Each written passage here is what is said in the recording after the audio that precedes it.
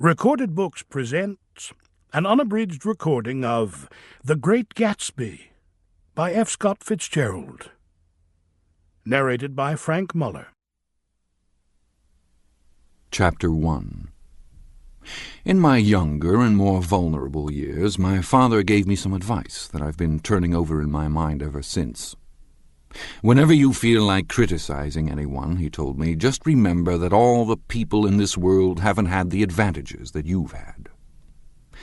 He didn't say any more, but we've always been unusually communicative in a reserved way, and I understood that he meant a great deal more than that. In consequence, I'm inclined to reserve all judgments, a habit that has opened up many curious natures to me and also made me the victim of not a few veteran bores. The abnormal mind is quick to detect and attach itself to this quality when it appears in a normal person, and so it came about that in college I was unjustly accused of being a politician, because I was privy to the secret griefs of wild, unknown men. Most of the confidences were unsought. Frequently I have feigned sleep, preoccupation, or a hostile levity when I realized by some unmistakable sign that an intimate revelation was quivering on the horizon. For the intimate revelations of young men, or at least the terms in which they express them, are usually plagiaristic and marred by obvious suppressions. Reserving judgments is a matter of infinite hope. I am still a little afraid of missing something if I forget that, as my father snobbishly suggested, and I snobbishly repeat, a sense of the fundamental decencies is parcelled out unequally at birth. And, after boasting this way of my tolerance, I come to the admission that it has a limit. Conduct may be founded on the hard rock or the wet marshes, but after a certain point I don't care what it's founded on. When I came back from the East last autumn, I felt that I wanted the world to be in uniform and at a sort of moral attention forever. I wanted no more riotous excursions with privileged glimpses into the human heart. Only Gatsby, the man who gives his name to this book, was exempt from my reaction. Gatsby, who represented everything for which I have an unaffected scorn. If personality is an unbroken series of successful gestures, then there was something gorgeous about him, some heightened sensitivity to the promises of life, as if he were related to one of those intricate machines that register earthquakes 10,000 miles away. This responsiveness had nothing to do with that flabby impressionability which is dignified under the name of the creative temperament. It was an extraordinary gift for hope, a romantic readiness such as I have never found in any other person, and which it is not likely I shall ever find again. No, Gatsby turned out all right at the end. It is what preyed on Gatsby, what foul dust floated in the wake of his dreams that temporarily closed out my interest in the abortive sorrows and short-winded elations of men. My family have been prominent, well-to-do people in this middle western city for 3 generations. The Carraways are something of a clan, and we have a tradition that we're descended from the Dukes of Buccleuch, but the actual founder of my line was my grandfather's brother, who came here in 51, sent a substitute to the Civil War, and started the wholesale hardware business that my father carries on today. I never saw this great-uncle, but I'm supposed to look like him, with special reference to the rather hard-boiled painting that hangs in Father's office. I graduated from New Haven in 1915, just a quarter of a century after my father, and a little later I participated in that delayed Teutonic migration known as the Great War. I enjoyed the counter-raid so thoroughly that I came back restless. Instead of being the warm center of the world, the Middle West now seemed like the ragged edge of the universe, so I decided to go east and learn the bond business. Everybody I knew was in the bond business, so I supposed it could support one more single man. All my aunts and uncles talked it over as if they were choosing a prep school for me, and finally said, "Why, yes," with very grave, hesitant faces. Father agreed to finance me for a year, and after various delays I came east, permanently, I thought, in the spring of 22. The practical thing was to find rooms in the city, but it was a warm season, and I had just left a country of wide lawns and friendly trees, So when a young man at the office suggested that we take a house together in a commuting town, it sounded like a great idea. He found the house, a weather-beaten cardboard bungalow at $80 a month, but at the last minute the firm ordered him to Washington, and I went out to the country alone. I had a dog, or at least I had him for a few days until he ran away, and an old Dodge, and a Finnish woman who made my bed and cooked breakfast and muttered Finnish wisdom to herself over the electric stove. It was lonely for a day or so, until one morning some man more recently arrived than I stopped me on the road. "How do you get to West Egg Village?" he asked helplessly. I told him, and as I walked on I was lonely no longer. I was a guide, a pathfinder, an original settler. He had casually conferred on me the freedom of the neighborhood. And so, with the sunshine and the great bursts of leaves growing on the trees just as things grow in fast movies, I had that familiar conviction that life was beginning over again with the summer. There was so much to read, for one thing, and so much fine health to be pulled down out of the young, breath-giving air. I bought a dozen volumes on banking and credit and investment securities, and they stood on my shelf in red and gold like new money from the mint, promising to unfold the shining secrets that only Midas and Morgan and Maecenas knew. And I had the high intention of reading many other books besides. I was rather literary in college. One year I wrote a series of very solemn and obvious editorials for the Yale News, and now I was going to bring back all such things into my life and become again that most limited of all specialists, the well-rounded man. This isn't just an epigram. Life is much more successfully looked at from a single window, after all. It was a matter of chance that I should have rented a house in one of the strangest communities in North America. It was on that slender, riotous island which extends itself due east of New York, and where there are, among other natural curiosities, two unusual formations of land. 20 miles from the city, a pair of enormous eggs, identical in contour and separated only by a courtesy bay, jut out into the most domesticated body of salt water in the Western Hemisphere, the great wet barnyard of Long Island Sound. They are not perfect ovals like the egg in the Columbus story. They are both crushed flat at the contact end. But their physical resemblance must be a source of perpetual confusion to the gulls that fly overhead. To the wingless, a more arresting phenomenon is their dissimilarity in every particular except shape and size. I lived at West Egg, the less fashionable of the two, though this is a most superficial tag to express the bizarre and not a little sinister contrast between them. My house was at the very tip of the egg, only 50 yards from the Sound, and squeezed between two huge places that rented for $12,000 or $15,000 a season. The one on my right was a colossal affair by any standard. It was a factual imitation of some Hôtel de Ville in Normandy, with a tower on one side, spanking new under a thin beard of raw ivy, and a marble swimming pool and more than 40 acres of lawn and garden. It was Gatsby's mansion. Or rather, as I didn't know Mr. Gatsby, it was a mansion inhabited by a gentleman of that name.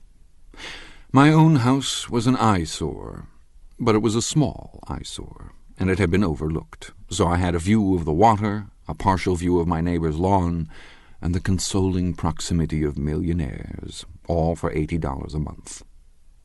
Across the courtesy bay, the white palaces of fashionable East Egg glittered along the water, and the history of the summer really begins on the evening I drove over there to have dinner with the Tom Buchanans. Daisy was my second cousin once removed, and I'd known Tom in college, and just after the war I spent 2 days with him in Chicago. Her husband, among various physical accomplishments, had been one of the most powerful ends that ever played football at New Haven, a national figure in a way, one of those men who reach such an acute, limited excellence at 21 that everything afterwards savours of anticlimax. His family were enormously wealthy. Even in college his freedom with money was a matter for reproach, but now he'd left Chicago and come east in a fashion that rather took your breath away. For instance, he'd brought down a string of polo ponies from Lake Forest. It was hard to realize that a man in my own generation was wealthy enough to do that. Why they came east, I don't know. They had spent a year in France for no particular reason, and then drifted here and there unrestfully wherever people played polo and were rich together. This was a permanent move, said Daisy over the telephone, but I didn't believe it. I had no sight into Daisy's heart, but I felt that Tom would drift on forever, seeking, a little wistfully, for the dramatic turbulence of some irrecoverable football game. And so it happened that on a warm, windy evening I drove over to East Egg to see two old friends whom I scarcely knew at all. Their house was even more elaborate than I expected, a cheerful red and white Georgian colonial mansion overlooking the bay. The lawn started at the beach and ran toward the front door for a quarter of a mile, jumping over sundials and brick walks and burning gardens, finally when it reached the house drifting up the side in bright vines as though from the momentum of its run. The front was broken by a line of French windows, glowing now with reflected gold and wide open to the warm, windy evening, and Tom Buchanan in riding clothes was standing with his legs apart on the front porch. He had changed since his New Haven years. Now he was a sturdy, straw-haired man of 30 with a rather hard mouth and a supercilious manner. Two shining, arrogant eyes had established dominance over his face and gave him the appearance of always leaning aggressively forward. Not even the effeminate swank of his riding clothes could hide the enormous power of that body. He seemed to fill those glistening boots until he strained the top lacing, and you could see a great pack of muscle shifting when his shoulder moved under his thin coat.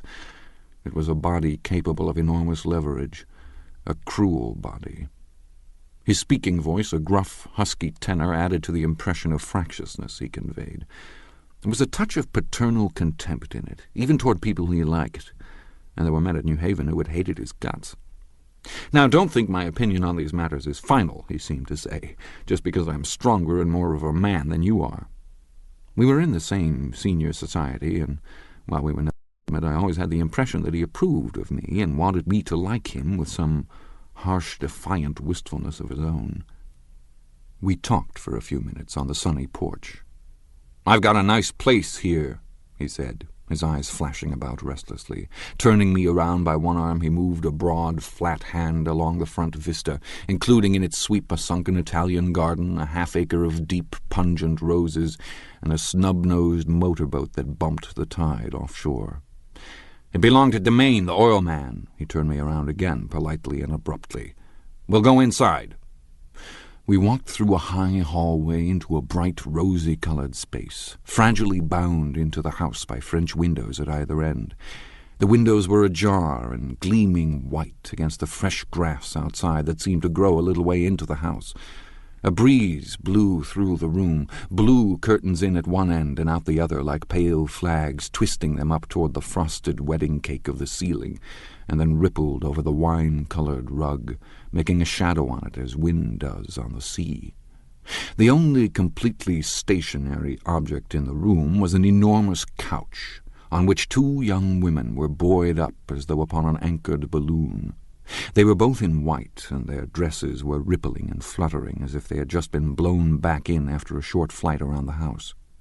I must have stood for a few moments listening to the whip and snap of the curtains and the groan of a picture on the wall. Then there was a boom as Tom Buchanan shut the rear windows, and the caught wind died out about the room and the curtains and the rugs, and the two young women ballooned slowly to the floor. The younger of the two was a stranger to me. She was extended full length at her end of the divan, completely motionless, and with her chin raised a little, as if she were balancing something on it which was quite likely to fall. If she saw me out of the corner of her eye, she gave no hint of it. Indeed, I was almost surprised into murmuring an apology for having disturbed her by coming in. The other girl, Daisy, made an attempt to rise. She leaned slightly forward with a conscientious expression. Then she laughed, an absurd, charming little laugh. And I laughed, too, and came forward into the room. "I'm paralyzed with happiness."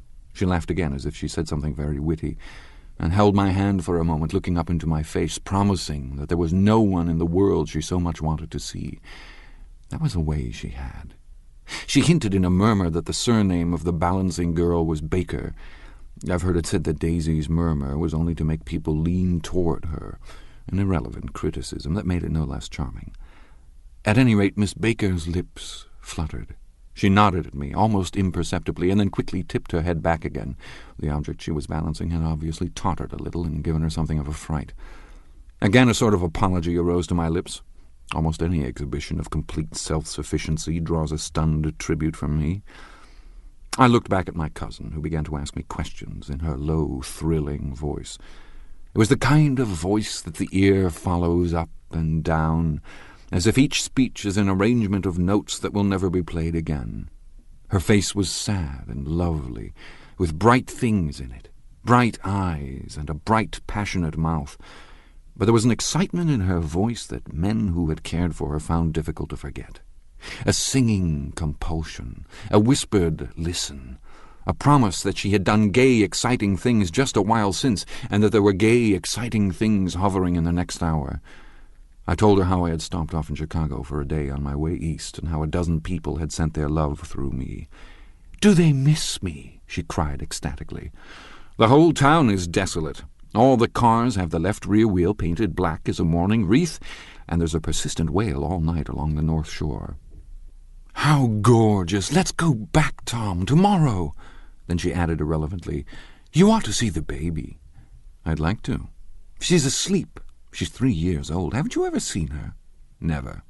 "Well, you ought to see her. She's—" Tom Buchanan, who had been hovering restlessly about the room, stopped and rested his hand on my shoulder. "What are you doing, Nick?" "I'm a bondman." "Who with?" I told him. "Never heard of them," he remarked decisively. This annoyed me. "You will," I answered shortly. "You will if you stay in the East." "Oh, I'll stay in the East, don't you worry," he said, glancing at Daisy and then back at me as if he were alert for something more.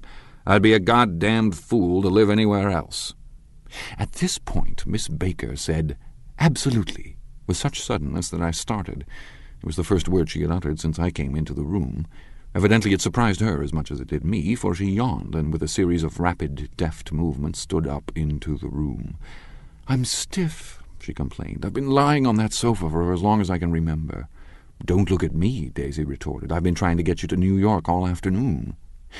"No, thanks," said Miss Baker to the 4 cocktails just in from the pantry. "I'm absolutely in training." Her host looked at her incredulously. "You are?" He took down his drink as if it were a drop in the bottom of a glass. "How you ever get anything done is beyond me." I looked at Miss Baker, wondering what it was she got done. I enjoyed looking at her. She was a slender, small-breasted girl with an erect carriage, which she accentuated by throwing her body backward at the shoulders like a young cadet. Her grey, sun-strained eyes looked back at me with polite reciprocal curiosity out of a wan, charming, discontented face. It occurred to me now that I had seen her, or a picture of her, somewhere before. "You live in West Egg," she remarked contemptuously. "I know somebody there." "Well, I don't know a single—" "You must know Gatsby." "Gatsby?" demanded Daisy. "What Gatsby?" Before I could reply that he was my neighbor, dinner was announced. Wedging his tense arm imperatively under mine, Tom Buchanan compelled me from the room as though we were moving a checker to another square. Slenderly, languidly, their hands set lightly on their hips, the 2 young women preceded us out into a rosy-colored porch, open toward the sunset, where 4 candles flickered on the table in the diminished wind. "Why candles?" objected Daisy, frowning. She snapped them out with her fingers. "In 2 weeks it'll be the longest day in the year." She looked at us all radiantly. "Do you always watch for the longest day of the year and then miss it? I always watch for the longest day in the year and then miss it." "We ought to plan something," yawned Miss Baker, sitting down at the table as if she were getting into bed. "All right," said Daisy. "What'll we plan?" She turned to me helplessly. "What do people plan?" Before I could answer, her eyes fastened with an odd expression on her little finger. "Look," she complained. "I heard it." We all looked. The knuckle was black and blue.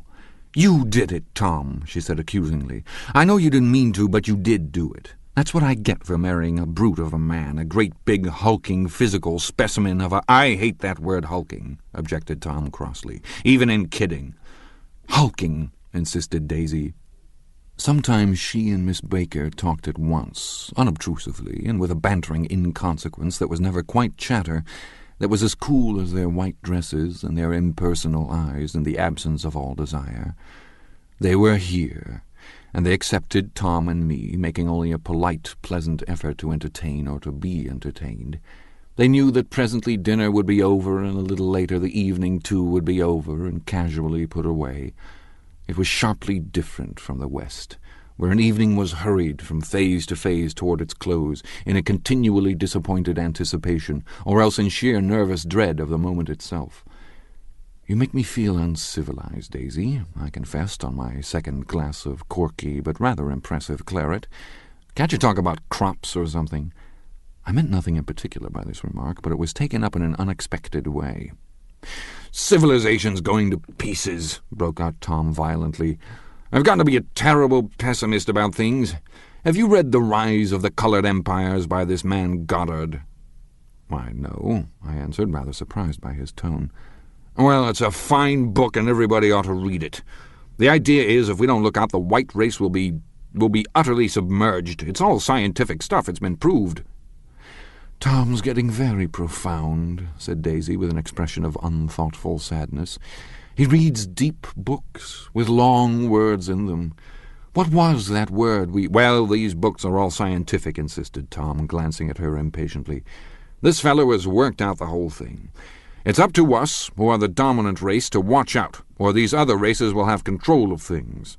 "We've got to beat them down," whispered Daisy, winking ferociously toward the fervent sun.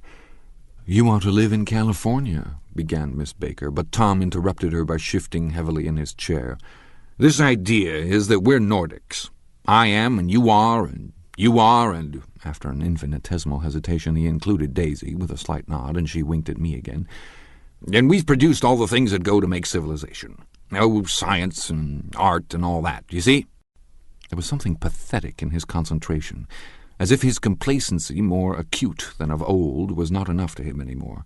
When almost immediately the telephone rang inside and the butler left the porch, Daisy seized upon the momentary interruption and leaned toward me. "I'll tell you a family secret," she whispered enthusiastically. "It's about the butler's nose. Do you want to hear about the butler's nose?" "That's why I came over tonight." "Well, he wasn't always a butler. He used to be the silver polisher for some people in New York that had a silver service for 200 people. He had to polish it from morning till night, until finally it began to affect his nose." "Things went from bad to worse," suggested Miss Baker. "Yes, things went from bad to worse, until finally he had to give up his position." For a moment the last sunshine fell with romantic affection upon her glowing face. Her voice compelled me forward breathlessly as I listened. Then the glow faded, each light deserting her with lingering regret, like children leaving a pleasant street at dusk. The butler came back and murmured something close to Tom's ear, whereupon Tom frowned, pushed back his chair, and without a word went inside. As if his absence quickened something within her, Daisy leaned forward again, her voice glowing and singing. "I love to see you at my table, Nick. You remind me of a rose, an absolute rose, doesn't he?" She turned to Miss Baker for confirmation. "An absolute rose?" This was untrue. I am not even faintly like a rose. She was only extemporizing. But a stirring warmth flowed from her, as if her heart was trying to come out to you concealed in one of those breathless, thrilling words. Then suddenly she threw her napkin on the table and excused herself and went into the house. Miss Baker and I exchanged a short glance, consciously devoid of meaning. I was about to speak when she sat up alertly and said, "Shh," in a warning voice. A subdued, impassioned murmur was audible in the room beyond, and Miss Baker leaned forward, unashamed, trying to hear. The murmur trembled on the verge of coherence, sank down, mounted excitedly, and then ceased altogether. "This Mr. Gatsby you spoke of is my neighbor," I said. "Don't talk. I want to hear what happens." "Is something happening?" I inquired innocently. "You mean to say you don't know?" said Miss Baker, honestly surprised. "I thought everybody knew." "I don't." "Why," she said hesitantly, "Tom's got some woman in New York." "Got some woman?" I repeated blankly. Miss Baker nodded. "She might have the decency not to telephone him at dinner time, don't you think?" Almost before I had grasped her meaning, there was the flutter of a dress and the crunch of leather boots, and Tom and Daisy were back at the table. "It couldn't be helped," cried Daisy with tense gaiety. She sat down, glanced searchingly at Miss Baker and then at me, and continued. I looked outdoors for a minute, and it's very romantic outdoors. There's a bird on the lawn that I think must be a nightingale come over on the Cunard or White Star Line. He's singing away, her voice sang. It's romantic, isn't it, Tom? Very romantic, he said, and then miserably to me, if it's light enough after dinner, I want to take you down to the stables. The telephone rang inside, startlingly, and as Daisy shook her head decisively at Tom, the subject of the stables, in fact all subjects, vanished into air. Among the broken fragments of the last 5 minutes at table, I remember the candles being lit again, pointlessly, and I was conscious of wanting to look squarely at everyone and yet to avoid all eyes. I couldn't guess what Daisy and Tom were thinking, but I doubt if even Miss Baker, who seemed to have mastered a certain hardy skepticism, was able utterly to put this fifth guest's shrill metallic urgency out of mind. To a certain temperament the situation might have seemed intriguing. My own instinct was to telephone immediately for the police. The horses, needless to say, were not mentioned again. Tom and Miss Baker, with several feet of twilight between them, strolled back into the library as if to a vigil beside a perfectly tangible body, while, trying to look pleasantly interested and a little deaf, I followed Daisy around a chain of connecting verandas to the porch in front. In its deep gloom we sat down, side by side, on a wicker settee. Daisy took her face in her hands, as if feeling its lovely shape, and her eyes moved gradually out into the velvet dusk. I saw that turbulent emotions possessed her, so I asked what I thought would be some sedative questions about her little girl. "We don't know each other very well, Nick," she said suddenly, "even if we are cousins. You didn't come to my wedding. I wasn't back from the war." "That's true." She hesitated. "Well, I've had a very bad time, Nick, and I'm pretty cynical about everything." Evidently she had reason to be. I waited, but she didn't say any more, and after a moment I returned rather feebly to the subject of her daughter. "I suppose she talks and eats and everything?" "Oh, yes." She looked at me absently. "Listen, Nick, let me tell you what I said when she was born. Would you like to hear?" "Very much." "It'll show you how I've gotten to feel about things. Well, she was less than an hour old, and Tom was God knows where. I woke up out of the ether with an utterly abandoned feeling and asked the nurse right away if it was a boy or a girl. She told me it was a girl, and so I turned my head away and wept. 'All right,' I said, 'I'm glad it's a girl, and I hope she'll be a fool. That's the best thing a girl can be in this world, a beautiful little fool. You see, I think everything's terrible anyhow,' she went on in a convinced way. 'Everybody thinks so, the most advanced people. And I know I've been everywhere and seen everything and done everything.' Her eyes flashed around her in a defiant way, rather like Tom's, and she laughed with thrilling scorn. 'Sophisticated! God, I'm sophisticated!' The instant her voice broke off, ceasing to compel my attention, my belief, I felt the basic insincerity of what she had said. It made me uneasy, as though the whole evening had been a trick of some sort to exact a contributory emotion from me. I waited, and sure enough, in a moment she looked at me with an absolute smirk on her lovely face, as if she had asserted her membership in a rather distinguished secret society to which she and Tom belonged. Inside, the crimson room bloomed with light. Tom and Miss Baker sat at either end of the long couch, and she read aloud to him from the Saturday Evening Post, the words murmurous and uninflected running together in a soothing tune.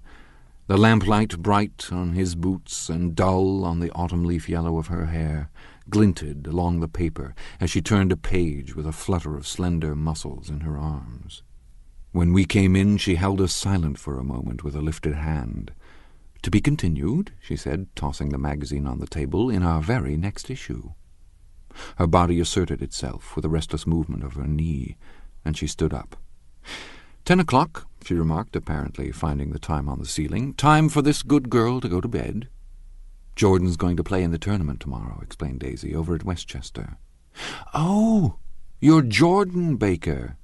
I knew now why her face was familiar. Its pleasing, contemptuous expression had looked out at me from many rotogravure pictures of the sporting life at Asheville and Hot Springs and Palm Beach. I had heard some story of her, too, a critical, unpleasant story. but what it was I had forgotten long ago. "Good night," she said softly. "Wake me at 8, won't you? If you'll get up." "I will. Good night, Mr. Carroway. See you anon." "Of course you will," confirmed Daisy. "In fact, I think I'll arrange a marriage. Come over often, Nick, and I'll sort of, fling you together, lock you up accidentally in linen closets and push you out to sea in a boat and all that sort of thing." "Good night," called Miss Baker from the stairs. "I haven't heard a word." "She's a nice girl," said Tom after a moment. "They oughtn't to let her run around the country this way." "Who oughtn't to?" inquired Daisy coldly. "Her family." "Her family is one aunt about 1,000 years old. Besides, Nick's going to look after her, aren't you, Nick? She's going to spend lots of weekends out here this summer. I think the home influence will be very good for her." Daisy and Tom looked at each other for a moment in silence. "Is she from New York?" I asked quickly. "From Louisville. Our white girlhood was passed together there. Our beautiful white—" "Did you give Nick a little heart-to-heart talk on the veranda?" demanded Tom suddenly. "Did I?" She looked at me. "I can't seem to remember, but I think we talked about the Nordic race. Yes, I'm sure we did. It sort of crept up on us, and first thing you know—" "Don't believe everything you hear, Nick," he advised me. I said lightly that I had heard nothing at all, and a few minutes later I got up to go home. They came to the door with me and stood side by side in a cheerful square of light. As I started my motor, Daisy peremptorily called, "Wait! I forgot to ask you something, and it's important. We heard you were engaged to a girl out west." "That's right," corroborated Tom kindly. "We heard that you were engaged." "It's a libel. I'm too poor." "But we heard it," insisted Daisy, surprising me by opening up again in a flower-like way. "We heard it from 3 people, so it must be true." Of course I knew what they were referring to, but I wasn't even vaguely engaged. The fact that gossip had published the bans was one of the reasons I had come east. You can't stop going with an old friend on account of rumors, and on the other hand I had no intention of being rumored into marriage. Their interest rather touched me and made them less remotely rich. Nevertheless, I was confused and a little disgusted as I drove away. It seemed to me that the thing for Daisy to do was to rush out of the house, child in arms, but apparently there were no such intentions in her head. As for Tom, the fact that he had some woman in New York was really less surprising than that he had been depressed by a book. Something was making him nibble at the edge of stale ideas, as if his sturdy physical egotism no longer nourished his peremptory heart. Already it was deep summer on roadhouse roofs and in front of wayside garages, where new red gas pumps sat out in pools of light, and when I reached my estate at West Egg, I ran the car under its shed and sat for a while on an abandoned grass roller in the yard. The wind had blown off, leaving a loud, bright night, with wings beating in the trees, and a persistent organ sound as the full bellows of the earth blew the frogs full of life. The silhouette of a moving cat wavered across the moonlight, and turning my head to watch it, I saw that I was not alone. 50 feet away, a figure had emerged from the shadow of my neighbor's mansion, and was standing with his hands in his pockets, regarding the silver pepper of the stars. Something in his leisurely movements and the secure position of his feet upon the lawn suggested that it was Mr. Gatsby himself, come out to determine what share was his of our local heavens. I decided to call to him. Miss Baker had mentioned him at dinner, and that would do for an introduction. But I didn't call to him, for he gave a sudden intimation that he was content to be alone. He stretched out his arms toward the dark water in a curious way, and far as I was from him, I could have sworn he was trembling. Involuntarily I glanced seaward, and distinguished nothing except a single green light, minute and far away, that might have been the end of a dock. When I looked once more for Gatsby, he had vanished, and I was alone again in the unquiet darkness.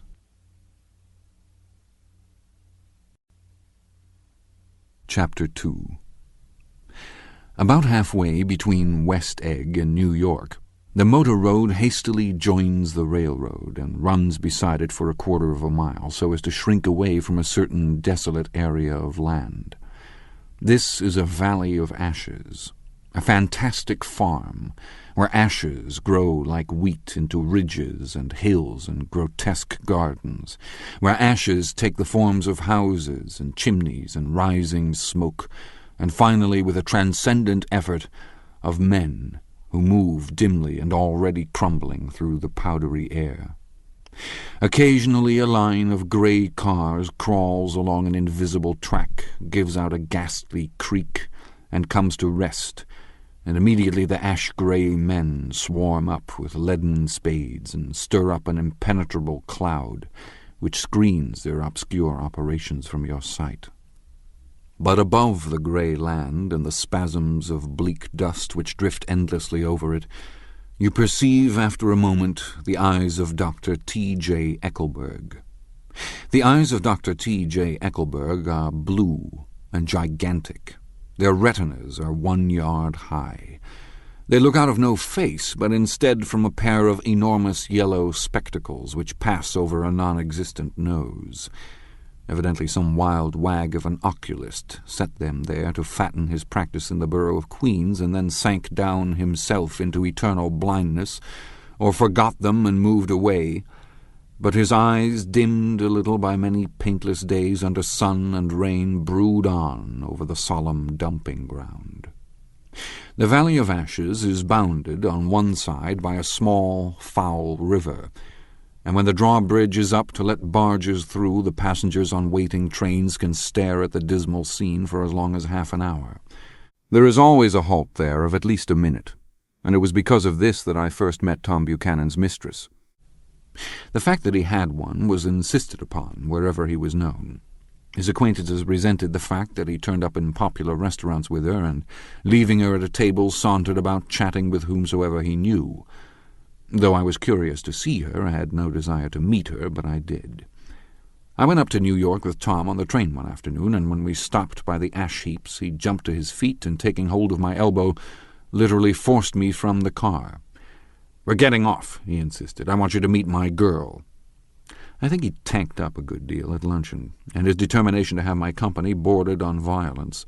The supercilious assumption was that on Sunday afternoon I had nothing better to do. I followed him over a low whitewashed railroad fence, and we walked back 100 yards along the road under Dr. Eckelberg's persistent stare.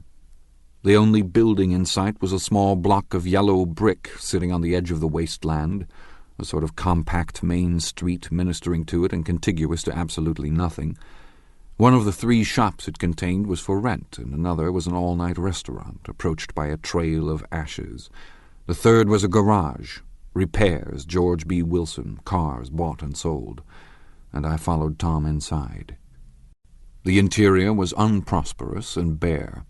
The only car visible was the dust-covered wreck of a Ford which crouched in a dim corner.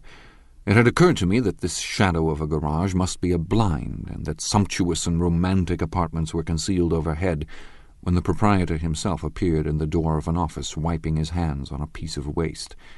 He was a blond, spiritless man, anemic and faintly handsome. When he saw us, a damp gleam of hope sprang into his light blue eyes. "Hello, Wilson, old man," said Tom, slapping him jovially on the shoulder. "How's business?" "I can't complain," answered Wilson unconvincingly. "When are you going to sell me that car?" "Next week. I've got my man working on it now." "Works pretty slow, don't he?" "No, he doesn't," said Tom coldly. "And if you feel that way about it, maybe I'd better sell it somewhere else after all." "I don't mean that," explained Wilson quickly. "I just meant—" His voice faded off, and Tom glanced impatiently around the garage. Then I heard footsteps on the stairs, and in a moment the thickish figure of a woman blocked out the light from the office door. She was in the middle 30s and faintly stout, but she carried her surplus flesh sensuously, as some women can. Her face, above a spotted dress of dark blue crepe de chine, contained no facet or gleam of beauty, but there was an immediately perceptible vitality about her, as if the nerves of her body were continually smouldering. She smiled slowly, and walking through her husband as if he were a ghost, shook hands with Tom, looking him flush in the eye. Then she wet her lips, and without turning around spoke to her husband in a soft, coarse voice. "Get some chairs, why don't you, so somebody can sit down?" "Oh, sure," agreed Wilson hurriedly, and went toward the little office, mingling immediately with the cement color of the walls. A white ashen dust veiled his dark suit and his pale hair as it veiled everything in the vicinity, except his wife, who moved close to Tom. "I want to see you," said Tom intently. "Get on the next train." "All right. I'll meet you by the newsstand on the lower level." She nodded and moved away from him just as George Wilson emerged with 2 chairs from his office door. We waited for her down the road and out of sight. It was a few days before the 4th of July, and a grey, scrawny Italian child was setting torpedoes in a row along the railroad track. "Terrible place, isn't it?" said Tom, exchanging a frown with Dr. Eckelberg. "Awful. It does her good to get away." "Doesn't her husband object?" "Wilson? He thinks she goes to see her sister in New York. He's so dumb he doesn't know he's alive." So Tom Buchanan and his girl and I went up together to New York. Or not quite together, for Mrs. Wilson sat discreetly in another car. Tom deferred that much to the sensibilities of those East Eggers who might be on the train. She had changed her dress to a brown-figured muslin, which stretched tight over her rather wide hips as Tom helped her to the platform in New York. At the newsstand she bought a copy of Town Tattle and a moving picture magazine, and in the station drugstore some cold cream and a small flask of perfume. Upstairs in the solemn, echoing drive she let 4 taxicabs drive away before she selected a new one, lavender-colored with grey upholstery, and in this we slid out from the mass of the station into the glowing sunshine. But immediately she turned sharply from the window and, leaning forward, tapped on the front glass. "I want to get one of those dogs," she said earnestly. "I want to get one for the apartment. They're nice to have, a dog." We backed up to a grey old man who bore an absurd resemblance to John D. Rockefeller. In a basket swung from his neck cowered a dozen very recent puppies of an indeterminate breed. "What kind are they?" asked Mrs. Wilson eagerly as he came to the taxi window. "All kinds. What kind do you want, lady?" "I'd like to get one of those police dogs. I don't suppose you got that kind." The man peered doubtfully into the basket, plunged in his hand, and drew one up, wriggling by the back of the neck. "That's no police dog," said Tom. "No, it's not exactly a police dog," said the man with disappointment in his voice. "It's more of an Airedale." He passed his hand over the brown wash-rag of a back. "Look at that coat. Some coat. That's a dog'll never bother you with catching cold." "I think it's cute," said Mrs. Wilson enthusiastically. "How much is it?" "That dog?" He looked at it admiringly. "That dog will cost you $10.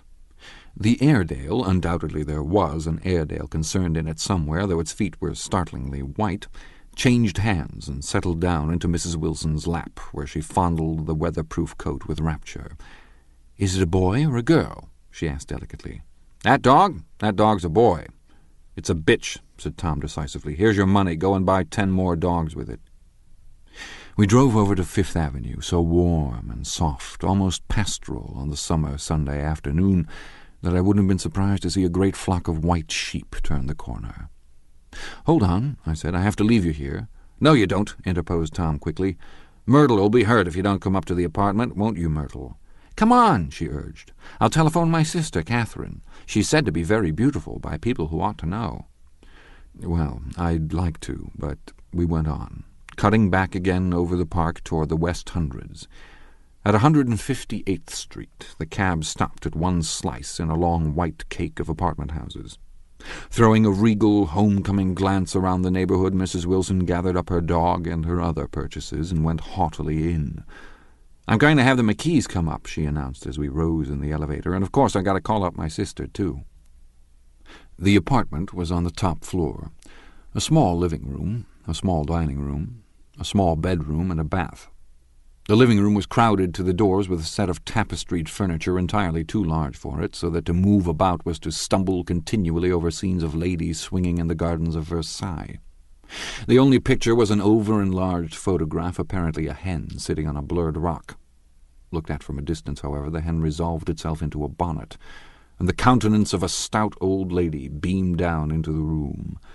Several old copies of Town Tattle lay on the table, together with a copy of Simon Called Peter, and some of the small scandal magazines of Broadway. Mrs. Wilson was first concerned with the dog. A reluctant elevator boy went for a box full of straw and some milk, to which he added on his own initiative a tin of large, hard dog biscuits, one of which decomposed apathetically in the saucer of milk all afternoon. Meanwhile, Tom brought out a bottle of whiskey from a locked bureau door. I have been drunk just twice in my life, and the second time was that afternoon. So everything that happened has a dim, hazy cast over it, although until after 8 o'clock the apartment was full of cheerful sun. Sitting on Tom's lap, Mrs. Wilson called up several people on the telephone. Then there were no cigarettes, and I went out to buy some at the drugstore on the corner. When I came back, they had disappeared, so I sat down discreetly in the living room and read a chapter of Simon Called Peter. Either it was terrible stuff or the whiskey distorted things, because it didn't make any sense to me. Just as Tom and Myrtle, after the first drink Mrs. Wilson and I called each other by our first names, reappeared, company commenced to arrive at the apartment door. The sister, Catherine, was a slender, worldly girl of about 30, with a solid, sticky bob of red hair and a complexion powdered milky white. Her eyebrows had been plucked and then drawn on again at a more rakish angle, but the efforts of nature toward the restoration of the old alignment gave a blurred air to her face. When she moved about there was an incessant clicking, as innumerable pottery bracelets jingled up and down upon her arms. She came in with such a proprietary haste and looked around so possessively at the furniture that I wondered if she lived here. But when I asked her, she laughed immoderately, repeated my question aloud, and told me she lived with a girlfriend at a hotel. Mr. McKee was a pale, feminine man from the flat below. He had just shaved, for there was a white spot of lather on his cheekbone, and he was most respectful in his greeting to everyone in the room. He informed me that he was in the artistic game, and I gathered later that he was a photographer and had made the dim enlargement of Mrs. Wilson's mother, which hovered like an ectoplasm on the wall. His wife was shrill, languid, handsome, and horrible. She told me with pride that her husband had photographed her 127 times since they had been married. Mrs. Wilson had changed her costume some time before, and was now attired in an elaborate afternoon dress of cream-colored chiffon, which gave out a continual rustle as she swept about the room. With the influence of the dress, her personality had also undergone a change. The intense vitality that had been so remarkable in the garage was converted into impressive hauteur.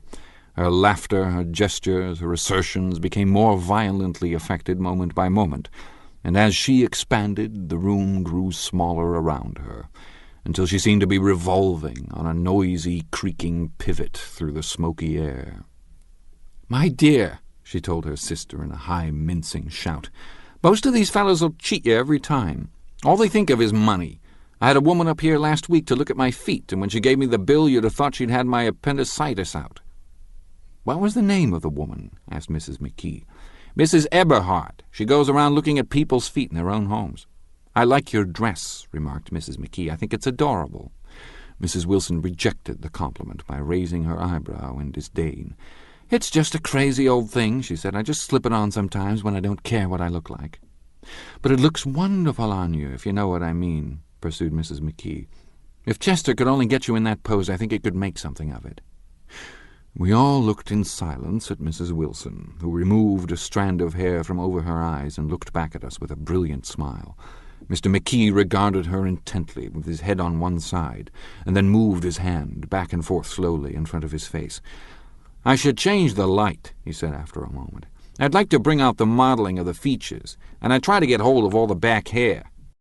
"I wouldn't think of changing the light," cried Mrs. McKee. "I think it's—" Her husband said, "Shh," and we all looked at the subject again. Whereupon Tom Buchanan yawned audibly and got to his feet. "You McKees have something to drink," he said. "Get some more ice and mineral water, Myrtle, before everybody goes to sleep." "I told that boy about the ice." Myrtle raised her eyebrows in despair at the shiftlessness of the lower orders. "These people, you have to keep after them all the time." She looked at me and laughed pointlessly. Then she flounced over to the dog, kissed it with ecstasy, and swept into the kitchen, implying that a dozen chefs awaited her orders there. "I've done some nice things out on Long Island," asserted Mr. McKee. Tom looked at him blankly. "2 of them we have framed downstairs." "2 what?" demanded Tom. "2 studies. One of them I call Montauk Point the Gulls, and the other I call Montauk Point the Sea." The sister, Catherine, sat down beside me on the couch. "Do you live down on Long Island, too?" she inquired. "I live at West Egg," "Really? I was down there at a party about a month ago at a man named Gatsby's. Do you know him?" "I live next door to him." "Well, they say he's a nephew or a cousin of Kaiser Wilhelm's. That's where all his money comes from." "Really?" She nodded. "I'm scared of him. I'd hate to have him get anything on me." This absorbing information about my neighbor was interrupted by Mrs. McKee's pointing suddenly at Catherine. "Chester, I think you could do something with her," she broke out, but Mr. McKee only nodded in a bored way and turned his attention to Tom. "I'd like to do more work on Long Island if I could get the entry. All I ask is that they should give me a start." "Ask Myrtle," said Tom, breaking into a short spout of laughter as Mrs. Wilson entered with a tray. "She'll give you a letter of introduction, won't you, Myrtle?" "Do what?" she asked, startled. "You'll give McKee a letter of introduction to your husband so he can do some studies of him?" His lips moved silently for a moment as he invented, "George B. Wilson at the gasoline pump," or something like that. Catherine leaned close to me and whispered in my ear, "Neither of them can stand the person they're married to." "Can't they?" "Can't stand them." She looked at Myrtle and then at Tom. "What I say is, why go on living with them if they can't stand them? If I was them, I'd get a divorce and get married to each other right away." "Doesn't she like Wilson either?" The answer to this was unexpected. It came from Myrtle, who had overheard the question, and it was violent and obscene. "You see," cried Catherine triumphantly. She lowered her voice again. "It's really his wife that's keeping them apart. She's a Catholic, and they don't believe in divorce." Daisy was not a Catholic, and I was a little shocked at the elaborateness of the lie. "When they do get married," continued Catherine, "they're going west to live for a while until it blows over." "It'd be more discreet to go to Europe." "Oh, do you like Europe?" she exclaimed surprisingly. "I just got back from Monte Carlo." "Really?" "Just last year. I went over there with another girl." "Stay long?" "No, we just went to Monte Carlo and back. We went by way of Marseille. We had over $1,200 when we started, but we got gypped out of it all in 2 days in the private rooms. We had an awful time getting back, I can tell you. God, how I hated that town." The late afternoon sky bloomed in the window for a moment like the blue honey of the Mediterranean. Then the shrill voice of Mrs. McKee called me back into the room. "I almost made a mistake, too," she declared vigorously. "I almost married a little kike who'd been after me for years. I knew he was below me. Everybody kept saying to me, 'Lucille, that man's way below you,' but if I hadn't met Chester, he'd have got me sure." "Yes, but listen," said Myrtle Wilson, nodding her head up and down. "At least you didn't marry him." "I know I didn't." "Well, I married him," said Myrtle ambiguously, "and that's the difference between your case and mine." "Why did you, Myrtle?" demanded Catherine. "Nobody forced you to." Myrtle considered. "I married him because I thought he was a gentleman," she said finally. "I thought he knew something about breeding, but he wasn't fit to lick my shoe." "You were crazy about him for a while," said Catherine. "Crazy about him?" cried Myrtle incredulously. "Who said I was crazy about him? I never was any more crazy about him than I was about that man there." She pointed suddenly at me, and everyone looked at me accusingly. I tried to show by my expression that I had played no part in her past. "The only crazy I was when I married him. I knew right away I made a mistake. He borrowed somebody's best suit to get married in and never even told me about it, and the man came after it one day when he was out." She looked around to see who was listening. "Oh, is that your suit?" I said. "This is the first I ever heard about it, but I gave it to him, and then I laid down and cried to beat the band all afternoon." "She really ought to get away from him," resumed Catherine to me. "They've been living over that garage for 11 years, and Tom's the first sweetie she ever had." The bottle of whiskey, a second one, was now in constant demand by all present excepting Catherine, who felt just as good on nothing at all.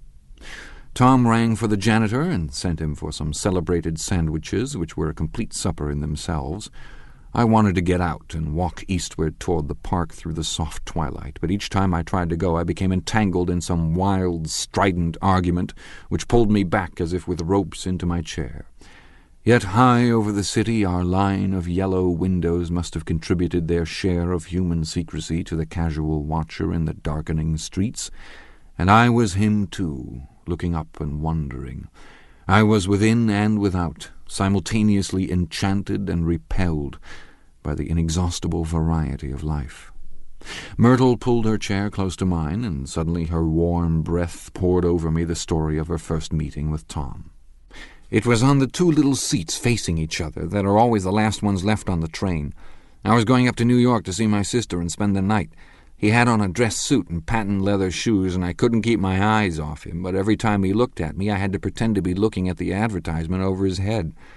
When we came into the station, he was next to me and his white shirt front pressed against my arm, and so I told him I'd have to call a policeman, but he knew I lied.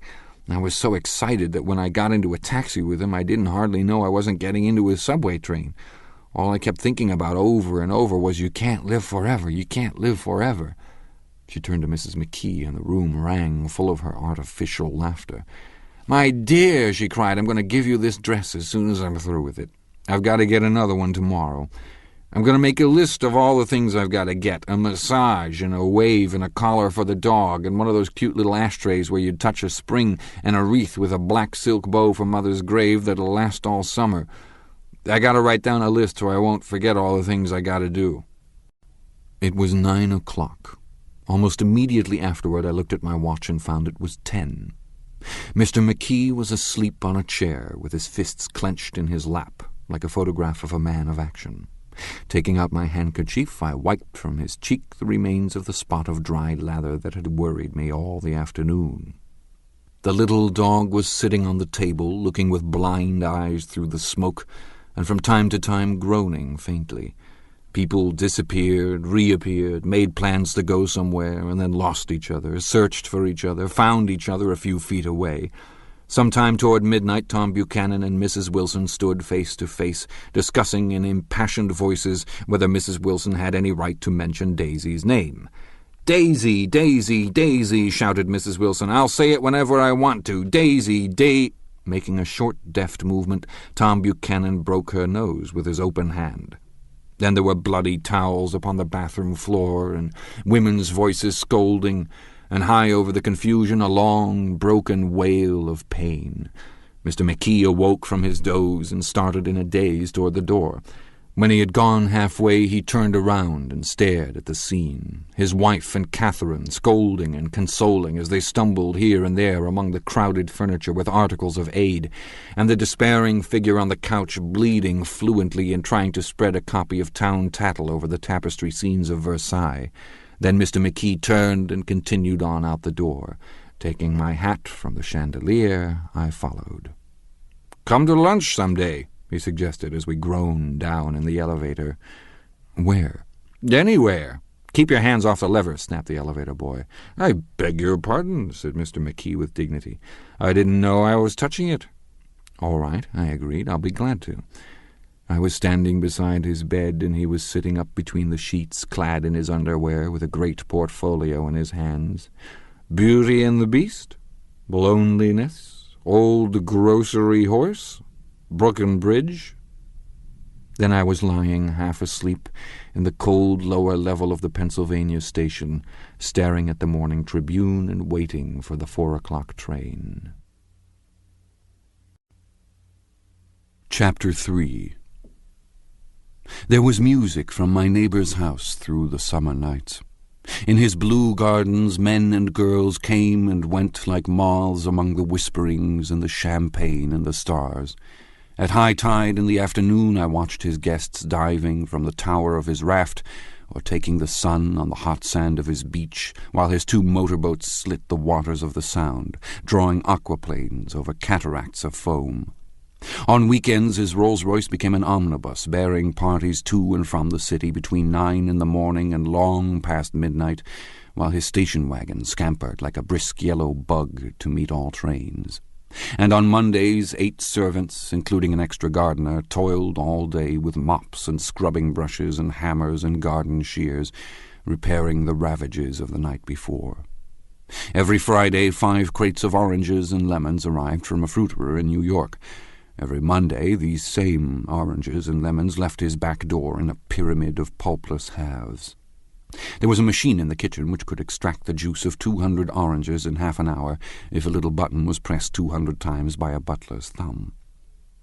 At least once a fortnight a corps of caterers came down with several hundred feet of canvas and enough colored lights to make a Christmas tree of Gatsby's enormous garden.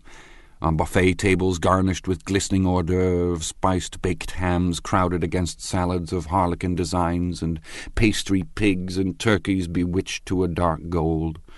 In the main hall a bar with a real brass rail was set up, and stocked with gins and liquors, and with cordials so long forgotten that most of his female guests were too young to know one from another.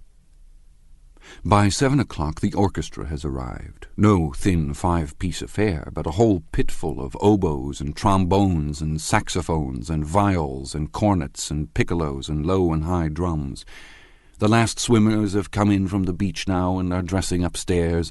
The cars from New York are parked 5 deep in the drive, and already the halls and salons and verandas are gaudy with primary colours, and hair shorn in strange new ways, and shawls beyond the dreams of Castile. The bar is in full swing, and floating rounds of cocktails permeate the garden outside, until the air is alive with chatter and laughter and casual innuendo and introductions forgotten on the spot and enthusiastic meetings between women who never knew each other's names. The lights grow brighter as the earth lurches away from the sun, and now the orchestra is playing yellow cocktail music, and the opera of voices pitches a key higher. Laughter is easier, minute by minute, spilled with prodigality, tipped out at a cheerful word. The groups change more swiftly, swell with new arrivals, dissolve and form in the same breath. Already there are wanderers, confident girls who weave here and there among the stouter and more stable, become for a sharp, joyous moment the centre of a group, and then, excited with triumph, glide on through the sea change of faces and voices and colour under the constantly changing light. Suddenly one of these gypsies in trembling opal seizes a cocktail out of the air, dumps it down for courage, and moving her hands like Frisco, dances out alone on the canvas platform. A momentary hush. The orchestra leader varies his rhythm obligingly for her, and there is a burst of chatter as the erroneous news goes around that she is Gilda Gray's understudy from the Follies. The party has begun. I believe that on the first night I went to Gatsby's house, I was one of the few guests who had actually been invited. People were not invited, they went there. They got into automobiles, which bore them out to Long Island, and somehow they ended up at Gatsby's door. Once there, they were introduced by somebody who knew Gatsby, and after that they conducted themselves according to the rules of behavior associated with amusement parks. Sometimes they came and went without having met Gatsby at all, came for the party with a simplicity of heart that was its own ticket of admission. I had been actually invited. A chauffeur in a uniform of robin's egg blue crossed my lawn early that Saturday morning with a surprisingly formal note from his employer. The honour would be entirely Gatsby's, it said, if I would attend his little party that night.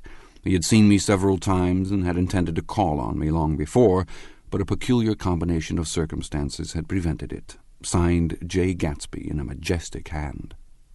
Dressed up in white flannels, I went over to his lawn a little after 7, and wandered around rather ill at ease among swirls and eddies of people I didn't know, though here and there was a face I had noticed on the commuting train. I was immediately struck by the number of young Englishmen dotted about, all well-dressed, all looking a little hungry, and all talking in low, earnest voices to solid and prosperous Americans. I was sure that they were selling something, bonds or insurance or automobiles. They were at least agonizingly aware of the easy money in the vicinity, and convinced that it was theirs for a few words in the right key. As soon as I arrived, I made an attempt to find my host, but the 2 or 3 people of whom I asked his whereabouts stared at me in such an amazed way, and denied so vehemently any knowledge of his movements, that I slunk off in the direction of the cocktail table, the only place in the garden where a single man could linger without looking purposeless and alone.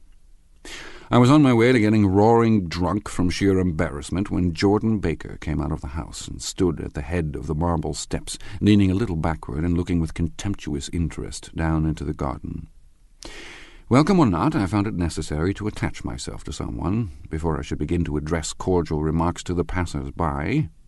"Hello!" I roared, advancing toward her. My voice seemed unnaturally loud across the garden. "I thought you might be here," she responded absently as I came up. "I remembered you lived next door to—" She held my hand impersonally as a promise that she'd take care of me in a minute, and gave ear to 2 girls in twin yellow dresses who stopped at the foot of the steps. "Hello!" they cried together. "Sorry you didn't win." That was for the golf tournament. She had lost in the finals the week before. "You don't know who we are," said one of the girls in yellow, "but we met you here about a month ago." "You've dyed your hair since then," remarked Jordan, and I started, but the girls had moved casually on, and her remark was addressed to the premature moon, produced like the supper, no doubt, out of a caterer's basket. With Jordan's slender golden arm resting in mine, we descended the steps and sauntered about the garden.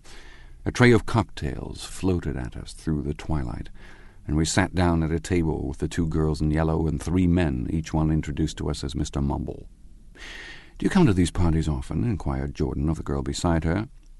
"The last one was the one I met you at," answered the girl in an alert, confident voice. She turned to her companion. "Wasn't it for you, Lucille?" "It was for Lucille, too." "I like to come," Lucille said. "I never care what I do, so I always have a good time. When I was here last, I tore my gown on a chair, and he asked me my name and address. Inside of a week, I got a package from Courrier's with a new evening gown in it." "Did you keep it?" asked Jordan. "Sure I did. I was going to wear it tonight, but it was too big in the bust and had to be altered. It was gas blue with lavender beads, $265. "There's something funny about a fellow that'll do a thing like that," said the other girl eagerly. "He doesn't want any trouble with anybody." "Who doesn't?" I inquired. "Gatsby. Somebody told me," the 2 girls and Jordan leaned together confidentially. "Somebody told me they thought he killed a man once." A thrill passed over all of us. The 3 Mr. Mumbles bent forward and listened eagerly. "I don't think it's so much that," argued Lucille skeptically. "It's more that he was a German spy during the war." One of the men nodded in confirmation. "I heard that from a man who knew all about him, grew up with him in Germany," he assured us positively. "Oh, no," said the first girl. "It couldn't be that, because he was in the American army during the war." As our credulity switched back to her, she leaned forward with enthusiasm. "You look at him sometimes when he thinks nobody's looking at him. I'll bet he killed a man." She narrowed her eyes and shivered. Lucille shivered. We all turned and looked around for Gatsby. It was testimony to the romantic speculation he inspired that there were whispers about him from those who had found little that it was necessary to whisper about in this world. The first supper, there would be another one after midnight, was now being served, and Jordan invited me to join her own party, who was spread around a table on the other side of the garden. There were 3 married couples, and Jordan's escort, a persistent undergraduate given to violent innuendo, and obviously under the impression that sooner or later Jordan was going to yield him up her person to a greater or lesser degree. Instead of rambling, this party had preserved a dignified homogeneity and assumed to itself the function of representing the staid nobility of the countryside, East Egg condescending to West Egg, and carefully on guard against its spectroscopic gaiety. "Let's get out," whispered Jordan, after a somehow wasteful and inappropriate half-hour. "This is much too polite for me." We got up, and she explained that we were going to find the host. I had never met him, she said. It was making me uneasy. The undergraduate nodded in a cynical, melancholy way. The bar, where we glanced first, was crowded, but Gatsby was not there. She couldn't find him from the top of the steps, and he wasn't on the veranda. On a chance we tried an important-looking door and walked into a high Gothic library, panelled with carved English oak and probably transported complete from some ruin overseas.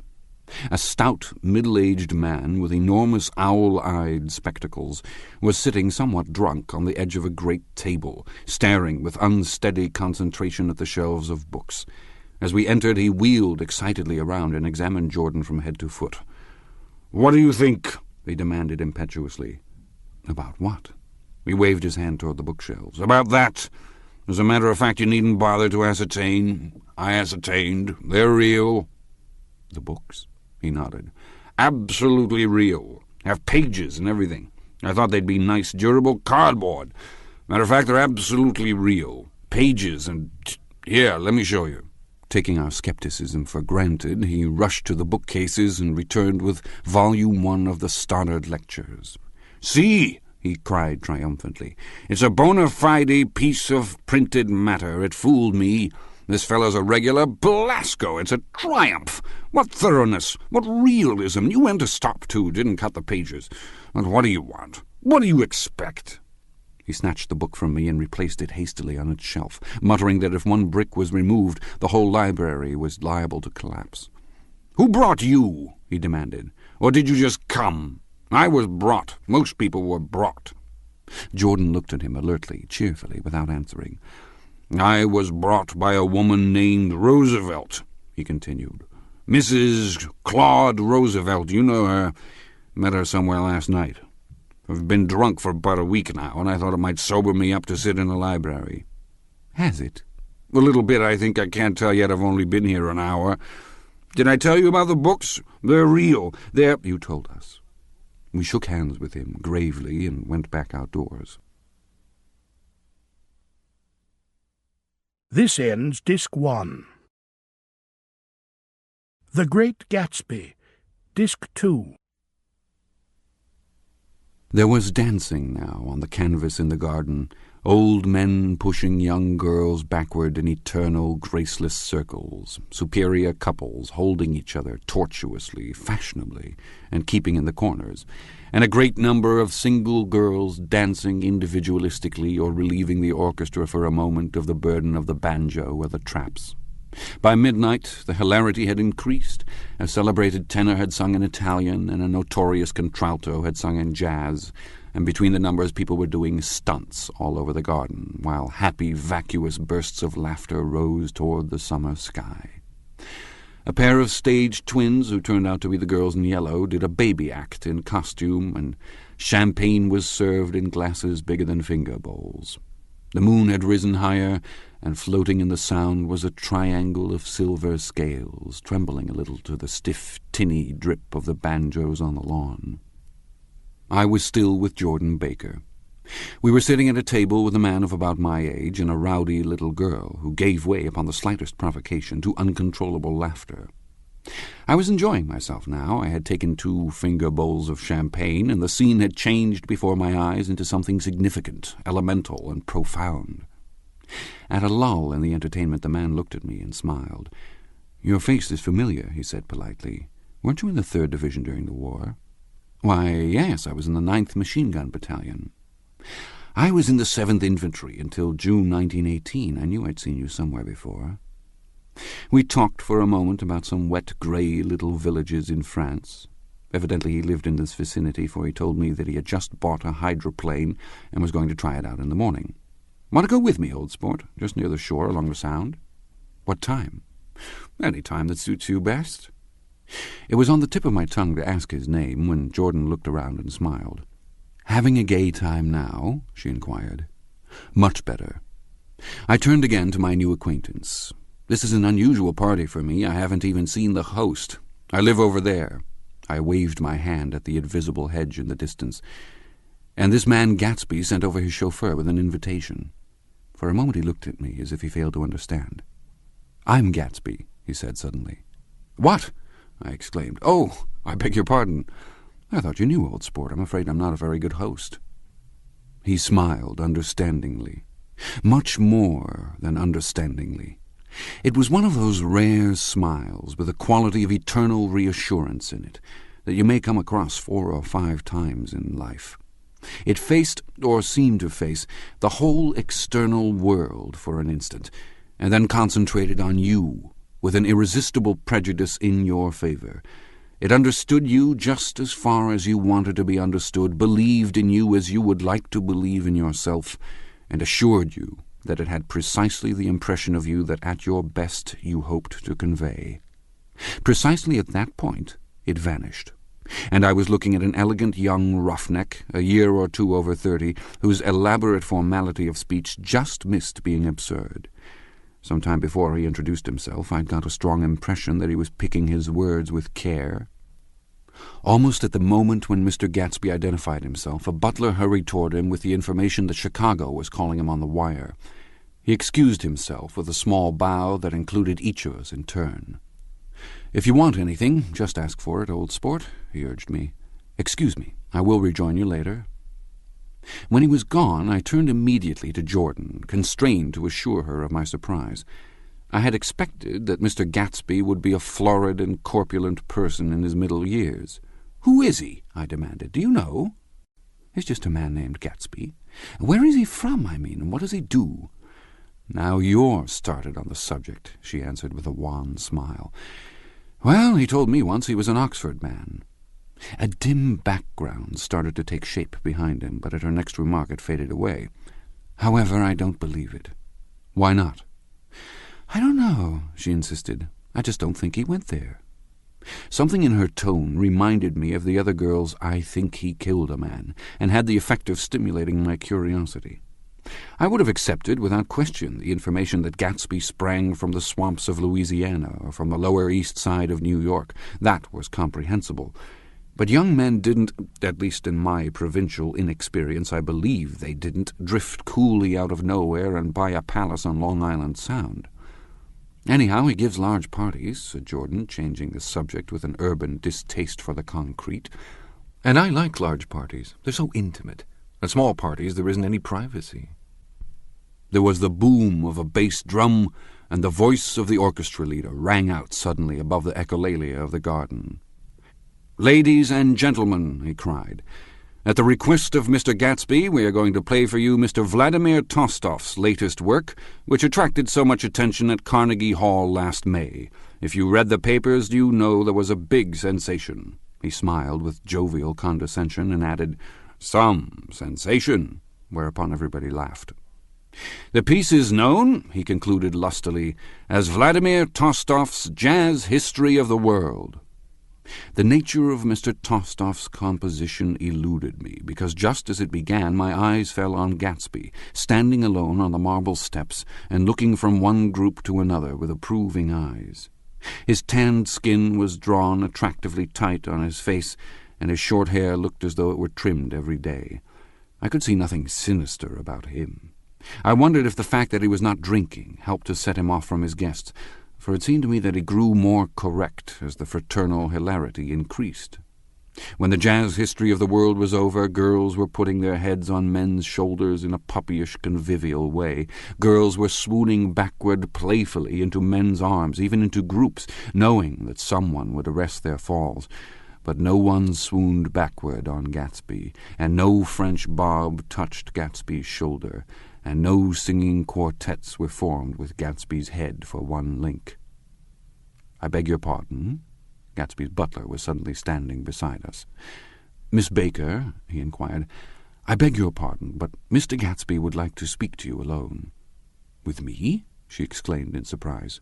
"Yes, madame." She got up slowly, raising her eyebrows at me in astonishment, and followed the butler toward the house. I noticed that she wore her evening dress, all her dresses, like sports clothes. There was a jauntiness about her movements, as if she had first learned to walk upon golf courses on clean, crisp mornings. I was alone, and it was almost 2.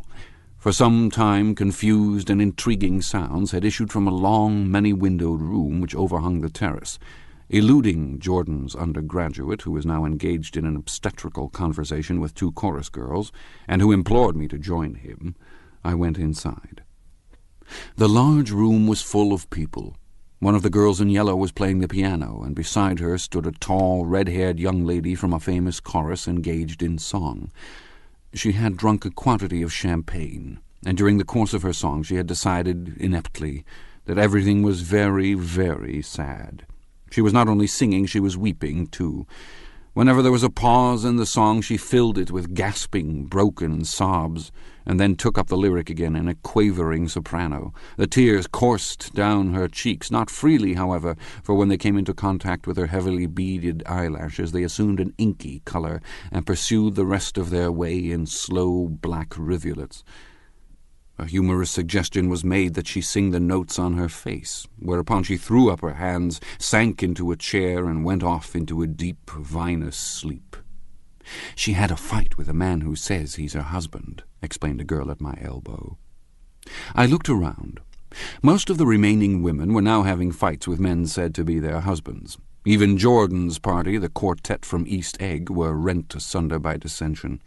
One of the men was talking with curious intensity to a young actress, and his wife, after attempting to laugh at the situation in a dignified and indifferent way, broke down entirely and resorted to flank attacks. At intervals she appeared suddenly at his side like an angry diamond, and hissed, "You promised," into his ear. The reluctance to go home was not confined to wayward men. The hall was at present occupied by 2 deplorably sober men and their highly indignant wives. The wives were sympathizing with each other in slightly raised voices. "Whenever he sees I'm having a good time, he wants to go home." Never heard anything so selfish in my life. We're always the first ones to leave. So are we. Well, we're almost the last tonight, said one of the men sheepishly. The orchestra left half an hour ago. In spite of the wives' agreement that such malevolence was beyond credibility, the dispute ended in a short struggle, and both wives were lifted, kicking, into the night. As I waited for my hat in the hall, the door of the library opened, and Jordan, Baker, and Gatsby came out together. He was saying some last word to her, but the eagerness in his manner tightened abruptly into formality as several people approached him to say good-bye. Jordan's party were calling impatiently to her from the porch, but she lingered for a moment to shake hands. "I've just heard the most amazing thing," she whispered. "How long were we in there?" "Why, about an hour." "It was simply amazing," she repeated abstractedly. "But I swore I wouldn't tell it, and here I am tantalizing you." She yawned gracefully in my face. "Please come and see me. Phone book under the name of Mrs. Sigourney Howard, my aunt." She was hurrying off as she talked. Her brown hand waved a jaunty salute as she melted into her party at the door. Rather ashamed that on my first appearance I had stayed so late, I joined the last of Gatsby's guests, who were clustered around him. I wanted to explain that I'd hunted for him early in the evening, and to apologize for not having known him in the garden. "Don't mention it," he enjoined me eagerly. "Don't give it another thought, old sport." The familiar expression held no more familiarity than the hand which reassuringly brushed my shoulder. "And don't forget, we're going up on the hydroplane tomorrow morning at 9 o'clock. Then the butler behind his shoulder. "Philadelphia wants you on the phone, sir." "All right, in a minute. Tell him I'll be right there." "Good night, good night, good night," he smiled. And suddenly there seemed to be a pleasant significance in having been among the last to go, as if he had desired it all the time. "Good night, old sport, good night." But as I walked down the steps, I saw that the evening was not quite over. 50 feet from the door, a dozen headlights illuminated a bizarre and tumultuous scene. In the ditch beside the road, right side up, but violently shorn of one wheel, rested a new coupe which had left Gatsby's drive not 2 minutes before. The sharp jut of a wall accounted for the detachment of the wheel, which was now getting considerable attention from half a dozen curious chauffeurs. However, as they had left their cars blocking the road, a harsh, discordant din from those in the rear had been audible for some time, and added to the already violent confusion of the scene. A man in a long duster had dismounted from the wreck and now stood in the middle of the road, looking from the car to the tire and from the tire to the observers in a pleasant, puzzled way. "See," he explained, "it went in the ditch." The fact was infinitely astonishing to him, and I recognized first the unusual quality of wonder, and then the man. It was the late patron of Gatsby's library. "How'd it happen?" He shrugged his shoulders. "I know nothing whatever about mechanics," he said decisively. "But how did it happen? Did you run into the wall?" "Don't ask me," said Owl Eyes, washing his hands of the whole matter. "I know very little about driving, next to nothing. It happened, and that's all I know." "Well, if you're a poor driver, you oughtn't to try driving at night." "But I wasn't even trying," he explained indignantly. "I wasn't even trying." An awed hush fell upon the bystanders. "Do you want to commit suicide? You're lucky it was just a wheel, a bad driver, and not even trying." "You don't understand," explained the criminal. "I wasn't driving. There's another man in the car." The shock that followed this declaration found voice in a sustained "Ah," as the door of the coupe swung slowly open. The crowd, it was now a crowd, stepped back involuntarily, and when the door had opened wide there was a ghostly pause. Then, very gradually, part by part, a pale, dangling individual stepped out of the wreck, pawing tentatively at the ground with a large, uncertain dancing shoe. Blinded by the glare of the headlights and confused by the incessant groaning of the horns, the apparition stood swaying for a moment before he perceived the man in the duster. "What's the matter?" he inquired calmly. "Did we run out of gas?" "Look!" Half a dozen fingers pointed at the amputated wheel. He stared at it for a moment and then looked upward as though he suspected that it had dropped from the sky. "It came off," someone explained. He nodded. "At first I didn't notice we'd stopped." A pause. Then, taking a long breath and straightening his shoulders, he remarked in a determined voice, Wonder if you tell me where there's a gasoline station. At least a dozen men, some of them a little better off than he was, explained to him that wheel and car were no longer joined by any physical bond. Back out, he suggested after a moment. Put her in reverse. But the wheel's off. He hesitated. No harm in trying, he said. The caterwauling horns had reached a crescendo, and I turned away and cut across the lawn toward home. I glanced back once. A wafer of a moon was shining over Gatsby's house, making the night fine as before, and surviving the laughter and the sound of his still glowing garden. A sudden emptiness seemed to flow now from the windows and the great doors, endowing with complete isolation the figure of the host, who stood on the porch, his hand up in a formal gesture of farewell. Reading over what I have written so far, I see I have given the impression that the events of 3 nights several weeks apart were all that absorbed me. On the contrary, they were merely casual events in a crowded summer, and until much later they absorbed me infinitely less than my personal affairs. Most of the time I worked. In the early morning the sun threw my shadow westward as I hurried down the white chasms of lower New York to the Probity Trust. I knew the other clerks and young bond salesmen by their first names, and lunched with them in dark, crowded restaurants on little pig sausages and mashed potatoes and coffee. I even had a short affair with a girl who lived in Jersey City and worked in the accounting department. But her brother began throwing mean looks in my direction, so when she went on her vacation in July, I let it blow quietly away. I took dinner usually at the Yale Club. For some reason it was the gloomiest event of my day. And then I went upstairs to the library and studied investments and securities for a conscientious hour. There were generally a few rioters around, but they never came into the library, so it was a good place to work. After that, if the night was mellow, I strolled down Madison Avenue, past the old Murray Hill Hotel, and over 33rd Street to the Pennsylvania Station. I began to like New York, the racy, adventurous feel of it at night, and the satisfaction that the constant flicker of men and women and machines gives to the restless eye. I liked to walk up Fifth Avenue and pick out romantic women from the crowd and imagine that in a few minutes I was going to enter into their lives and no one would ever know or disapprove.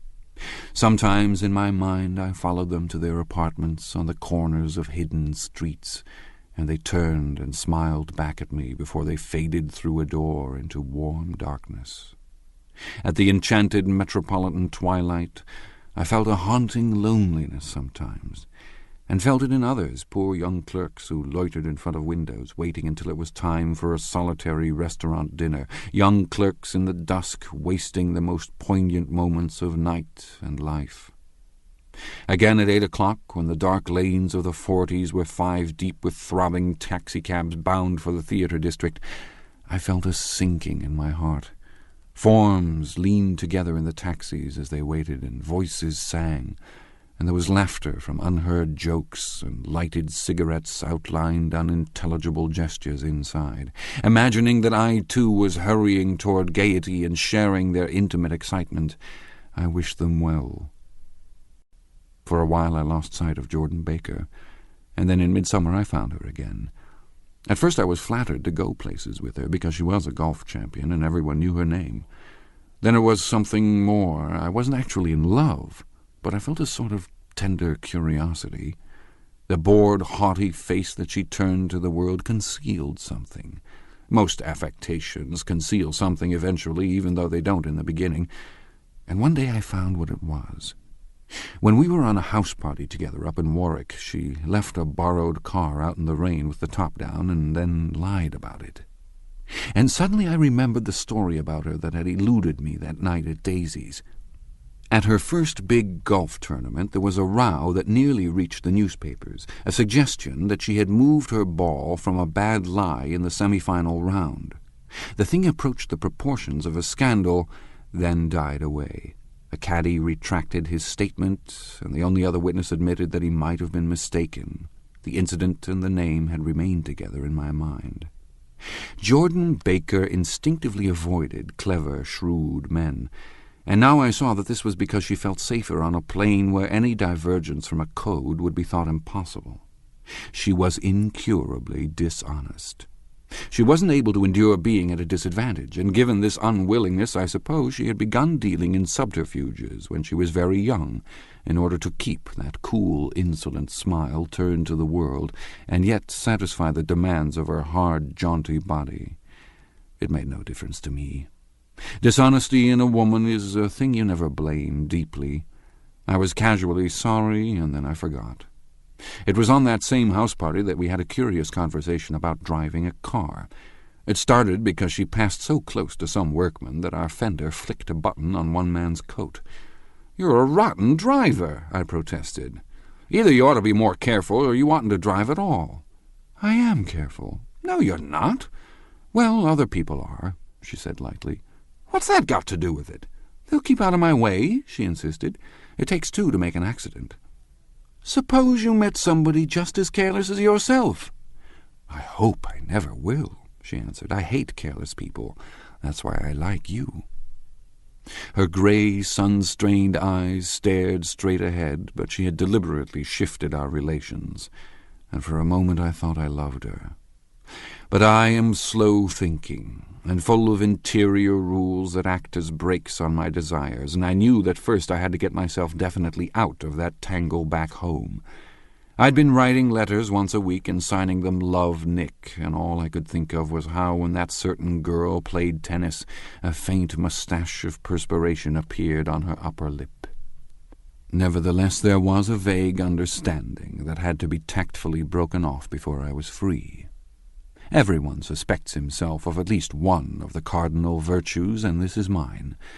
I am one of the few honest people that I have ever known.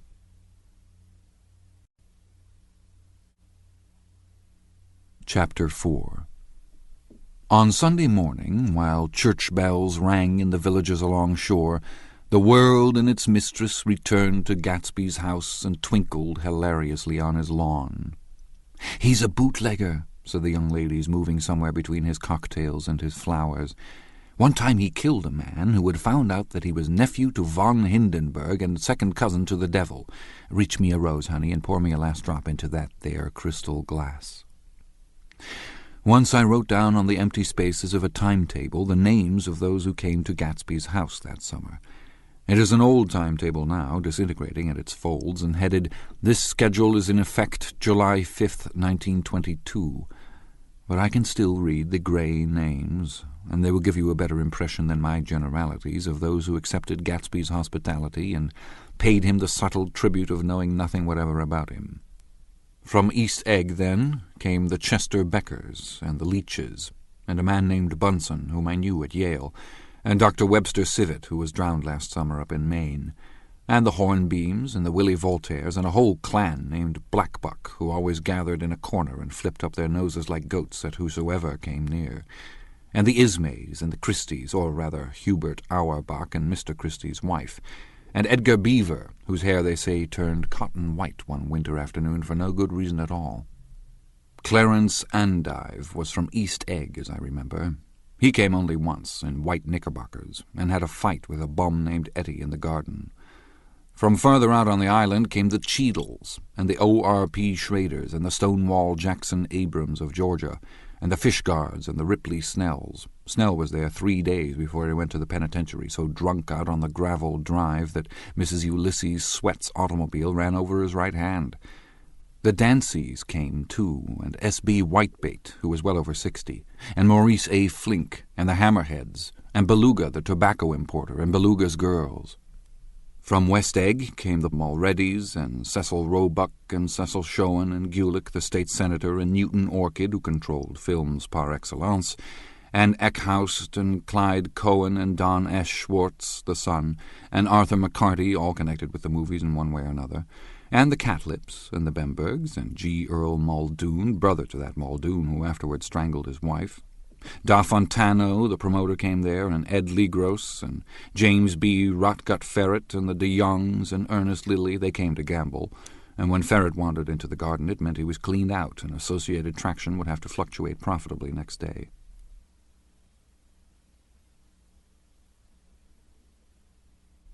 A man named Klipspringer was there so often and so long that he became known as the Boarder. I doubt if he had any other home. Of theatrical people, there were Gus Ways and Horace O'Donovan and Lester Meyer and George Duckweed and Francis Bull. Also from New York were the Cromes and the Backhissens and the Denekers and Russell Betty and the Corrigans and the Kelleher's and the Dewars and the Scullys and S.W. Belcher and the Smirks and the young Quinns, divorced now, and Henry L. Palmetto, who killed himself by jumping in front of a subway train in Times Square. Benny McClenahan arrived always with 4 girls. They were never quite the same ones in physical person, but they were so identical one with another that it inevitably seemed they had been there before. I've forgotten their names, Jacqueline, I think, or else Consuela, or Gloria, or Judy, or June, and their last names were either the melodious names of flowers and months, or the sterner ones of the great American capitalists, whose cousins, if pressed, they would confess themselves to be. In addition to all these, I can remember that Faustina O'Brien came there at least once, and the Bedecker girls, and young Brewer, who had his nose shot off in the war, and Mr. Albruchsberger, and Miss Haag, his fiancée, and Ardita Fitzpeters, and Mr. P. Jewett, once head of the American Legion, and Miss Claudia Hipp, with a man reputed to be her chauffeur, and a prince of something, whom we called Duke, and whose name, if I ever knew it, I have forgotten. All these people came to Gatsby's house in the summer. At 9 o'clock one morning late in July, Gatsby's gorgeous car lurched up the rocky drive to my door, and gave out a burst of melody from its 3-noted horn. It was the first time he had called on me, though I had gone to 2 of his parties, mounted in his hydroplane, and, at his urgent invitation, made frequent use of his beach. "Good morning, old sport. You're having lunch with me today, and I thought we'd ride up together." He was balancing himself on the dashboard of his car with that resourcefulness of movement that is so peculiarly American. That comes, I suppose, with the absence of lifting work or rigid sitting in youth, and even more with the formless grace of our nervous, sporadic games. This quality was continually breaking through his punctilious manner in the shape of restlessness. He was never quite still. There was always a tapping foot somewhere, or the impatient opening and closing of a hand. He saw me looking with admiration at his car. "It's pretty, isn't it, old sport?" He jumped off to give me a better view. "Haven't you ever seen it before?" I'd seen it. Everybody had seen it. It was a rich cream color, bright with nickel, swollen here and there in its monstrous length, with triumphant hat boxes and supper boxes and tool boxes, and terraced with a labyrinth of windshields that mirrored a dozen suns. Sitting down behind many layers of glass in a sort of green leather conservatory, we started to town. I had talked with him perhaps half a dozen times in the past month, and found to my disappointment that he had little to say. So my first impression, that he was a person of some undefined consequence, had gradually faded, and he had become simply the proprietor of an elaborate roadhouse next door. And then came that disconcerting ride. We hadn't reached West Egg Village before Gatsby began leaving his elegant sentences unfinished, and slapping himself indecisively on the knee of his caramel-coloured suit. "Look here, old sport," he broke out surprisingly. "What's your opinion of me, anyhow?" A little overwhelmed, I began the generalized evasions which that question deserves. "Well, I'm going to tell you something about my life," he interrupted. "I don't want you to get a wrong idea of me from all these stories you hear." So he was aware of the bizarre accusations that flavoured conversation in his halls. "I'll tell you God's truth." His right hand suddenly ordered divine retribution to stand by. "I am the son of some wealthy people in the Middle West, all dead now. I was brought up in America, but educated at Oxford because all my ancestors have been educated there for many years. It is a family tradition." He looked at me sideways, and I knew why Jordan Baker had believed he was lying. He hurried the phrase "educated at Oxford," or swallowed it, or choked on it, as though it had bothered him before. And with this doubt, his whole statement fell to pieces, and I wondered if there wasn't something a little sinister about him after all. "What part of the Middle West?" I inquired casually. "San Francisco." "I see.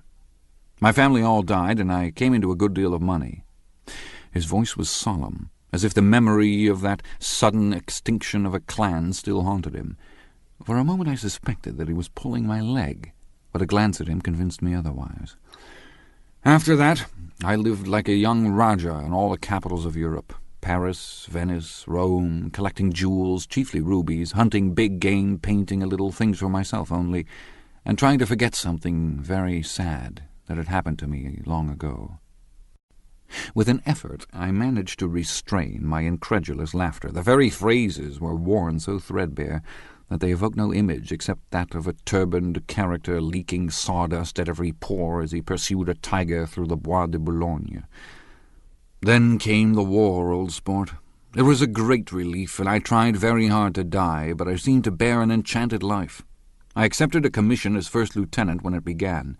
In the Argonne forest I took 2 machine-gun detachments so far forward that there was a half-mile gap on either side of us where the infantry couldn't advance.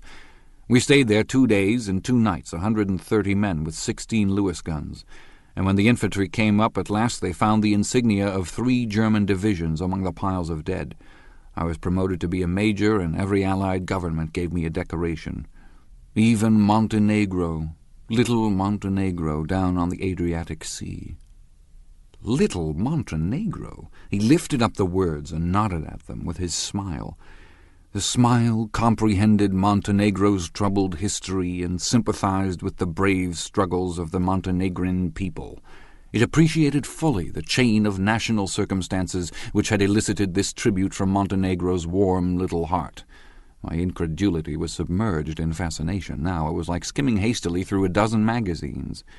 He reached in his pocket, and a piece of metal slung on a ribbon fell into my palm. "That's the one from Montenegro." To my astonishment, the thing had an authentic look. "Orderie de Danilo," ran the circular legend. "Montenegro, Nicholas Rex." "Turn it." "Major J. Gatsby," I read, "for valor extraordinary."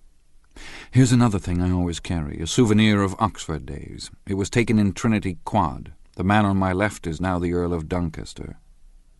It was a photograph of 6 young men in blazers loafing in an archway through which were visible a host of spires.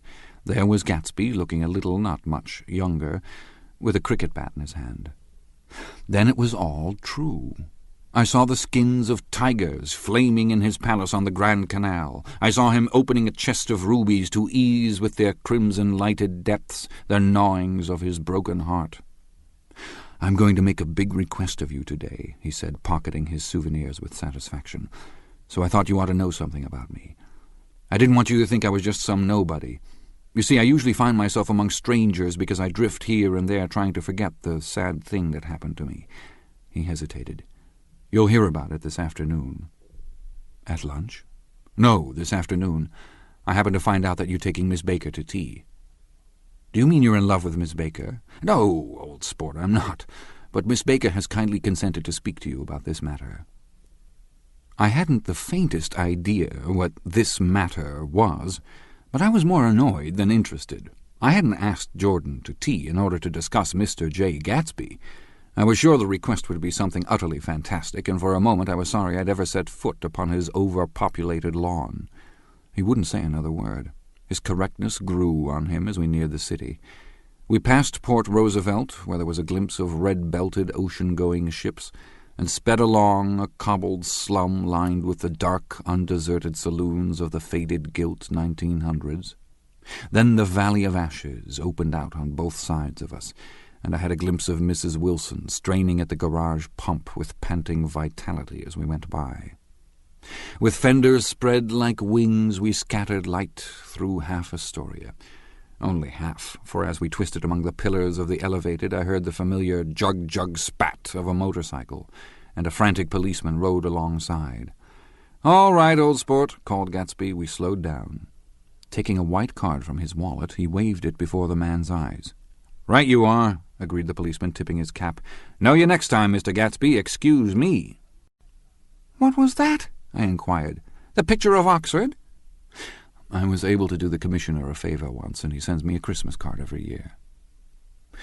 Over the great bridge, with the sunlight through the girders making a constant flicker upon the moving cars, and the city rising up across the river in white heaps and sugar lumps all built with a wish out of non-olfactory money. The city seen from the Queensborough Bridge is always the city seen for the first time, in its first wild promise of all the mystery and the beauty in the world.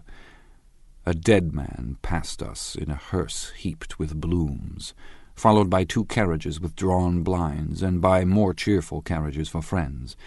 The friends looked out at us with the tragic eyes and short upper lips of southeastern Europe, and I was glad that the sight of Gatsby's splendid car was included in their sombre holiday.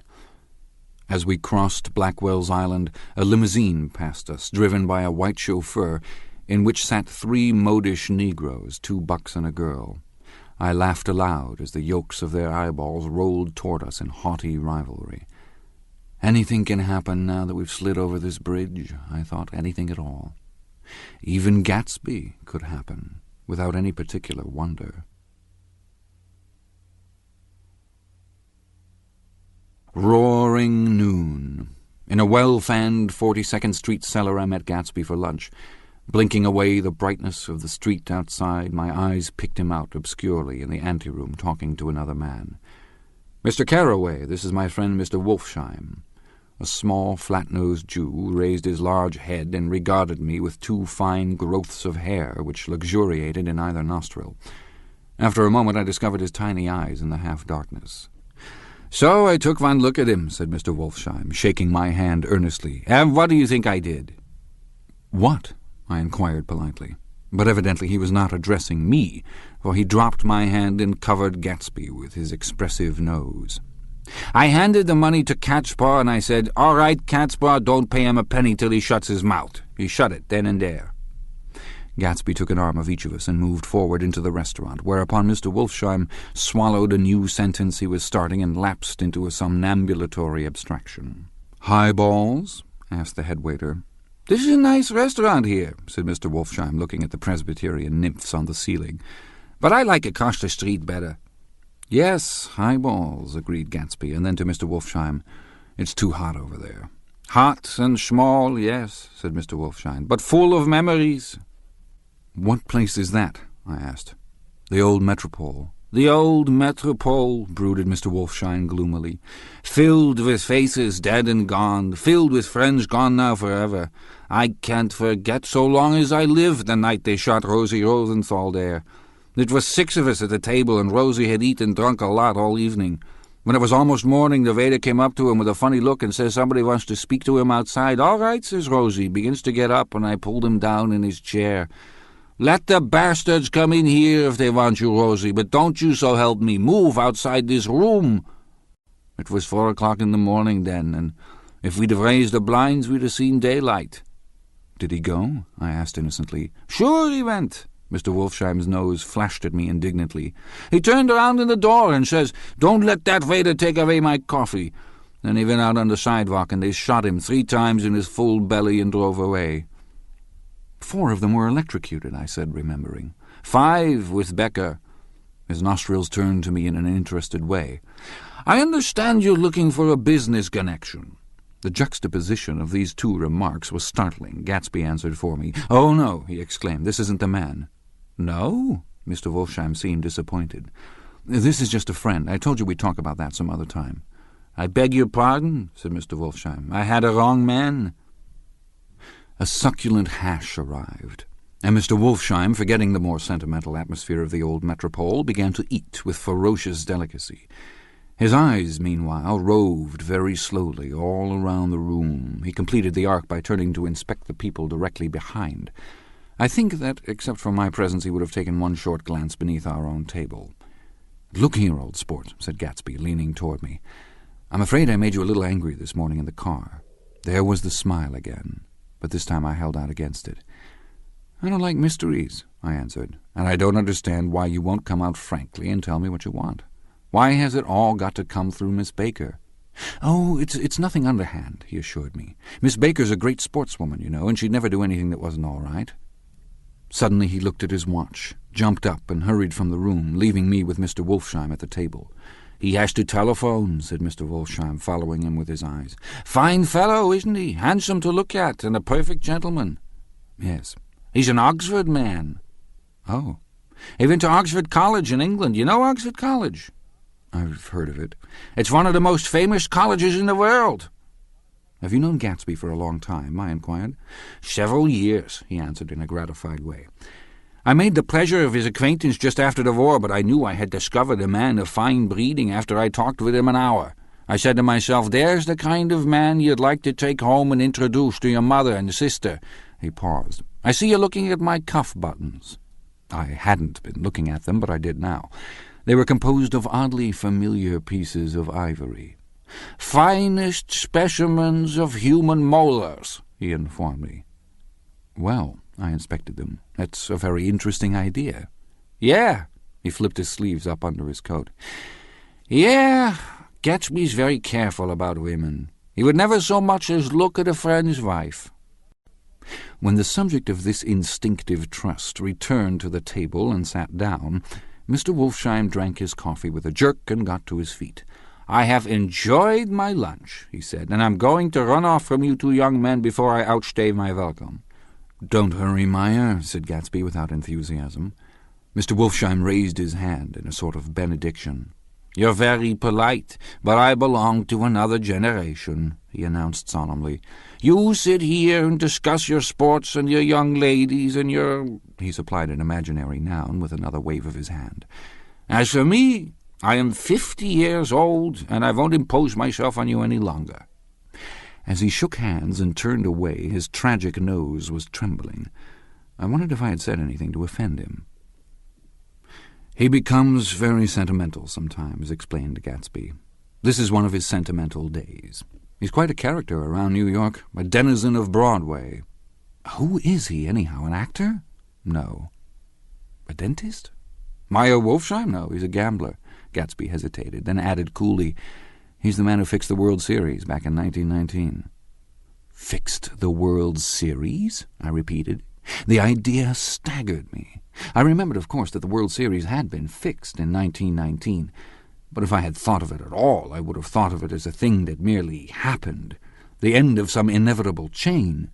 It never occurred to me that one man could start to play with the faith of 50 million people with the single-mindedness of a burglar blowing a safe. How did he happen to do that? I asked after a minute. He just saw the opportunity. Why isn't he in jail? They can't get him, old sport. He's a smart man. I insisted on paying the check. As the waiter brought my change, I caught sight of Tom Buchanan across the crowded room. Come along with me for a minute, I said. I've got to say hello to someone. When he saw us, Tom jumped up and took half a dozen steps in our direction. Where have you been? He demanded eagerly. Daisy's furious because you haven't called up. This is Mr. Gatsby, Mr. Buchanan. They shook hands briefly, and a strained, unfamiliar look of embarrassment came over Gatsby's face. How have you been, anyhow? Demanded Tom of me. How'd you happen to come up this far to eat? I've been having lunch with Mr. Gatsby. I turned toward Mr. Gatsby, but he was no longer there. One October day in 1917, said Jordan Baker that afternoon, sitting up very straight on a straight chair in the tea garden at the Plaza Hotel, I was walking along from one place to another, half on the sidewalks and half on the lawns. I was happier on the lawns, because I had on shoes from England with rubber knobs on the soles that bit into the soft ground. I had on a new plaid skirt, also, that blew a little in the wind, and whenever this happened, the red, white, and blue banners in front of all the houses stretched out stiff and said tut-tut-tut-tut in a disapproving way. The largest of the banners and the largest of the lawns belonged to Daisy Fay's house. She was just 18, 2 years older than me, and by far the most popular of all the young girls in Louisville.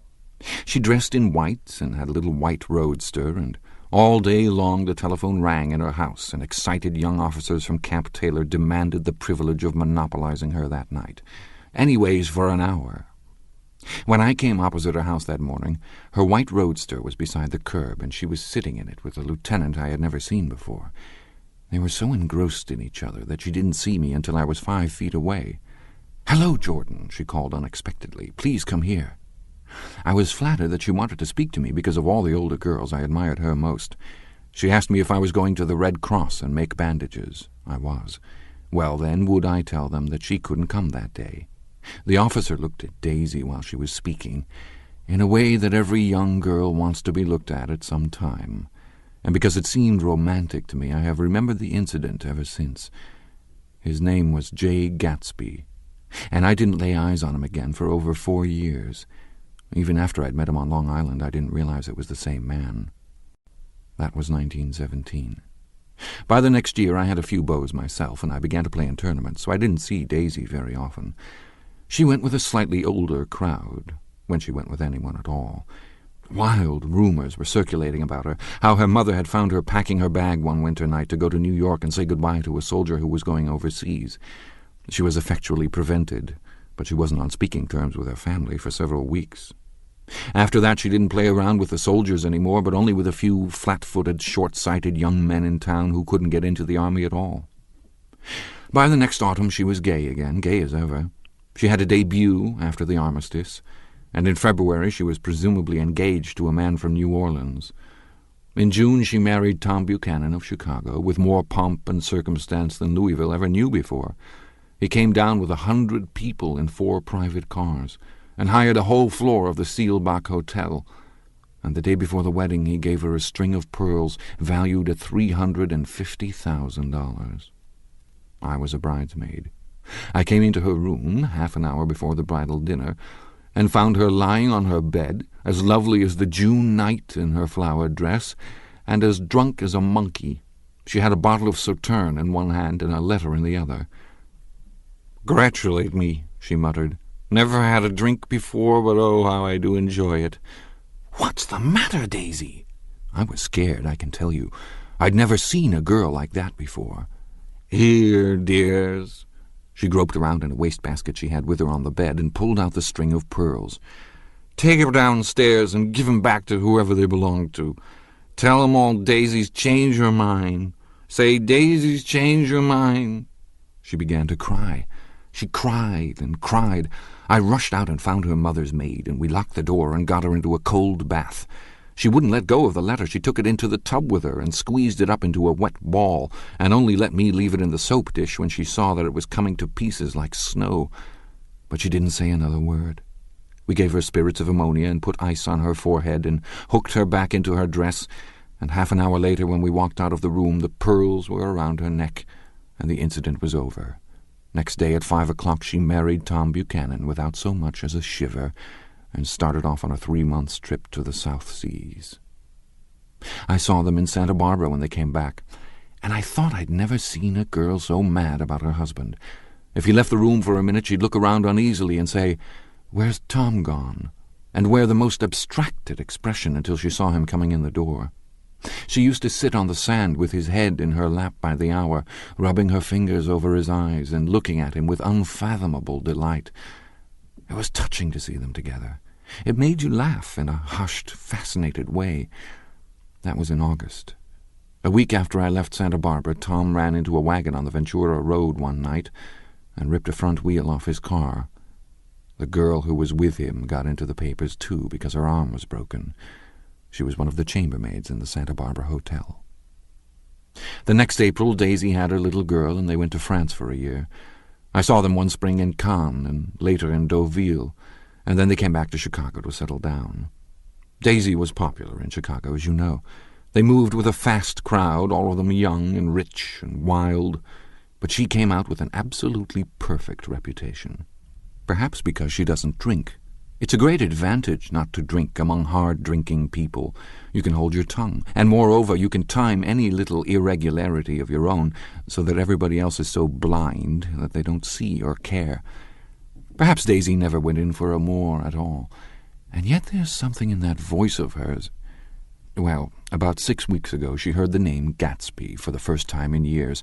It was when I asked you, do you remember, if you knew Gatsby in West Egg. After you had gone home, she came into my room and woke me up and said, "What Gatsby?" And when I described him, I was half asleep. She said in the strangest voice that it must be the man she used to know. It wasn't until then that I connected this Gatsby with the officer in her white car. When Jordan Baker had finished telling all this, we had left the plaza for half an hour and were driving in a Victoria through Central Park. The sun had gone down behind the tall apartments of the movie stars in the West 50s, and the clear voices of little girls, already gathered like crickets on the grass, rose through the hot twilight. "I'm the Sheik of Araby, your love belongs to me. At night when you're asleep, into your tent I'll creep." "It was a strange coincidence," I said. "But it wasn't a coincidence at all." "Why not?" "Gatsby bought that house so that Daisy would be just across the bay." Then it had not been merely the stars to which he had aspired on that June night. He came alive to me, delivered suddenly from the womb of his purposeless splendor. "He wants to know," continued Jordan, "if you'll invite Daisy to your house some afternoon, and then let him come over." The modesty of the demand shook me. He had waited 5 years and bought a mansion where he dispensed starlight to casual moths so that he could come over some afternoon to a stranger's garden. Did I have to know all this before he could ask such a little thing? "He's afraid. He's waited so long. He thought you might be offended. You see, he's a regular tough underneath it all." Something worried me. Why didn't he ask you to arrange a meeting? "He wants her to see his house," she explained, "and your house is right next door." "Oh." "I think he half expected her to wander into one of his parties some night," went on Jordan, "but she never did. Then he began asking people casually if they knew her, and I was the first one he found. It was that night he sent for me at his dance, and you should have heard the elaborate way he worked up to it. Of course, I immediately suggested a luncheon in New York, and I thought he'd go mad. 'I don't want to do anything out of the way,' he kept saying. 'I want to see her right next door.' When I said you were a particular friend of Tom's, he started to abandon the whole idea. He doesn't know very much about Tom, though he says he's read a Chicago paper for years just on the chance of catching a glimpse of Daisy's name." It was dark now, and as we dipped under a little bridge, I put my arm around Jordan's golden shoulder and drew her toward me and asked her to dinner. Suddenly I wasn't thinking of Daisy and Gatsby anymore, but of this clean, hard, limited person who dealt in universal skepticism and who leaned back jauntily just within the circle of my arm.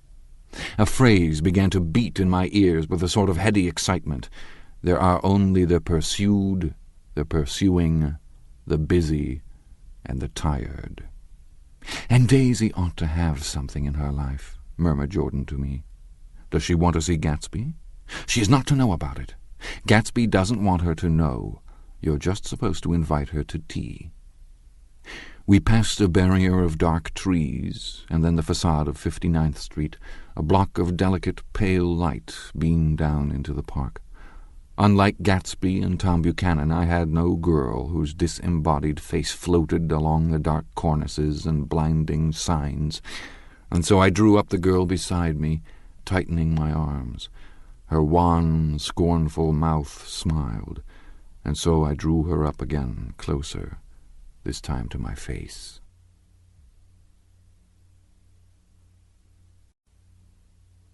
Chapter 5.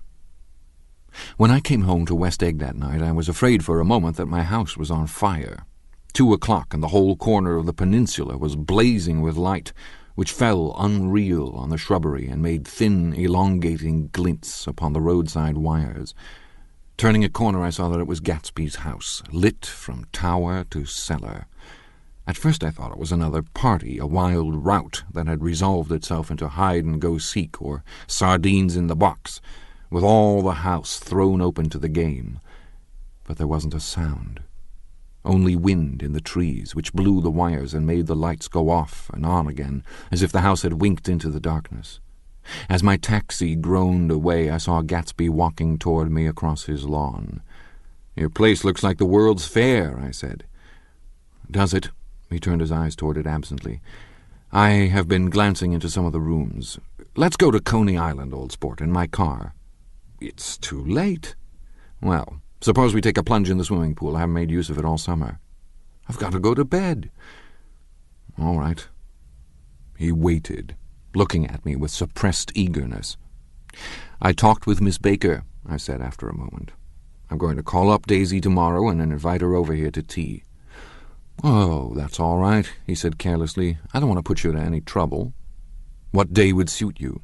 "What day would suit you," he corrected me quickly. "I don't want to put you to any trouble, you see." "How about the day after tomorrow?" He considered for a moment.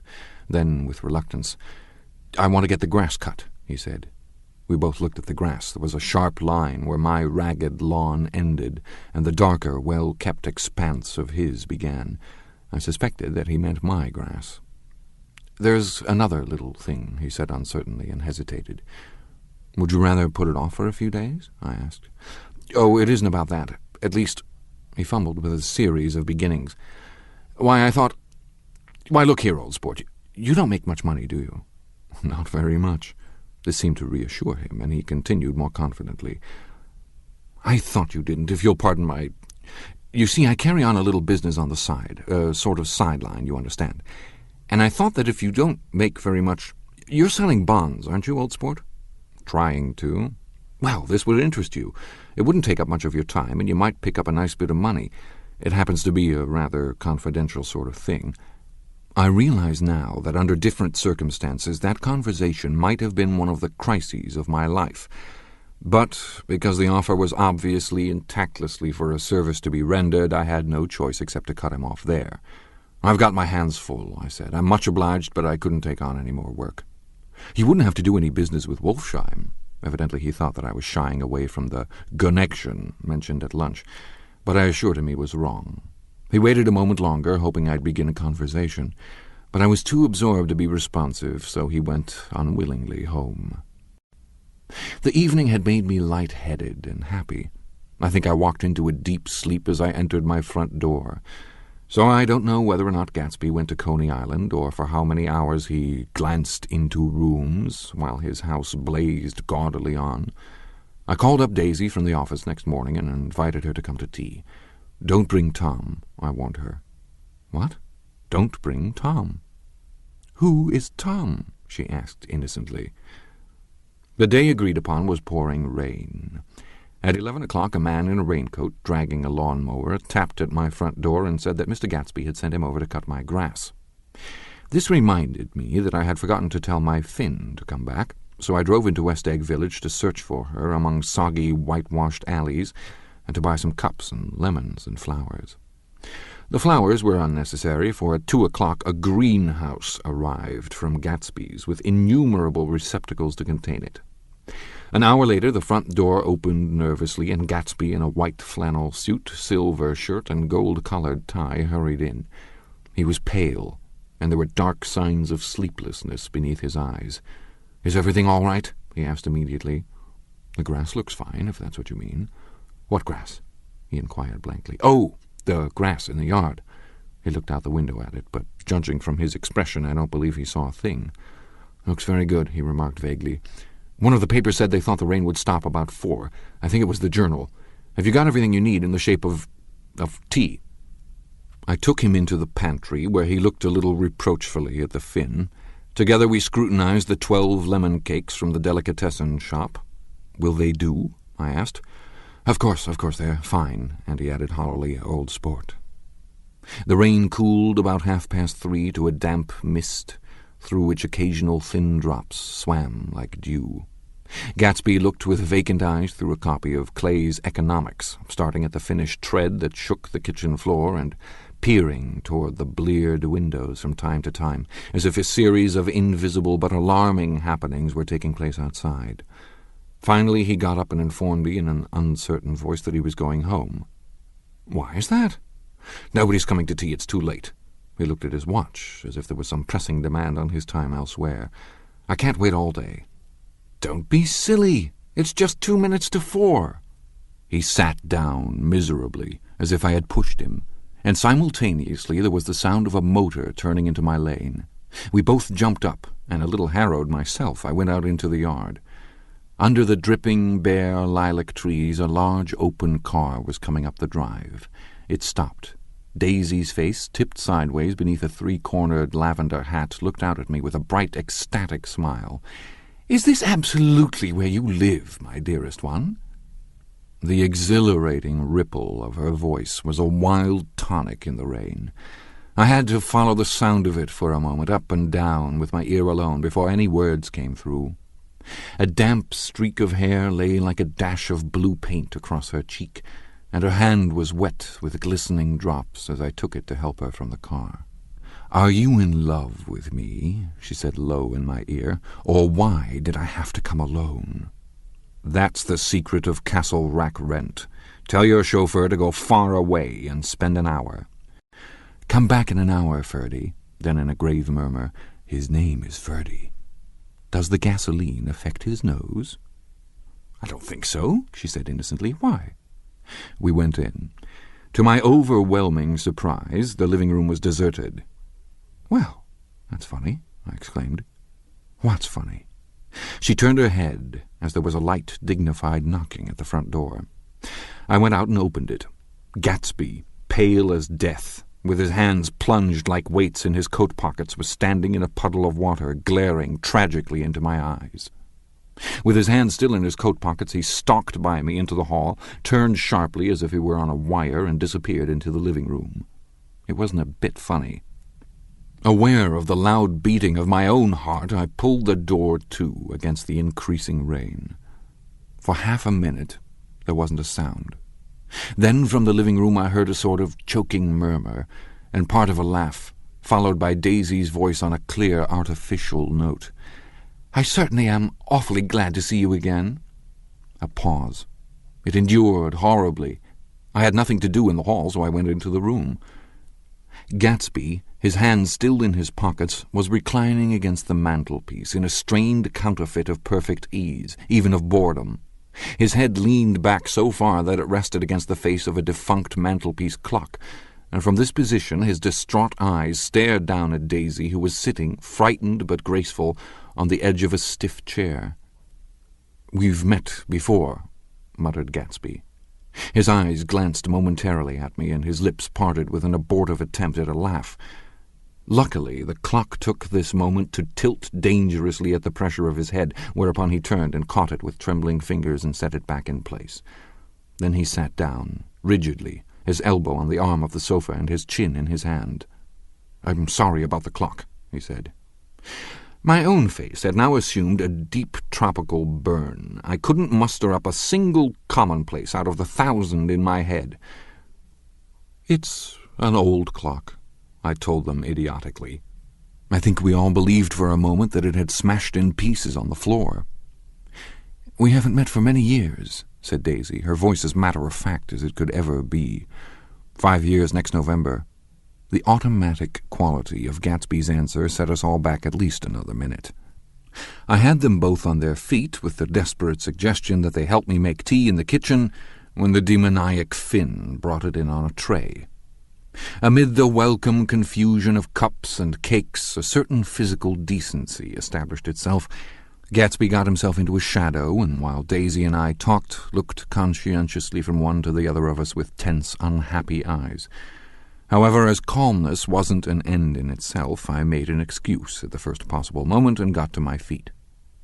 "Where are you going?" demanded Gatsby in immediate alarm. "I'll be back. I've got to speak to you about something before you go." He followed me wildly into the kitchen, closed the door, and whispered, "Oh, God," in a miserable way.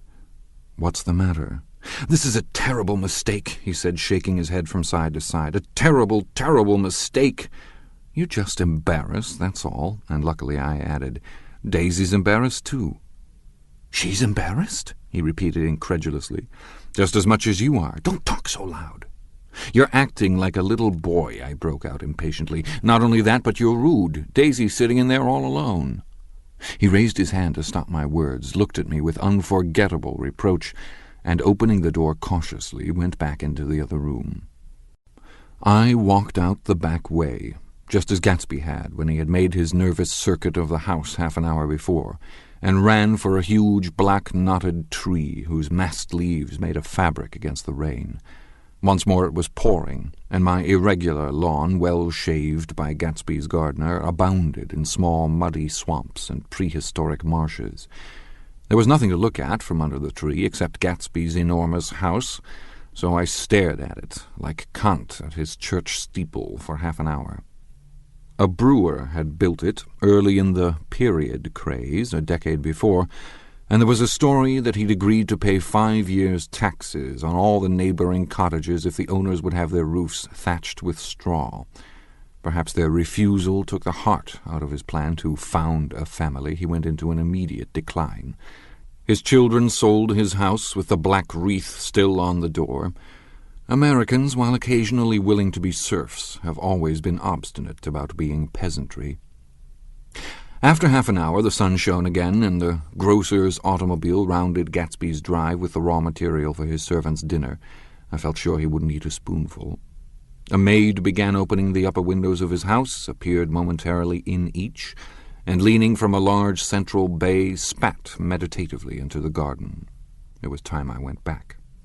While the rain continued, it had seemed like the murmur of their voices, rising and swelling a little now and then with gusts of emotion. But in the new silence, I felt that silence had fallen within the house, too. I went in, after making every possible noise in the kitchen, short of pushing over the stove. But I don't believe they heard a sound. They were sitting at either end of the couch, looking at each other as if some question had been asked, or was in the air, and every vestige of embarrassment was gone. Daisy's face was smeared with tears, and when I came in she jumped up and began wiping at it with her handkerchief before a mirror. But there was a change in Gatsby that was simply confounding. He literally glowed. Without a word or a gesture of exultation, a new well-being radiated from him and filled the little room. "Oh, hello, old sport," he said, as if he hadn't seen me for years. I thought for a moment he was going to shake hands. "It's stopped raining." "Has it?" When he realized what I was talking about, that there were twinkle bells of sunshine in the room, he smiled like a weatherman, like an ecstatic patron of recurrent light, and repeated the news to Daisy. "What do you think of that? It stopped raining." "I'm glad, Jay." Her throat, full of aching, grieving beauty, told only of her unexpected joy. "I want you and Daisy to come over to my house," he said. "I'd like to show her around." "You're sure you want me to come?" "Absolutely, old sport." Daisy went upstairs to wash her face, too late, I thought with humiliation of my towels, while Gatsby and I waited on the lawn. "My house looks well, doesn't it?" he demanded. "See how the whole front of it catches the light." I agreed that it was splendid. "Yes." His eyes went over it, every arched door and square tower. "It took me just 3 years to earn the money that bought it." "I thought you inherited your money." "I did, old sport," he said automatically. "But I lost most of it in the big panic, the panic of the war." I think he hardly knew what he was saying, for when I asked him what business he was in, he answered, "That's my affair," before he realized that it wasn't an appropriate reply. "Oh, I've been in several things," he corrected himself. "I was in the drug business, and then I was in the oil business, but I'm not in either one now." He looked at me with more attention. "Do you mean you've been thinking over what I proposed the other night?" Before I could answer, Daisy came out of the house, and 2 rows of brass buttons on her dress gleamed in the sunlight. "That huge place there?" she cried, pointing. "Do you like it?" "Oh, I love it, but I don't see how you live there all alone." "I keep it always full of interesting people, night and day, people who do interesting things, celebrated people." Instead of taking the shortcut along the Sound, we went down to the road and entered by the big postern. With enchanting murmurs, Daisy admired this aspect or that of the feudal silhouette against the sky, admired the gardens, the sparkling odour of jonquils, and the frothy odour of hawthorn, and the pale gold odour of Kiss Me at the Gate. It was strange to reach the marble steps and find no stir of bright dresses in and out of the door, and hear no sound but bird voices in the trees. And inside, as we wandered through Marie Antoinette music rooms and restoration salons, I felt that there were guests concealed behind every couch and table, under orders to be breathlessly silent until we had passed through. As Gatsby closed the door of the Merton College Library, I could have sworn I heard the owl-eyed man break into ghostly laughter. We went upstairs, through period bedrooms swathed in rose and lavender silk and vivid with new flowers, through dressing rooms and pool rooms and bathrooms with sunken baths, intruding into one chamber where a dishevelled man in pyjamas was doing liver exercises on the floor. It was Mr. Klipspringer, the boarder. I had seen him wandering hungrily about the beach that morning. Finally we came to Gatsby's own apartment, a bedroom and a bath and an Adam's study, where we sat down and drank a glass of some chartreuse he took from a cupboard in the wall. He hadn't once ceased looking at Daisy, and I think he revalued everything in his house according to the measure of response it drew from her well-loved eyes. Sometimes, too, he stared around at his possessions in a dazed way, as though in her actual and astounding presence none of it was any longer real. Once he nearly toppled down a flight of stairs. His bedroom was the simplest room of all, except where the dresser was garnished with a toilet set of pure, dull gold. Daisy took the brush with delight and smoothed her hair, whereupon Gatsby sat down and shaded his eyes and began to laugh.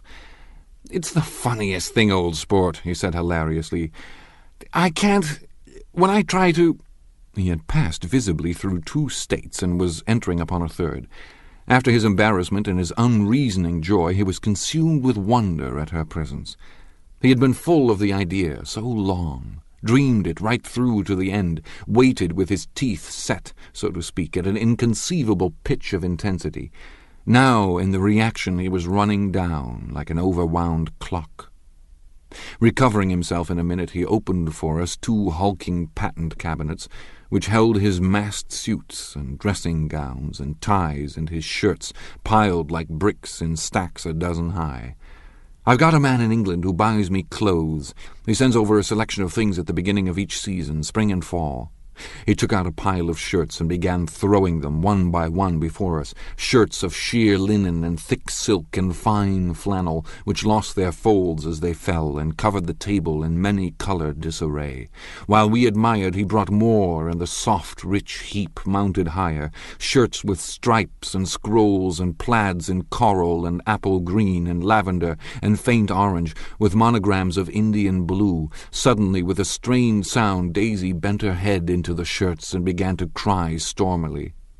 "They're such beautiful shirts," she sobbed, her voice muffled in the thick folds. "It makes me sad because I've never seen such beautiful shirts before." This ends Disc 2.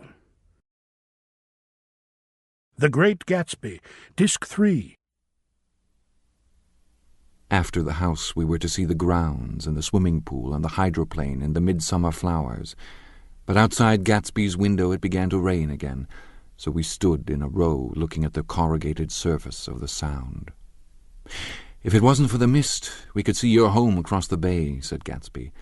"You always have a green light that burns all night at the end of your dock." Daisy put her arm through his abruptly, but he seemed absorbed in what he had just said. Possibly it had occurred to him that the colossal significance of that light had now vanished forever. Compared to the great distance that had separated him from Daisy, it had seemed very near to her, almost touching her. It had seemed as close as a star to the moon. Now it was again a green light on a dock. His count of enchanted objects had diminished by 1. I began to walk about the room, examining various indefinite objects in the half-darkness. A large photograph of an elderly man in yachting costume attracted me, hung on the wall over his desk. "Who's this?" "That's Mr. Dan Cody, old sport." The name sounded faintly familiar. "He's dead now. He used to be my best friend years ago."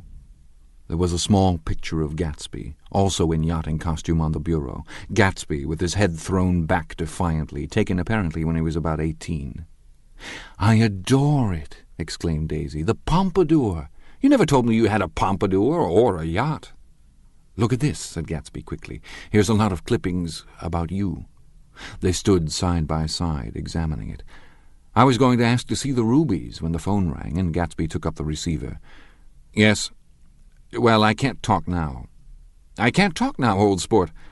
I said a small town. You must know what a small town is." "Well, he's no use to us if Detroit is his idea of a small town." He rang off. "Come here, quick!" cried Daisy at the window. The rain was still falling, but the darkness had parted in the west, and there was a pink and golden billow of foamy clouds above the sea. "Look at that," she whispered, and then after a moment, "I'd like to just get one of those pink clouds and put you in it and push you around." I tried to go then, but they wouldn't hear of it. Perhaps my presence made them feel more satisfactorily alone. "I know what we'll do," said Gatsby. "We'll have Klipspringer play the piano." He went out of the room, calling "Ewing," and returned in a few minutes, accompanied by an embarrassed, slightly worn young man with shell-rimmed glasses and scanty blonde hair. He was now decently clothed, in a sport shirt open at the neck, sneakers, and duck trousers of a nebulous hue. "Did we interrupt your exercises?" inquired Daisy politely. "I was asleep," cried Mr. Klipspringer in a spasm of embarrassment. "That is, I'd been asleep. Then I got up." "Klipspringer plays the piano," said Gatsby, cutting him off. "Don't you, Ewing, old sport?" "But I don't play well. I hardly play at all. I'm out of practice." "We'll go downstairs," interrupted Gatsby. He flipped a switch. The grey windows disappeared as the house glowed full of light. In the music room, Gatsby turned on a solitary lamp beside the piano. He lit Daisy's cigarette from a trembling match and sat down with her on a couch far across the room where there was no light save what the gleaming floor bounced in from the hall. When Klipspringer had played the Love Nest, he turned around on the bench and searched unhappily for Gatsby in the gloom. "I'm all out of practice, you see. I told you I couldn't play. I'm all out of practice." "Don't talk so much, old sport," commanded Gatsby. "Play!" "In the morning, in the evening, ain't we got fun?" Outside the wind was loud, and there was a faint flow of thunder along the sound. All the lights were going on in West Egg now. The electric trains, men carrying, were plunging home through the rain from New York. It was the hour of a profound human change, and excitement was generating on the air. One thing sure and nothing surer, the rich get rich and the poor get children. In the meantime, in between time. As I went over to say goodbye, I saw that the expression of bewilderment had come back into Gatsby's face, as though a faint doubt had occurred to him as to the quality of his present happiness. Almost 5 years! There must have been moments even that afternoon when Daisy tumbled short of his dreams, not through her own fault, but because of the colossal vitality of his illusion.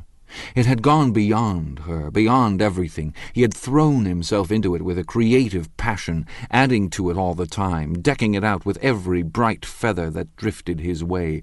No amount of fire or freshness can challenge what a man will store up in his ghostly heart. As I watched him, he adjusted himself a little, visibly. His hand took hold of hers, and as she said something low in his ear, he turned toward her with a rush of emotion. I think that voice held him most with its fluctuating, feverish warmth, because it couldn't be over-dreamed. That voice was a deathless song. They had forgotten me, but Daisy glanced up and held out her hand. Gatsby didn't know me now at all. I looked once more at them, and they looked back at me, remotely, possessed by intense life. Then I went out of the room and down the marble steps into the rain, leaving them there together. Chapter 6. About this time, an ambitious young reporter from New York arrived one morning at Gatsby's door and asked him if he had anything to say. "Anything to say about what?" inquired Gatsby politely. "Why, any statement to give out." It transpired, after a confused 5 minutes, that the man had heard Gatsby's name around his office, in a connection which he either wouldn't reveal or didn't fully understand. This was his day off, and with laudable initiative he had hurried out to see. It was a random shot, and yet the reporter's instinct was right. Gatsby's notoriety, spread about by the hundreds who had accepted his hospitality and so become authorities upon his past, had increased all summer until he fell just short of being news. Contemporary legends, such as the underground pipeline to Canada, attached themselves to him.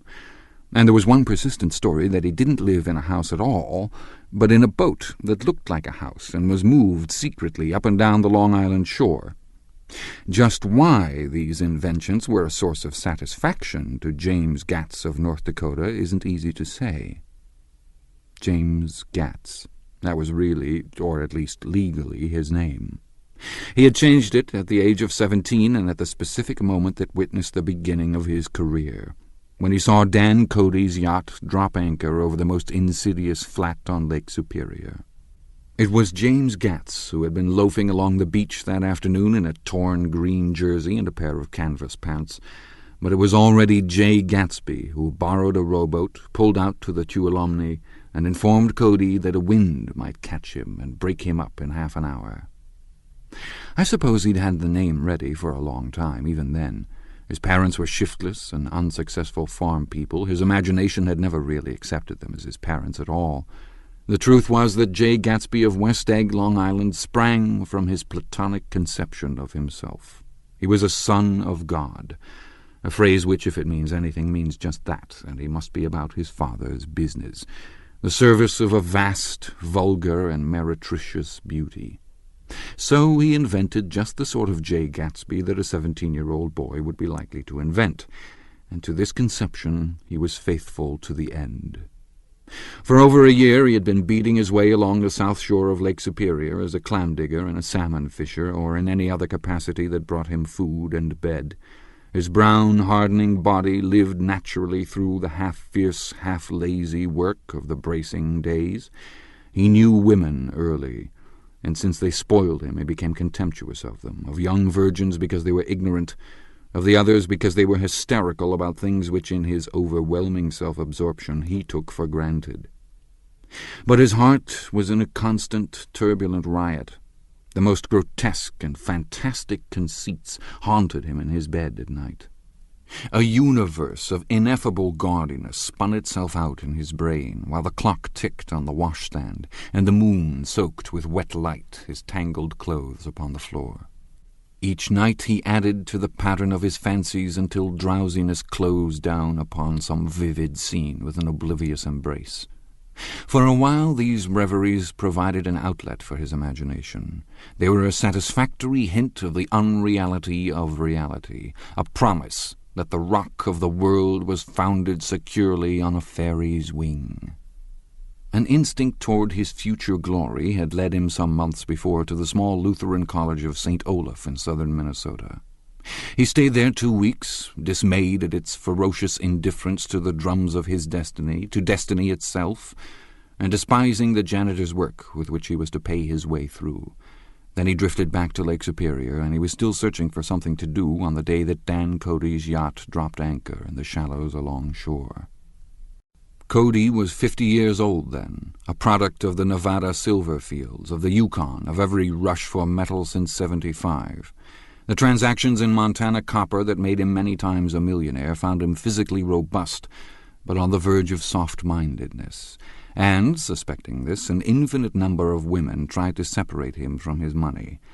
The none too savory ramifications by which Ella Kay, the newspaper woman, played Madame de Maintenon to his weakness and sent him to sea in a yacht were common knowledge in the turgid subjournalism of 1902.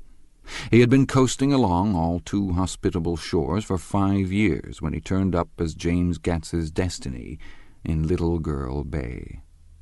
To young Gats, resting on his oars and looking up at the railed deck, that yacht represented all the beauty and glamour in the world. I suppose he smiled at Cody. He had probably discovered that people liked him when he smiled. At any rate, Cody asked him a few questions, one of them elicited the brand-new name, and found that he was quick and extravagantly ambitious. A few days later he took him to Duluth and bought him a blue coat, 6 pairs of white duck trousers, and a yachting cap. And when the 2 alumni left for the West Indies and the Barbary Coast, Gatsby left too. He was employed in a vague personal capacity. While he remained with Cody, he was in turn steward, mate, skipper, secretary, and even jailer, for Dan Cody sober knew what lavish doings Dan Cody drunk might soon be about, and he provided for such contingencies by reposing more and more trust in Gatsby. The arrangement lasted 5 years, during which the boat went 3 times around the continent. It might have lasted indefinitely, except for the fact that Ella Kay came on board one night in Boston, and a week later Dan Cody inhospitably died. I remember the portrait of him, up in Gatsby's bedroom, a grey, florid man with a hard, empty face, the pioneer debauchee who, during one phase of American life, brought back to the eastern seaboard the savage violence of the frontier brothel and saloon. It was indirectly due to Cody that Gatsby drank so little. Sometimes in the course of gay parties, women used to rub champagne into his hair.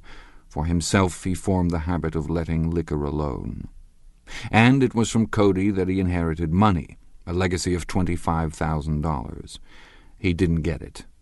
He never understood the legal device that was used against him, but what remained of the millions went intact to Ella Kay.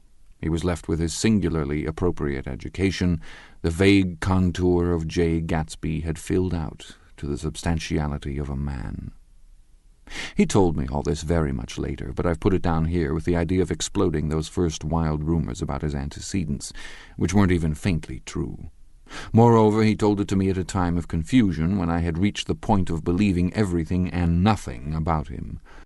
So I take advantage of this short halt, while Gatsby, so to speak, caught his breath, to clear this set of misconceptions away. It was a halt, too, in my association with his affairs. For several weeks I didn't see him or hear his voice on the phone. Mostly I was in New York, trotting around with Jordan and trying to ingratiate myself with her senile aunt. But finally I went over to his house one Sunday afternoon. I hadn't been there 2 minutes when somebody brought Tom Buchanan in for a drink. I was startled, naturally, but the really surprising thing was that it hadn't happened before. They were a party of 3 on horseback, Tom and a man named Sloane and a pretty woman in a brown riding habit who had been there previously. "I'm delighted to see you," said Gatsby, standing on his porch. "I'm delighted that you dropped in." As though they cared. "Sit right down. Have a cigarette or a cigar." He walked around the room quickly, ringing bells. "I'll have something for you to drink in just a minute." He was profoundly affected by the fact that Tom was there, but he would be uneasy anyhow until he had given them something, realizing in a vague way that that was all they came for. Mr. Sloane wanted nothing. A lemonade? No, thanks. A little champagne? Nothing at all, thanks. I'm sorry. "Did you have a nice ride?" "Very good roads around here." "I suppose the automobiles—" "Yeah." Moved by an irresistible impulse, Gatsby turned to Tom, who had accepted the introduction as a stranger. "I believe we've met somewhere before, Mr. Buchanan." "Oh, yes," said Tom, gruffly polite, but obviously not remembering. "So we did. I remember very well." "About 2 weeks ago." "That's right. You were with Nick here." "I know your wife," continued Gatsby, almost aggressively. "That's so." Tom turned to me. "You live near here, Nick?" "Next door." "That's so." Mr. Sloane didn't enter into the conversation, but lounged back haughtily in his chair. The woman said nothing either, until, unexpectedly, after 2 highballs, she became cordial. "We'll all come over to your next party, Mr. Gatsby," she suggested. "What do you say?" "Certainly. I'd be delighted to have you." "Be very nice," said Mr. Sloane without gratitude. "Well, think ought to be starting home." "Please don't hurry," Gatsby urged them. He had control of himself now, and he wanted to see more of Tom. Why don't you stay for supper? I wouldn't be surprised if some other people dropped in from New York." "You come to supper with me," said the lady enthusiastically. "Both of you." This included me. Mr. Sloane got to his feet. "Come along," he said, but to her only. "I mean it," she insisted. "I'd love to have you. Lots of room." Gatsby looked at me questioningly. He wanted to go, and he didn't see that Mr. Sloane had determined he shouldn't. "I'm afraid I won't be able to," I said. "Well, you come," she urged, concentrating on Gatsby. Mr. Sloane murmured something close to her ear. "We won't be late if we start now," she insisted aloud. "I haven't got a horse," said Gatsby. "I used to ride in the army, but I've never bought a horse. I'll have to follow you in my car. Excuse me for just a minute." The rest of us walked out on the porch, where Sloane and the lady began an impassioned conversation aside. "My God, I believe the man's coming," said Tom. "Doesn't he know she doesn't want him?" "She says she does want him." "She has a big dinner party, and he won't know a soul there." He frowned. "I wonder where in the devil he met Daisy. By God, I may be old-fashioned in my ideas, but women run around too much these days to suit me. They meet all kinds of crazy fish." Suddenly Mr. Sloane and the lady walked down the steps and mounted their horses. "Come on," said Mr. Sloane to Tom. "We're late. We've got to go." And then to me, "Tell him we couldn't wait, will you?" Tom and I shook hands. The rest of us exchanged a cool nod, and they trotted quickly down the drive, disappearing under the August foliage, just as Gatsby, with hat and light overcoat in hand, came out the front door. Tom was evidently perturbed at Daisy's running around alone, for on the following Saturday night he came with her to Gatsby's party. Perhaps his presence gave the evening its peculiar quality of oppressiveness. It stands out in my memory from Gatsby's other parties that summer. There were the same people, or at least the same sort of people, the same profusion of champagne, the same many-coloured, many-keyed commotion. But I felt an unpleasantness in the air, a pervading harshness that hadn't been there before. Or perhaps I had merely grown used to it, grown to accept West Egg as a world complete in itself, with its own standards and its own great figures, second to nothing because it had no consciousness of being so. And now I was looking at it again, through Daisy's eyes. It is invariably saddening to look through new eyes at things upon which you have expended your own powers of adjustment. They arrived at twilight, and as we strolled out among the sparkling hundreds, Daisy's voice was playing murmurous tricks in her throat. "These things excite me so," she whispered. "If you want to kiss me at any time during the evening, Nick, just let me know, and I'll be glad to arrange it for you. Just mention my name, or present a green card. I'm giving out green—" "Look around," suggested Gatsby.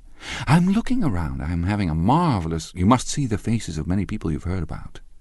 Tom's arrogant eyes roamed the crowd. "We don't go around very much," he said. "In fact, I was just thinking I don't know a soul here." "Perhaps you know that lady." Gatsby indicated a gorgeous, scarcely human orchid of a woman who sat in state under a white plum tree. Tom and Daisy stared with that peculiarly unreal feeling that accompanies the recognition of a hitherto ghostly celebrity of the movies. "She's lovely," said Daisy. The man bending over her is her director. He took them ceremoniously from group to group. Mrs. Buchanan and Mr. Buchanan. After an instant's hesitation he added, "the polo player." "Oh, no," objected Tom quickly, "not me." But evidently the sound of it pleased Gatsby, for Tom remained the polo player for the rest of the evening. "I've never met so many celebrities," Daisy exclaimed. "I liked that man, what was his name, with the sort of blue nose." Gatsby identified him, adding that he was a small producer. "Well, I liked him anyhow." "I'd a little rather not be the polo player," said Tom pleasantly. "I'd rather look at all these famous people in oblivion." Daisy and Gatsby danced. I remember being surprised by his graceful conservative foxtrot. I had never seen him dance before. Then they sauntered over to my house and sat on the steps for half an hour, while at her request I remained watchfully in the garden, "in case there's a fire or a flood," she explained, "or any act of God." Tom appeared from his oblivion as we were sitting down to supper together. "Do you mind if I eat with some people over here?" he said. "A fellow's getting off some funny stuff." "Go ahead," answered Daisy genially. "And if you want to take down any addresses, here's my little gold pencil." She looked around after a moment and told me the girl was common but pretty, and I knew that except for the half hour she'd been alone with Gatsby, she wasn't having a good time. We were at a particularly tipsy table. That was my fault. Gatsby had been called to the phone, and I'd enjoyed these same people only 2 weeks before.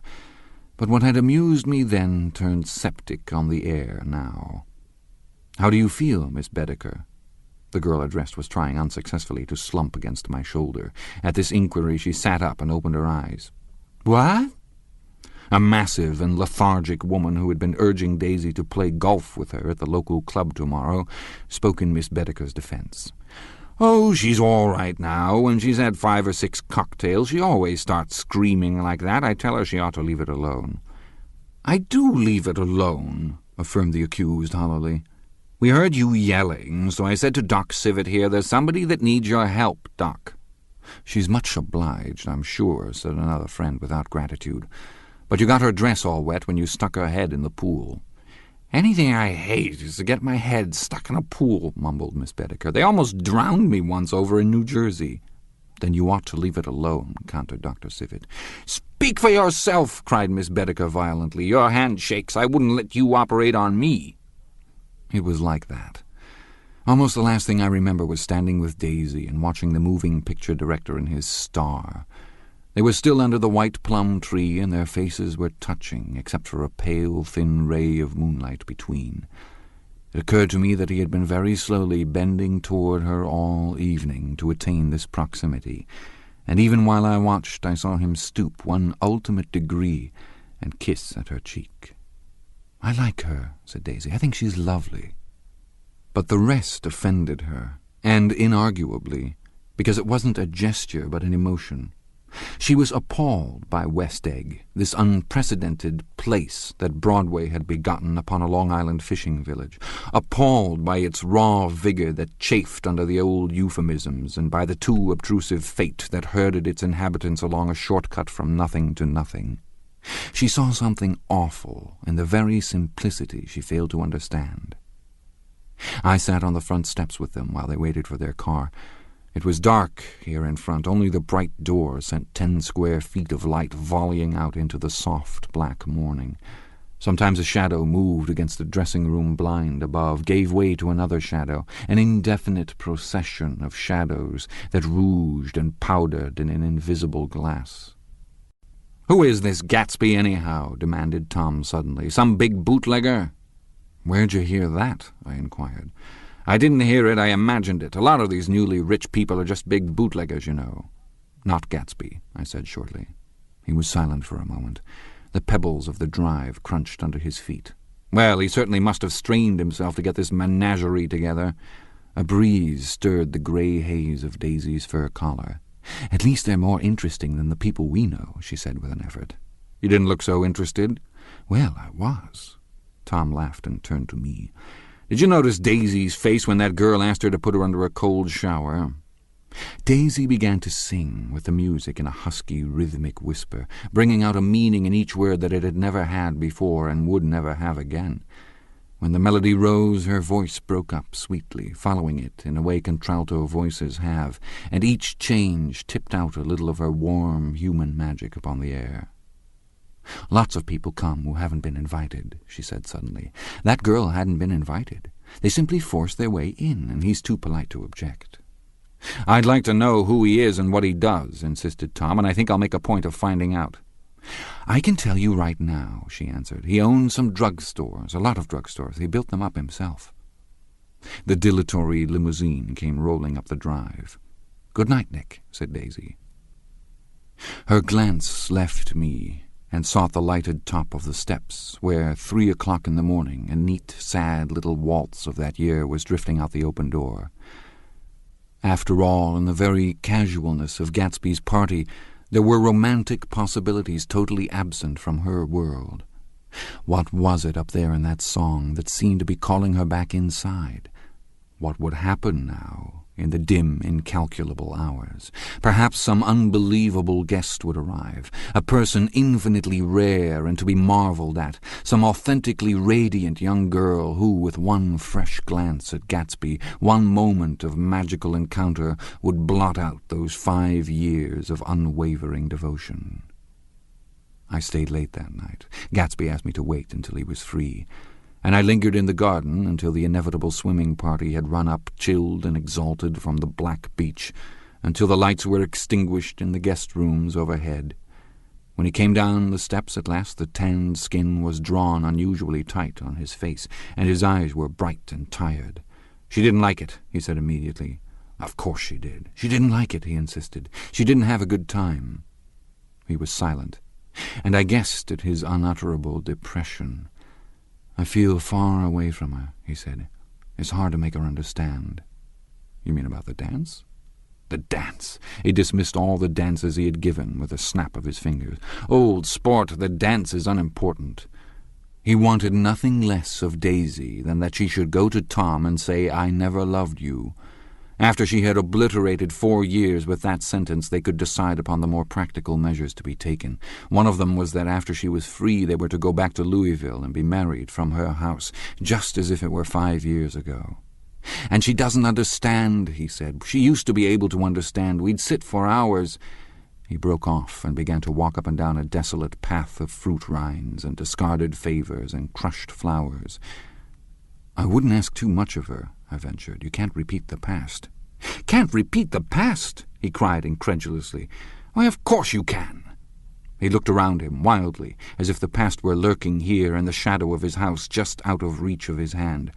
"I'm going to fix everything just the way it was before," he said, nodding determinedly. "She'll see."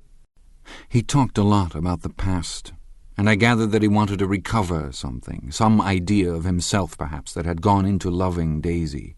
His life had been confused and disordered since then, but if he could once return to a certain starting place and go over it all slowly, he could find out what that thing was. One autumn night 5 years before, they had been walking down the street when the leaves were falling, and they came to a place where there were no trees and the sidewalk was white with moonlight. They stopped here and turned toward each other. Now it was a cool night with that mysterious excitement in it which comes at the 2 changes of the year. The quiet lights in the houses were humming out into the darkness, and there was a stir and bustle among the stars. Out of the corner of his eye, Gatsby saw that the blocks of the sidewalks really formed a ladder, and mounted to a secret place above the trees. He could climb to it if he climbed alone, and once there he could suck on the pap of life, gulp down the incomparable milk of wonder. His heart beat faster and faster as Daisy's white face came up to his own. He knew that when he kissed this girl and forever wed his unutterable visions to her perishable breath, his mind would never romp again like the mind of God. So he waited, listening for a moment longer to the tuning fork that had been struck upon a star. Then he kissed her. At his lips' touch she blossomed for him like a flower, and the incarnation was complete. Through all he said, even through his appalling sentimentality, I was reminded of something, an elusive rhythm, a fragment of lost words that I had heard somewhere a long time ago. For a moment a phrase tried to take shape in my mouth, and my lips parted like a dumb man's, as though there was more struggling upon them than a wisp of startled air. But they made no sound, and what I had almost remembered was uncommunicable forever.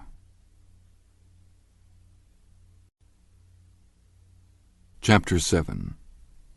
It was when curiosity about Gatsby was at its highest that the lights in his house failed to go on one Saturday night, and as obscurely as it had begun, his career as Trimalchio was over. Only gradually did I become aware that the automobiles which turned expectantly into his drive stayed for just a minute and then drove sulkily away. Wondering if he were sick, I went over to find out. An unfamiliar butler with a villainous face squinted at me suspiciously from the door. "Is Mr. Gatsby sick?" "Nope." After a pause he added, "Sir," in a dilatory, grudging way. I hadn't seen him around, and I was rather worried. "Tell him Mr. Carroway came over." "Who?" he demanded rudely. "Carroway." "Carroway. All right, I'll tell him." Abruptly he slammed the door. My Finn informed me that Gatsby had dismissed every servant in his house a week ago, and replaced them with half a dozen others, who never went into West Egg Village to be bribed by the tradesmen, but ordered moderate supplies over the telephone. The grocery boy reported that the kitchen looked like a pigsty, and the general opinion in the village was that the new people weren't servants at all. Next day Gatsby called me on the phone. "Going away?" I inquired. "No, old sport. I hear you fired all your servants." I wanted somebody who wouldn't gossip. Daisy comes over quite often, in the afternoons. So the whole caravanserai had fallen in, like a card house, at the disapproval in her eyes. "There's some people Wolfsheim wanted to do something for. They're all brothers and sisters. They used to run a small hotel." "I see." He was calling up at Daisy's request. Would I come to lunch at her house tomorrow? Miss Baker would be there. Half an hour later Daisy herself telephoned and seemed relieved to find that I was coming. Something was up. And yet I couldn't believe that they would choose this occasion for a scene, especially for the rather harrowing scene that Gatsby had outlined in the garden. The next day was broiling, almost the last, certainly the warmest of the summer. As my train emerged from the tunnel into sunlight, only the hot whistles of the National Biscuit Company broke the simmering hush at noon. The straw seats of the car hovered on the edge of combustion. The woman next to me perspired delicately for a while into her white shirtwaist, and then, as her newspaper dampened under her fingers, lapsed despairingly into deep heat with a desolate cry. Her pocketbook slapped to the floor. "Oh, my," she gasped. I picked it up with a weary bend and handed it back to her, holding it at arm's length and by the extreme tip of the corners to indicate that I had no designs upon it, but everyone nearby, including the woman, suspected me just the same. "Hot," said the conductor to familiar faces. "Some weather." "Hot. Hot. Hot. Is it hot enough for you? Is it hot? Is it—" My commutation ticket came back to me with a dark stain from his hand. That anyone should care in this heat whose flushed lips he kissed, whose head made damp the pajama pocket over his heart. Through the hall of the Buchanan's house blew a faint wind, carrying the sound of the telephone bell out to Gatsby and me as we waited at the door. "The master's body!" roared the butler into the mouthpiece. "I'm sorry, madame, but we can't furnish it. It's far too hot to touch this noon." What he really said was, Yes, I'll see." He set down the receiver and came toward us, glistening slightly, to take our stiff straw hats. "Madame expects you in the salon," he cried, needlessly indicating the direction. In this heat every extra gesture was an affront to the common store of life. The room, shadowed well with awnings, was dark and cool.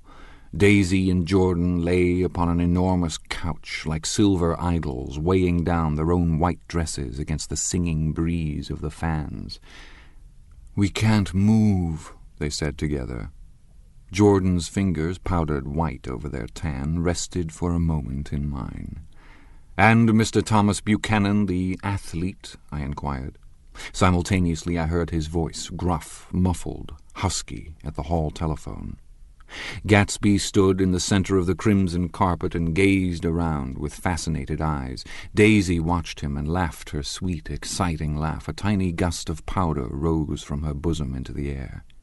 "The rumor is," whispered Jordan, "that that's Tom's girl on the telephone." We were silent. The voice in the hall rose high with annoyance. "Very well, then I won't sell you the car at all. I'm under no obligations to you at all. And as for your bothering me about it at lunchtime, I won't stand that at all." "Holding down the receiver," said Daisy cynically. "No, he's not," I assured her. "It's a bona fide deal. I happen to know about it." Tom flung open the door, blocked out its space for a moment with his thick body, and hurried into the room. "Mr. Gatsby," he put out his broad, flat hand with well-concealed dislike. "I'm glad to see you, sir. Nick?" "Make us a cold drink," cried Daisy. As he left the room again, she got up and went over to Gatsby and pulled his face down, kissing him on the mouth. "You know I love you," she murmured. "You forget there's a lady present," said Jordan. Daisy looked around doubtfully. "You kiss Nick, too? What a low, vulgar girl." "I don't care," cried Daisy, and began to clog on the brick fireplace. Then she remembered the heat and sat down guiltily on the couch, just as a freshly laundered nurse leading a little girl came into the room. "Blessed, precious," she crooned, holding out her arms. "Come to your own mother that loves you." The child, relinquished by the nurse, rushed across the room and rooted shyly into her mother's dress. "The blessed precious. Did Mother get powder on your old yellowy hair? Stand up now and say howdy-do." Gatsby and I, in turn, leaned down and took the small, reluctant hand. Afterward he kept looking at the child with surprise. I don't think he had ever really believed in its existence before. "I got dressed before luncheon," said the child, turning eagerly to Daisy. "That's because your mother wanted to show you off." Her face bent into the single wrinkle of the small white neck. "You dream, you absolute little dream." "Yes," admitted the child calmly. "Aunt Jordan's got on a white dress, too." "How do you like Mother's friends?" Daisy turned her round so that she faced Gatsby. "Do you think they're pretty? Where's Daddy?" "She doesn't look like her father," explained Daisy. "She looks like me. She's got my hair and shape of the face." Daisy sat back upon the couch. The nurse took a step forward and held out her hand. "Come, Pammy." "Goodbye, sweetheart." With a reluctant backward glance, the well-disciplined child held to her nurse's hand and was pulled out the door, just as Tom came back, preceding 4 gin rickeys that clicked full of ice. Gatsby took up his drink. "They certainly look cool," he said with visible tension. We drank in long, greedy swallows. "I read somewhere that the sun's getting hotter every year," said Tom genially. "It seems that pretty soon the Earth's going to fall into the sun. Or, wait a minute, it's just the opposite. The sun's getting colder every year." "Come outside," he suggested to Gatsby. "I'd like you to have a look at the place." I went with them out to the veranda. On the green sound, stagnant in the heat, one small sail crawled slowly toward the fresher sea. Gatsby's eyes followed it momentarily. He raised his hand and pointed across the bay. "I'm right across from you." "So you are."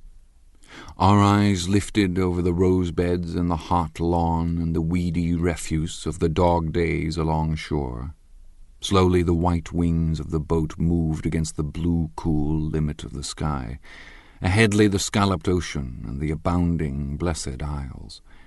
"There's sport for you," said Tom, nodding. "I'd like to be out there with him for about an hour." We had luncheon in the dining room, darkened too against the heat, and drank down nervous gaiety with the cold ale. "What'll we do with ourselves this afternoon?" cried Daisy, "and the day after that, and the next 30 years?" "Don't be morbid," Jordan said. "Life starts all over again when it gets crisp in the fall." "But it's so hot," insisted Daisy on the verge of tears, "and everything's so confused. Let's all go to town." Her voice struggled on through the heat, beating against it, moulding its senselessness into forms. "I've heard of making a garage out of a stable," Tom was saying to Gatsby, "but I'm the first man who ever made a stable out of a garage." "Who wants to go to town?" demanded Daisy insistently. Gatsby's eyes floated toward her. "Ah," she cried, "you look so cool." Their eyes met, and they stared together at each other alone in space. With an effort she glanced down at the table. "You always look so cool," she repeated. She had told him that she loved him, and Tom Buchanan saw. He was astounded. His mouth opened a little, and he looked at Gatsby and then back at Daisy, as if he had just recognized her as someone he knew a long time ago. "You resemble the advertisement of the man," she went on innocently. "You know the advertisement of the man—" "All right," broke in Tom quickly. "I'm perfectly willing to go to town. Come on, we're all going to town." He got up, his eyes still flashing between Gatsby and his wife. No one moved. "Come on!" His temper cracked a little. "What's the matter, anyhow? If we're going to town, let's start." His hand, trembling with his effort at self-control, bore to his lips the last of his glass of ale. Daisy's voice got us to our feet and out onto the blazing gravel drive. "Are we just going to go?" she objected. "Like this? Aren't we going to let anyone smoke a cigarette first?" Everybody smoked all through lunch. "Oh, let's have fun," she begged him. "It's too hot to fuss." He didn't answer. "Have it your own way," she said. "Come on, Jordan." They went upstairs to get ready, while we 3 men stood there shuffling the hot pebbles with our feet. A silver curve of the moon hovered already in the western sky. Gatsby started to speak, changed his mind, but not before Tom wheeled and faced him expectantly. "Have you got your stables here?" asked Gatsby with an effort. "About a quarter of a mile down the road." "Oh." A pause. "I don't see the idea of going to town," broke out Tom savagely. "Women get these notions in their heads." "Shall we take anything to drink?" called Daisy from an upper window. "I'll get some whiskey," answered Tom. He went inside. Gatsby turned to me rigidly. "I can't say anything in his household sport." "She's got an indiscreet voice," I remarked. "It's full of—" I hesitated. "Her voice is full of money," he said suddenly. That was it. I'd never understood before. It was full of money. That was the inexhaustible charm that rose and fell in it, the jingle of it, the cymbal song of it. High in a white palace, the king's daughter, the golden girl.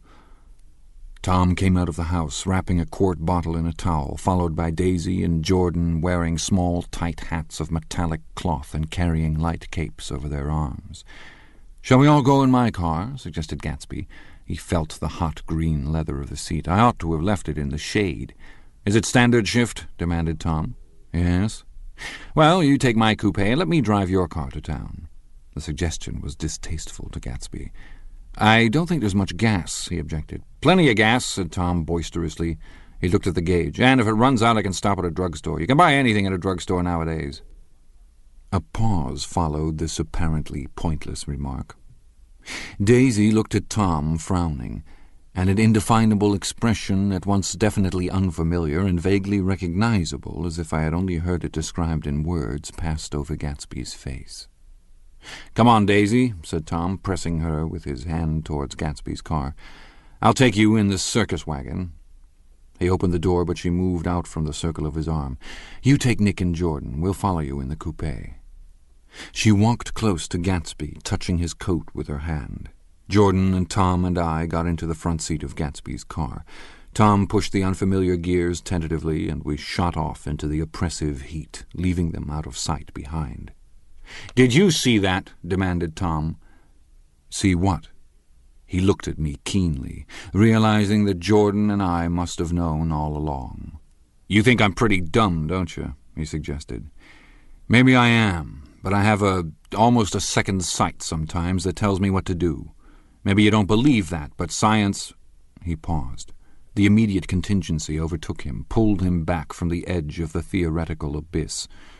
"I've made a small investigation of this fellow," he continued.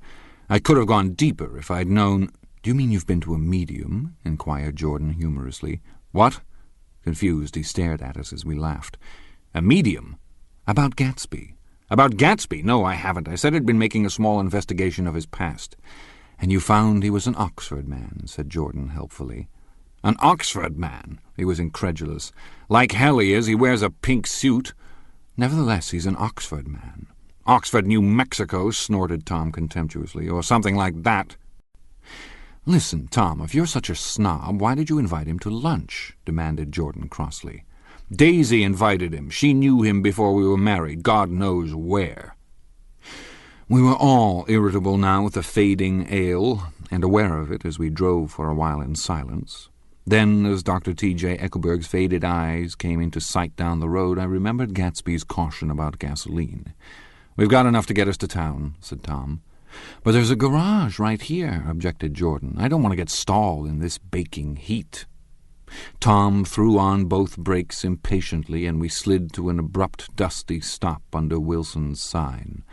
After a moment the proprietor emerged from the interior of his establishment and gazed, hollow-eyed, at the car. "Let's have some gas," cried Tom roughly. "What do you think we stopped for, to admire the view?" "I'm sick," said Wilson without moving. "Been sick all day." "What's the matter?" "I'm all run down." "Well, shall I help myself?" Tom demanded. "You sounded well enough on the phone." With an effort, Wilson left the shade in support of the doorway, and, breathing hard, unscrewed the cap of the tank. In the sunlight his face was green. "I didn't mean to interrupt your lunch," he said, "but I need money pretty bad, and I was wondering what you were going to do with your old car." "How do you like this one?" inquired Tom. "I bought it last week." "It's a nice yellow one," said Wilson, as he strained at the handle. "Like to buy it?" "Big chance," Wilson smiled faintly. "No, but I could make some money on the other." "What do you want money for all of a sudden?" "I've been here too long. I want to get away. My wife and I want to go west." "Your wife does?" exclaimed Tom, startled. "She's been talking about it for 10 years. He rested for a moment against the pump, shading his eyes. "And now she's going whether she wants to or not. I'm going to get her away." The coupe flashed by us with a flurry of dust and the flash of a waving hand. "What do I owe you?" demanded Tom harshly. "I just got wised up to something funny the last 2 days," remarked Wilson. "That's why I want to get away. That's why I've been bothering you about the car." "What do I owe you?" $1.20. The relentless beating heat was beginning to confuse me, and I had a bad moment there before I realized that so far his suspicions hadn't alighted on Tom. He had discovered that Myrtle had some sort of life apart from him in another world, and the shock had made him physically sick. I stared at him and then at Tom, who had made a parallel discovery less than an hour before, and it occurred to me that there was no difference between men in intelligence or race so profound as the difference between the sick and the well. Wilson was so sick that he looked guilty, unforgivably guilty, as if he had just got some poor girl with child. "I'll let you have that car," said Tom. "I'll send it over tomorrow afternoon." That locality was always vaguely disquieting, even in the broad glare of afternoon, and now I turned my head as though I had been warned of something behind. Over the ash-heaps the giant eyes of Dr. T.J. Eckelberg kept their vigil, but I perceived after a moment that other eyes were regarding us with peculiar intensity from less than 20 feet away. In one of the windows over the garage the curtains had been moved aside a little, and Myrtle Wilson was peering down at the car. So engrossed was she that she had no consciousness of being observed, and one emotion after another crept into her face like objects into a slowly developing picture. Her expression was curiously familiar. It was an expression I had often seen on women's faces, but on Myrtle Wilson's face it seemed purposeless and inexplicable, until I realized that her eyes, wide with jealous terror, were fixed not on Tom, but on Jordan Baker, whom she took to be his wife. There is no confusion like the confusion of a simple mind, and as we drove away Tom was feeling the hot whips of panic. His wife and his mistress, until an hour ago secure and inviolate, were slipping precipitately from his control.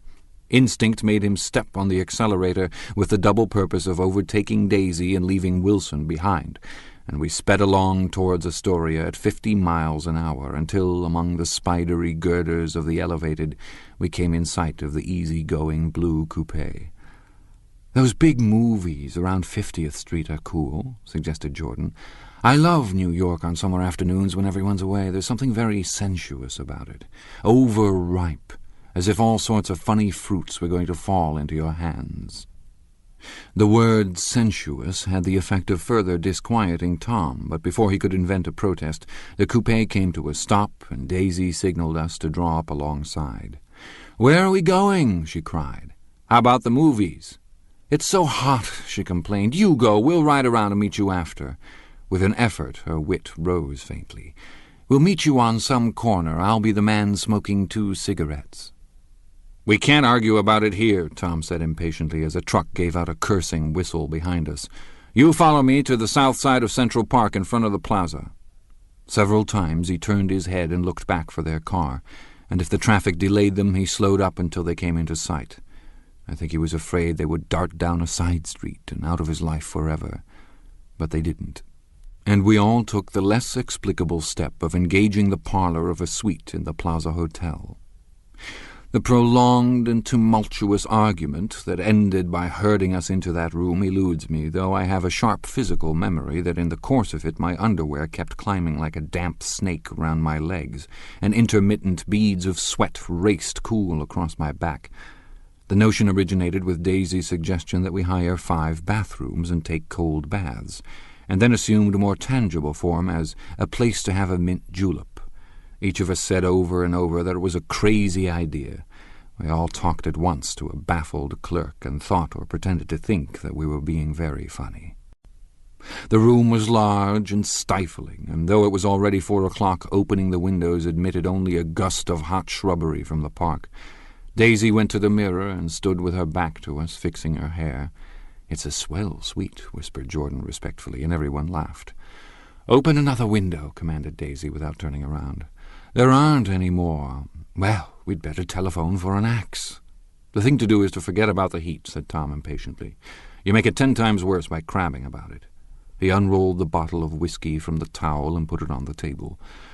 "Why not let her alone, old sport?" remarked Gatsby. "You're the one that wanted to come to town." There was a moment of silence. The telephone book slipped from its nail and splashed to the floor, whereupon Jordan whispered, "Excuse me," but this time no one laughed. "I'll pick it up," I offered. "I've got it." Gatsby examined the parted string, muttered, "Hum," in an interested way, and tossed the book on a chair. "That's a great expression of yours, isn't it?" said Tom sharply. "What is?" "All this old sport business. Where'd you pick that up?" "Now see here, Tom," said Daisy, turning around from the mirror. "If you're going to make personal remarks, I won't stay here a minute. Call up and order some ice for the mint julep." As Tom took up the receiver, the compressed heat exploded into sound, and we were listening to the portentous chords of Mendelssohn's Wedding March from the ballroom below. "Imagine marrying anybody in this heat," cried Jordan dismally. "Still, I was married in the middle of June," Daisy remembered. "Louisville in June. Somebody fainted. Who was it fainted, Tom?" "Biloxi," he answered shortly. "A man named Biloxi. Blocks Biloxi. And he made boxes. That's a fact. And he was from Biloxi, Tennessee." "They carried him into my house," appended Jordan, "because we lived just 2 doors from the church. And he stayed 3 weeks, until Daddy told him he had to get out. The day after he left, Daddy died."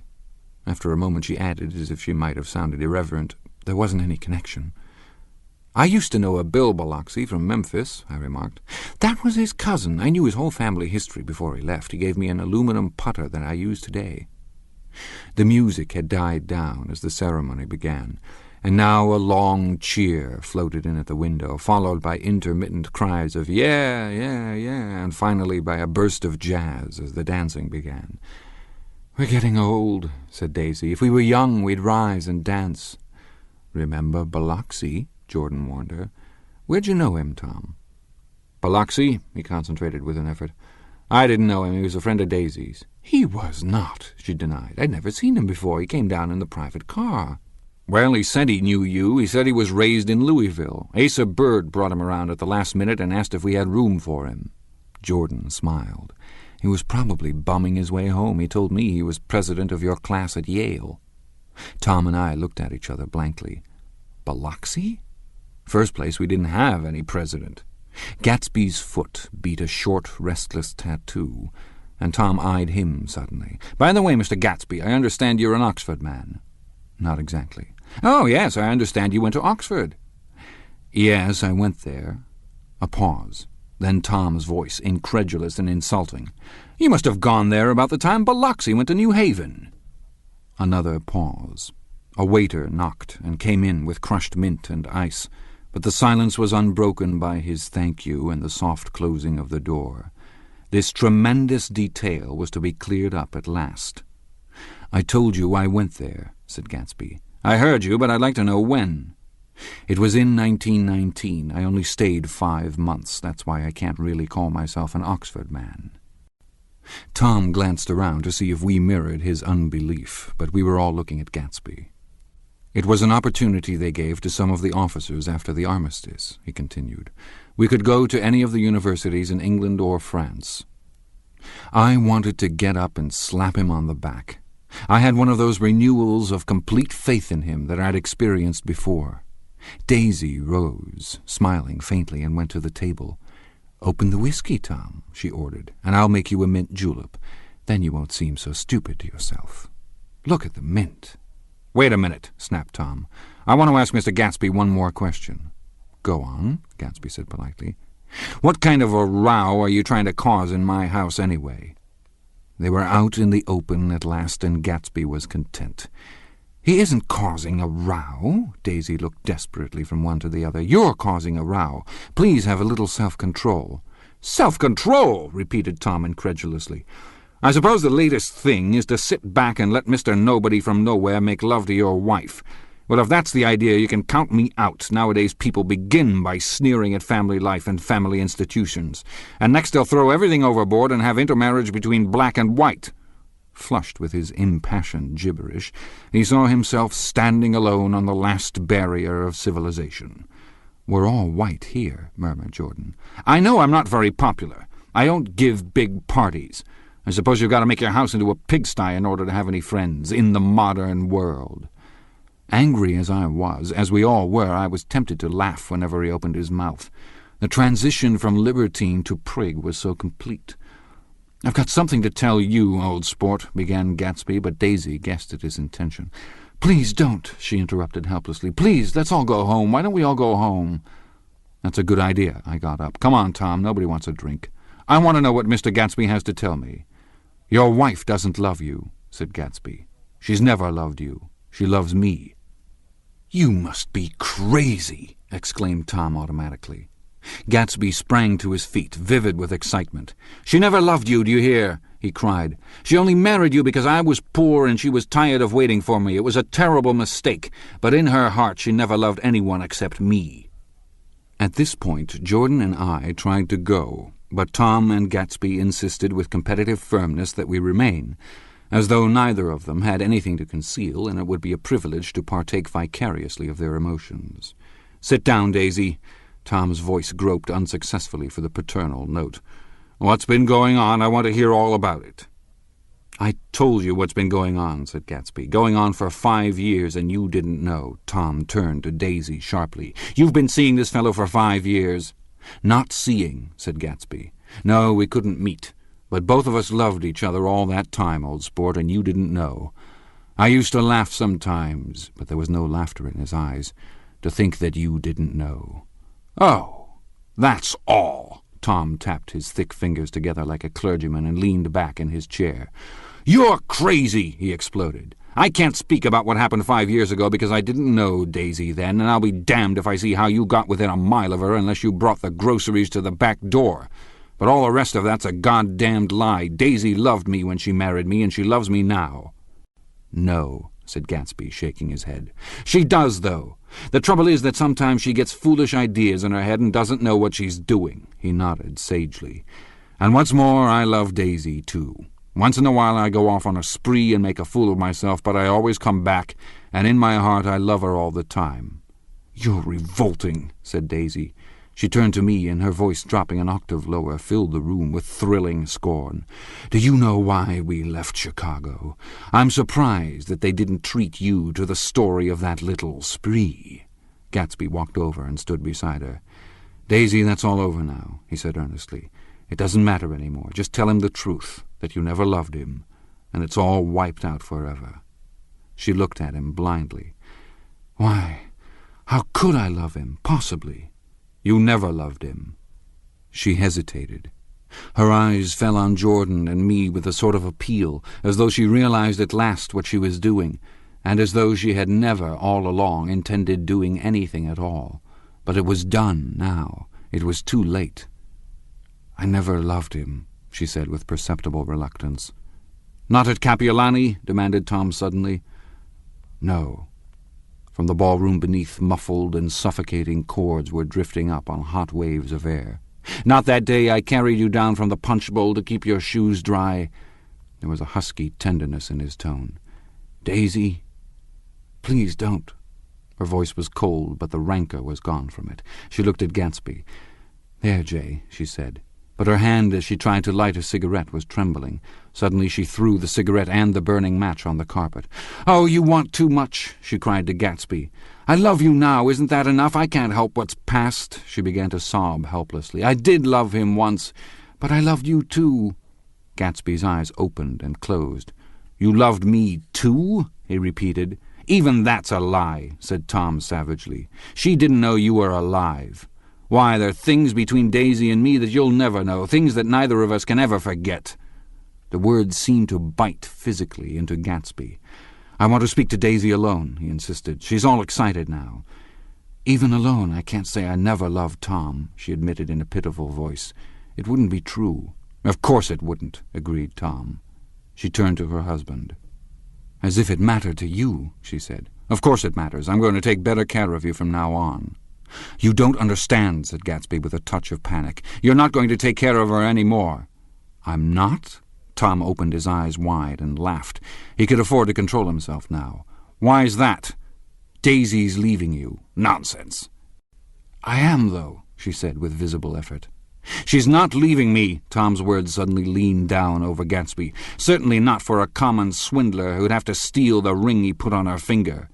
"I won't stand this," cried Daisy. "Oh, please, let's get out." "Who are you, anyhow?" broke out Tom. "You're one of that bunch that hangs around with Meyer Wolfsheim. That much I happen to know. I've made a little investigation into your affairs, and I'll carry it further tomorrow." "You can suit yourself about that, old sport," said Gatsby steadily.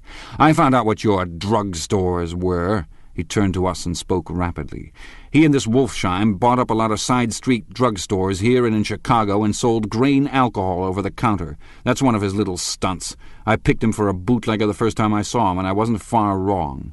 "What about it?" said Gatsby politely. "I guess your friend Walter Chase wasn't too proud to come in on it." "And you left him in the lurch, didn't you? You let him go to jail for a month over in New Jersey. God, you ought to hear Walter on the subject of you." "He came to us dead broke. He was very glad to pick up some money, old sport." "Don't you call me old sport," cried Tom. Gatsby said nothing. "Walter could have you up on the betting laws, too, but Wolfsheim scared him into shutting his mouth." That unfamiliar yet recognizable look was back again in Gatsby's face. "That drugstore business was just small change," continued Tom slowly. "But you've got something on now that Walter's afraid to tell me about." I glanced at Daisy, who was staring terrified between Gatsby and her husband, and at Jordan, who had begun to balance an invisible but absorbing object on the tip of her chin. Then I turned back to Gatsby, and was startled at his expression. He looked, and this is said in all contempt for the babbled slander of his garden, as if he had killed a man. For a moment the set of his face could be described in just that fantastic way. It passed, and he began to talk excitedly to Daisy, denying everything, defending his name against accusations that had not been made.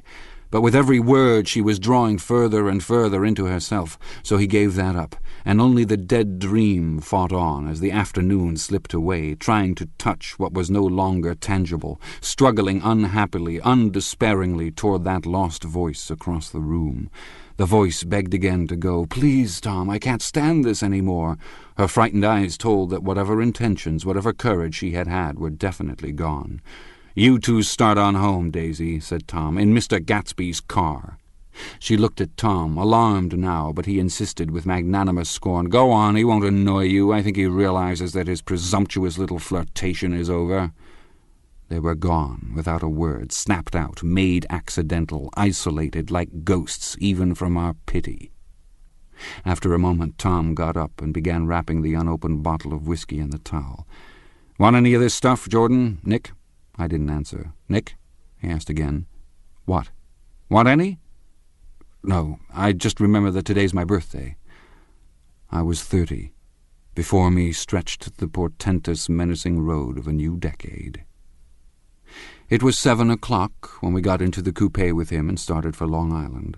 Tom talked incessantly, exulting and laughing, but his voice was as remote from Jordan and me as the foreign clamor on the sidewalk or the tumult of the elevated overhead. Human sympathy has its limits, and we were content to let all their tragic arguments fade with the city lights behind. 30. The promise of a decade of loneliness, a thinning list of single men to know, a thinning briefcase of enthusiasm, thinning hair. But there was Jordan beside me, who, unlike Daisy, was too wise ever to carry well-forgotten dreams from age to age. As we passed over the dark bridge, her wan face fell lazily against my coat's shoulder, and the formidable stroke of 30 died away with the reassuring pressure of her hand. So we drove on toward death through the cooling twilight. The young Greek, Michaelis, who ran the coffee joint beside the ash heaps, was the principal witness at the inquest. He had slept through the heat until after 5, when he strolled over to the garage and found George Wilson sick in his office. Really sick, pale as his own pale hair and shaking all over. Michaelis advised him to go to bed, but Wilson refused, saying that he'd miss a lot of business if he did. While his neighbor was trying to persuade him, a violent racket broke out overhead. "I've got my wife locked in up there," explained Wilson calmly.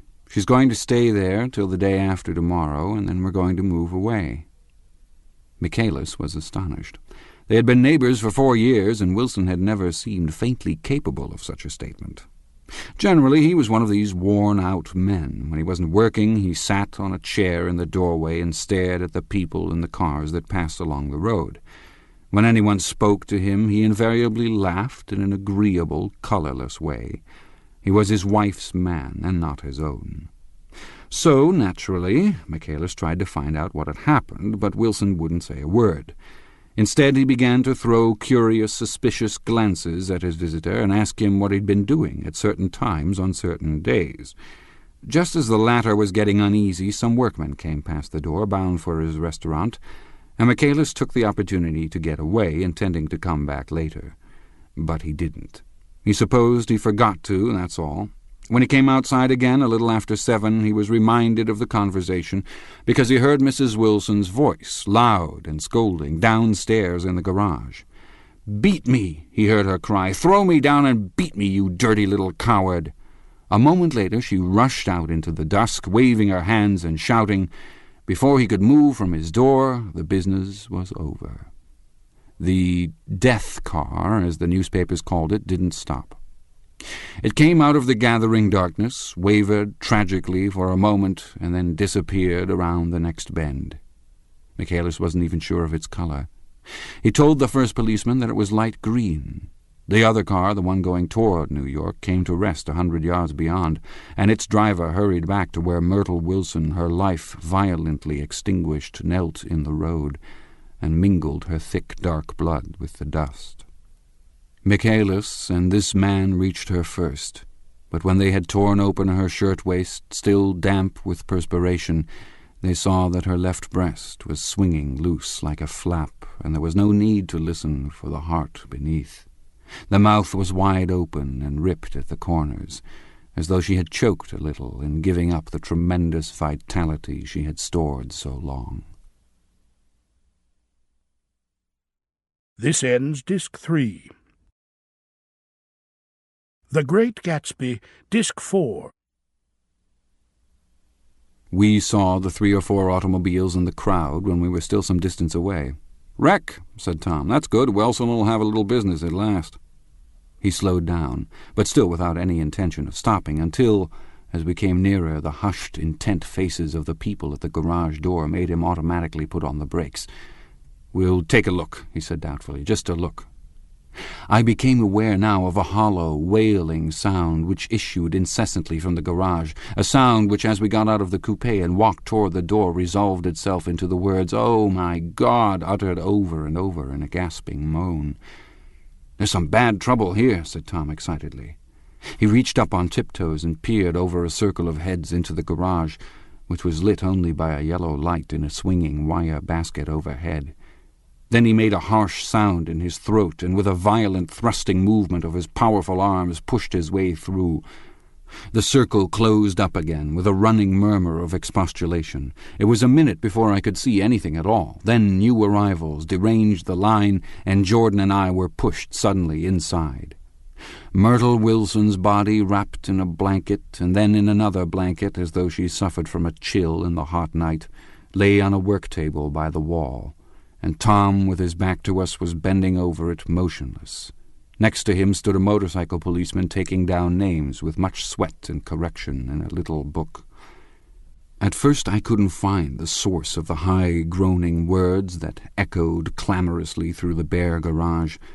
Then I saw Wilson standing on the raised threshold of his office, swaying back and forth and holding to the doorposts with both hands. Some man was talking to him in a low voice and attempting from time to time to lay a hand on his shoulder, but Wilson neither heard nor saw.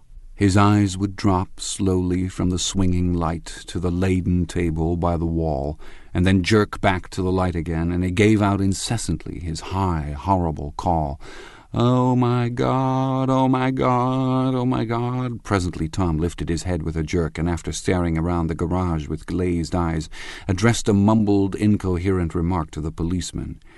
"M-A-V," the policeman was saying. "O, no, R," corrected the man. "M-A-V-R-O." "Listen to me," muttered Tom fiercely. "R," said the policeman. "O, G, G." He looked up as Tom's broad hand fell sharply on his shoulder. "What do you want, fella?" "What happened? That's what I want to know." "Auto hit her. Instantly killed." "Instantly killed," repeated Tom, staring. "She ran out in the road. Son of a bitch didn't even stop his car." "There was 2 cars," said Michaelis. "One coming, one going, see?" "Going where?" asked the policeman keenly. "One going each way. Well, she—" His hand rose toward the blankets, but stopped halfway and fell to his side. "She ran out there, and the one coming from New York knocked right into her, going 30 or 40 miles an hour." "What's the name of this place here?" demanded the officer. "Hasn't got any name." A pale, well-dressed Negro stepped near. "It was a yellow car," he said. "Big yellow car, new." "See the accident?" asked the policeman. "No, but the car passed me down the road, going faster than 40, going 50, 60. "Come here and let's have your name. Look out now, I want to get his name." Some words of this conversation must have reached Wilson, swaying in the office door, for suddenly a new theme found voice among his gasping cries. "You don't have to tell me what kind of car it was. I know what kind of car it was." Watching Tom, I saw the wad of muscle back of his shoulder tighten under his coat. He walked quickly over to Wilson and, standing in front of him, seized him firmly by the upper arms. "You've got to pull yourself together," he said with soothing gruffness. Wilson's eyes fell upon Tom. He started up on his tiptoes and then would have collapsed to his knees had not Tom held him upright. "Listen," said Tom, shaking him a little. "I just got here a minute ago from New York. I was bringing you that coupe we've been talking about. That yellow car I was driving this afternoon wasn't mine, do you hear? I haven't seen it all afternoon." Only the Negro and I were near enough to hear what he said, but the policeman caught something in the tone and looked over with truculent eyes. "What's all that?" he demanded. "I'm a friend of his." Tom turned his head, but kept his hands firm on Wilson's body. "He says he knows the car that did it. It was a yellow car. Some dim impulse moved the policeman to look suspiciously at Tom. "And what color's your car?" "It's a blue car, a coupe. We've come straight from New York," I said. Someone who had been driving a little behind us confirmed this, and the policeman turned away. "Now, if you'll let me have that name again correct." Picking up Wilson like a doll, Tom carried him into the office, set him down in a chair, and came back. "If somebody'll come here and sit with him," he snapped authoritatively. He watched while the two men standing closest glanced at each other and went unwillingly into the room. Then Tom shut the door on them and came down the single step, his eyes avoiding the table. As he passed close to me, he whispered, "Let's get out." Self-consciously, with his authoritative arms breaking the way, we pushed through the still-gathering crowd, passing a hurried doctor, case in hand, who had been sent for in wild hope half an hour ago. Tom drove slowly until we were beyond the bend. Then his foot came down hard, and the coupe raced along through the night. In a little while I heard a low, husky sob, and saw that the tears were overflowing down his face. "The goddamned coward," he whimpered. "He didn't even stop his car." The Buchanan's house floated suddenly toward us through the dark, rustling trees. Tom stopped beside the porch and looked up at the second floor, where two windows bloomed with light among the vines. "Daisy's home," he said. As we got out of the car, he glanced at me and frowned slightly. "I ought to have dropped you in West Egg, Nick. There's nothing we can do tonight." A change had come over him, and he spoke gravely and with decision. As we walked across the moonlight gravel to the porch, he disposed of the situation in a few brisk phrases. "I'll telephone for a taxi to take you home, and while you're waiting, you and Jordan better go in the kitchen and have them get you some supper if you want any." He opened the door. "Come in." "No, thanks, but I'd be glad if you'd order me the taxi. I'll wait outside." Jordan put her hand on my arm. "Won't you come in, Nick?" "No, thanks." I was feeling a little sick, and I wanted to be alone, but Jordan lingered for a moment more. "It's only 9:30, she said. "I'd be damned if I go in. I'd had enough of all of them for one day, and suddenly that included Jordan, too." She must have seen something of this in my expression, for she turned abruptly away and ran up the porch steps into the house. I sat down for a few minutes with my head in my hands, until I heard the phone taken up inside and the butler's voice calling a taxi. Then I walked slowly down the drive away from the house, intending to wait by the gate. I hadn't gone 20 yards when I heard my name, and Gatsby stepped from between two bushes into the path. I must have felt pretty weird by that time, because I could think of nothing except the luminosity of his pink suit under the moon. "What are you doing?" I inquired. "Just standing here, old sport." Somehow that seemed a despicable occupation. For all I knew, he was going to rob the house in a moment. I wouldn't have been surprised to see sinister faces, the faces of Wolfsheim's people behind him in the dark shrubbery. "Did you see any trouble on the road?" he asked after a minute. "Yes." He hesitated. "Was she killed?" "Yes." I thought so. I told Daisy I thought so. It's better that the shock should all come at once. She stood it pretty well. He spoke as if Daisy's reaction was the only thing that mattered. "I got to West Egg by a side road," he went on. "I left the car in my garage. I don't think anybody saw us, but of course I can't be sure." I disliked him so much by this time that I didn't find it necessary to tell him he was wrong. "Who was the woman?" he inquired. "Her name was Wilson. Her husband owns the garage. How the devil did it happen?" "Well, I tried to swing the wheel—" He broke off, and suddenly I guessed at the truth. "Was Daisy driving?" "Yes," he said after a moment. "But of course I'll say I was. You see, when we left New York she was very nervous, and she thought it would steady her to drive, and this woman rushed out at us just as we were passing a car coming the other way. It all happened in a minute, but it seemed to me that she wanted to speak to us, thought we were somebody she knew. Well, first Daisy turned away from the woman toward the other car, and then she lost her nerve and turned back. The second my hand reached the wheel, I felt the shock. It must have killed her instantly." It ripped her open. "Don't tell me, old sport." He winced. "Anyhow, Daisy stepped on it. I tried to make her stop, but she couldn't, so I pulled on the emergency brake. Then she fell over into my lap, and I drove on." "She'll be all right tomorrow," he said presently. "I'm just going to wait here and see if he tries to bother her about that unpleasantness this afternoon. She's locked herself into a room, and if he tries any brutality, she's going to turn the light out and on again. He won't touch her, I said. He's not thinking about her. I don't trust him, old sport. How long are you going to wait? All night, if necessary. Anyhow, till they all go to bed. A new point of view occurred to me. Suppose Tom found out that Daisy had been driving. He might think he saw a connection in it. He might think anything.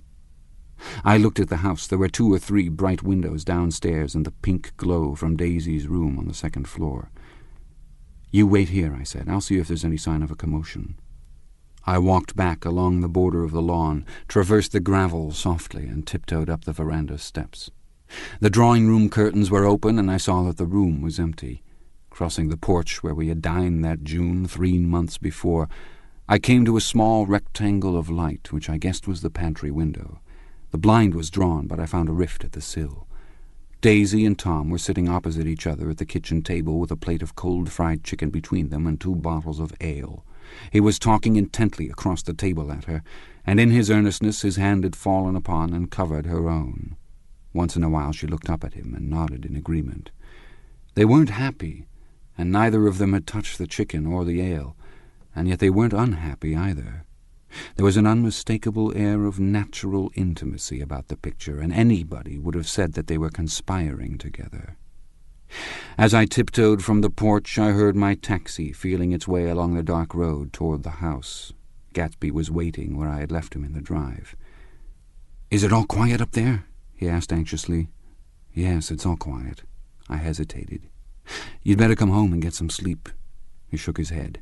"I want to wait here until Daisy goes to bed. Good night, old sport." He put his hands in his coat pockets and turned back eagerly to his scrutiny of the house, as though my presence marred the sacredness of the vigil. So I walked away and left him standing there in the moonlight, watching over nothing. Chapter 8. I couldn't sleep all night. A foghorn was groaning incessantly on the sound, and I tossed half-sick between grotesque reality and savage, frightening dreams. Toward dawn I heard a taxi go up Gatsby's drive, and immediately I jumped out of bed and began to dress. I felt that I had something to tell him, something to warn him about, and morning would be too late. Crossing his lawn, I saw that his front door was still open, and he was leaning against a table in the hall, heavy with dejection or sleep. "Nothing happened," he said wanly. I waited. At about 4 o'clock she came to the window and stood there for a minute, and then turned out the light. His house had never seemed so enormous to me as it did that night, when we hunted through the great rooms for cigarettes. We pushed aside curtains that were like pavilions, and felt over innumerable feet of dark wall for electric light switches. Once I tumbled with a sort of splash upon the keys of a ghostly piano. There was an inexplicable amount of dust everywhere, and the rooms were musty, as though they hadn't been aired for many days. I found the humidor on an unfamiliar table with 2 stale, dry cigarettes inside. Throwing open the French windows of the drawing-room, we sat, smoking, out into the darkness. "You ought to go away," I said. "It's pretty certain they'll trace your car." "Go away now, old sport?" "Go to Atlantic City for a week, or up to Montreal." He wouldn't consider it. He couldn't possibly leave Daisy until he knew what she was going to do. He was clutching at some last hope, and I couldn't bear to shake him free. It was this night that he told me the strange story of his youth with Dan Cody. Told it to me because J. Gatsby had broken up like glass against Tom's hard malice, and the long, secret extravaganza was played out. I think that he would have acknowledged anything now, without reserve, but he wanted to talk about Daisy. She was the first nice girl he had ever known. In various unrevealed capacities he had come in contact with such people, but always with indiscernible barbed wire between. He found her excitingly desirable. He went to her house, at first with other officers from Camp Taylor, then alone. It amazed him. He had never been in such a beautiful house before, but what gave it an air of breathless intensity was that Daisy lived there. It was as casual a thing to her as his tent out at camp was to him. There was a ripe mystery about it, a hint of bedrooms upstairs more beautiful and cool than other bedrooms, of gay and radiant activities taking place through its corridors, and of romances that were not musty and laid away already in lavender, but fresh and breathing and redolent of this year's shining motor cars, and of dances whose flowers were scarcely withered. It excited him, too, that many men had already loved Daisy. It increased her value in his eyes. He felt their presence all about the house, pervading the air with the shades and echoes of still vibrant emotions. But he knew that he was in Daisy's house by a colossal accident. However glorious might be his future as J. Gatsby, he was at present a penniless young man without a past, and at any moment the invisible cloak of his uniform might slip from his shoulders. So he made the most of his time. He took what he could get, ravenously and unscrupulously. Eventually he took Daisy one still October night, took her because he had no real right to touch her hand. He might have despised himself, for he had certainly taken her under false pretenses. I don't mean that he had traded on his phantom millions, but he had deliberately given Daisy a sense of security. He let her believe that he was a person from much the same stratum as herself, that he was fully able to take care of her. As a matter of fact, he had no such facilities. He had no comfortable family standing behind him, and he was liable at the whim of an impersonal government to be blown anywhere about the world. But he didn't despise himself, and it didn't turn out as he had imagined. He had intended, probably, to take what he could and go, but now he found that he had committed himself to the following of a grail. He knew that Daisy was extraordinary, but he didn't realize just how extraordinary a nice girl could be. She vanished into her rich house, into her rich, full life, leaving Gatsby nothing. He felt married to her. That was all. When they met again 2 days later, it was Gatsby who was breathless, who was somehow betrayed. Her porch was bright with the bought luxury of starshine. The wicker of the settee squeaked fashionably as she turned toward him, and he kissed her curious and lovely mouth.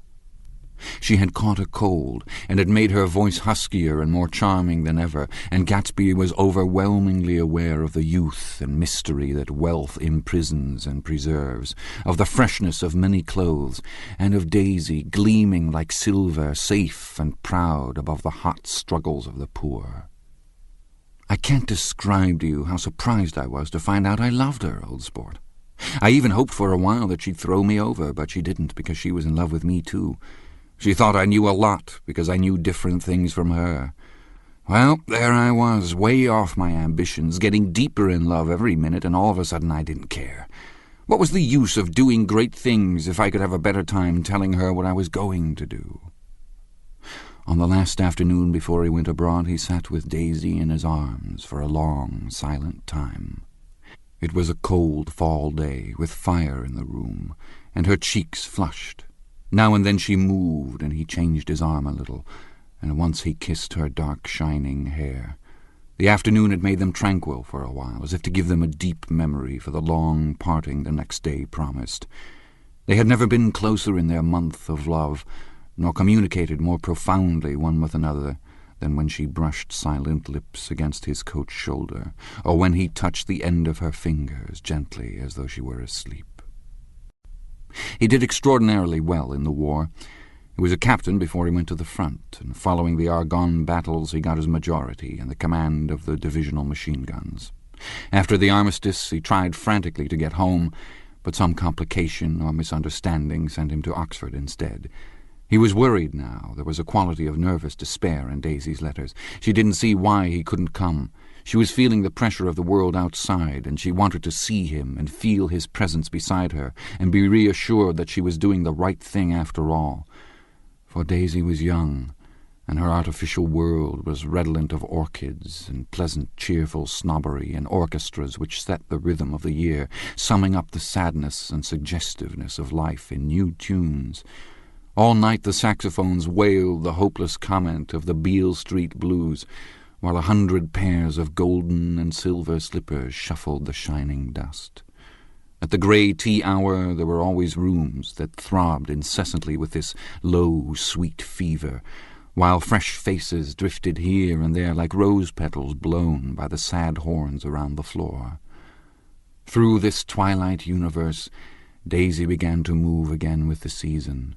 Suddenly she was again keeping 6 dates a day with 6 men, and drowsing asleep at dawn with the beads and chiffon of an evening dress tangled among dying orchids on the floor beside her bed.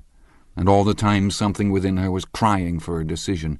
She wanted her life shaped now, immediately, and the decision must be made by some force, of love, of money, of unquestionable practicality that was close at hand.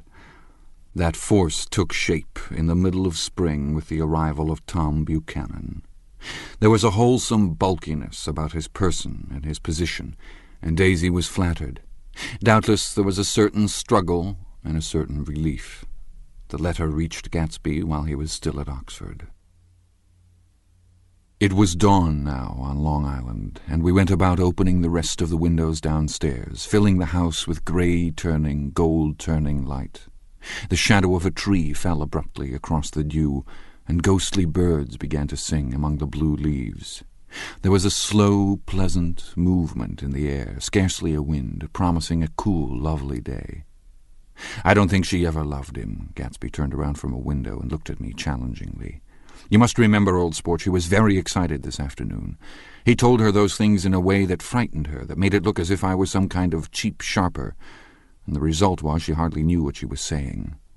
He sat down gloomily. "Of course she might have loved him for just a minute when they were first married, and loved me more even then, do you see?" Suddenly he came out with a curious remark. "In any case," he said, "it was just personal." And what could you make of that, except to suspect some intensity in his conception of the affair that couldn't be measured? He came back from France when Tom and Daisy were still on their wedding trip, and made a miserable but irresistible journey to Louisville on the last of his army pay. He stayed there a week, walking the streets where their footsteps had clicked together through the November night, and revisiting the out-of-the-way places to which they had driven in her white car.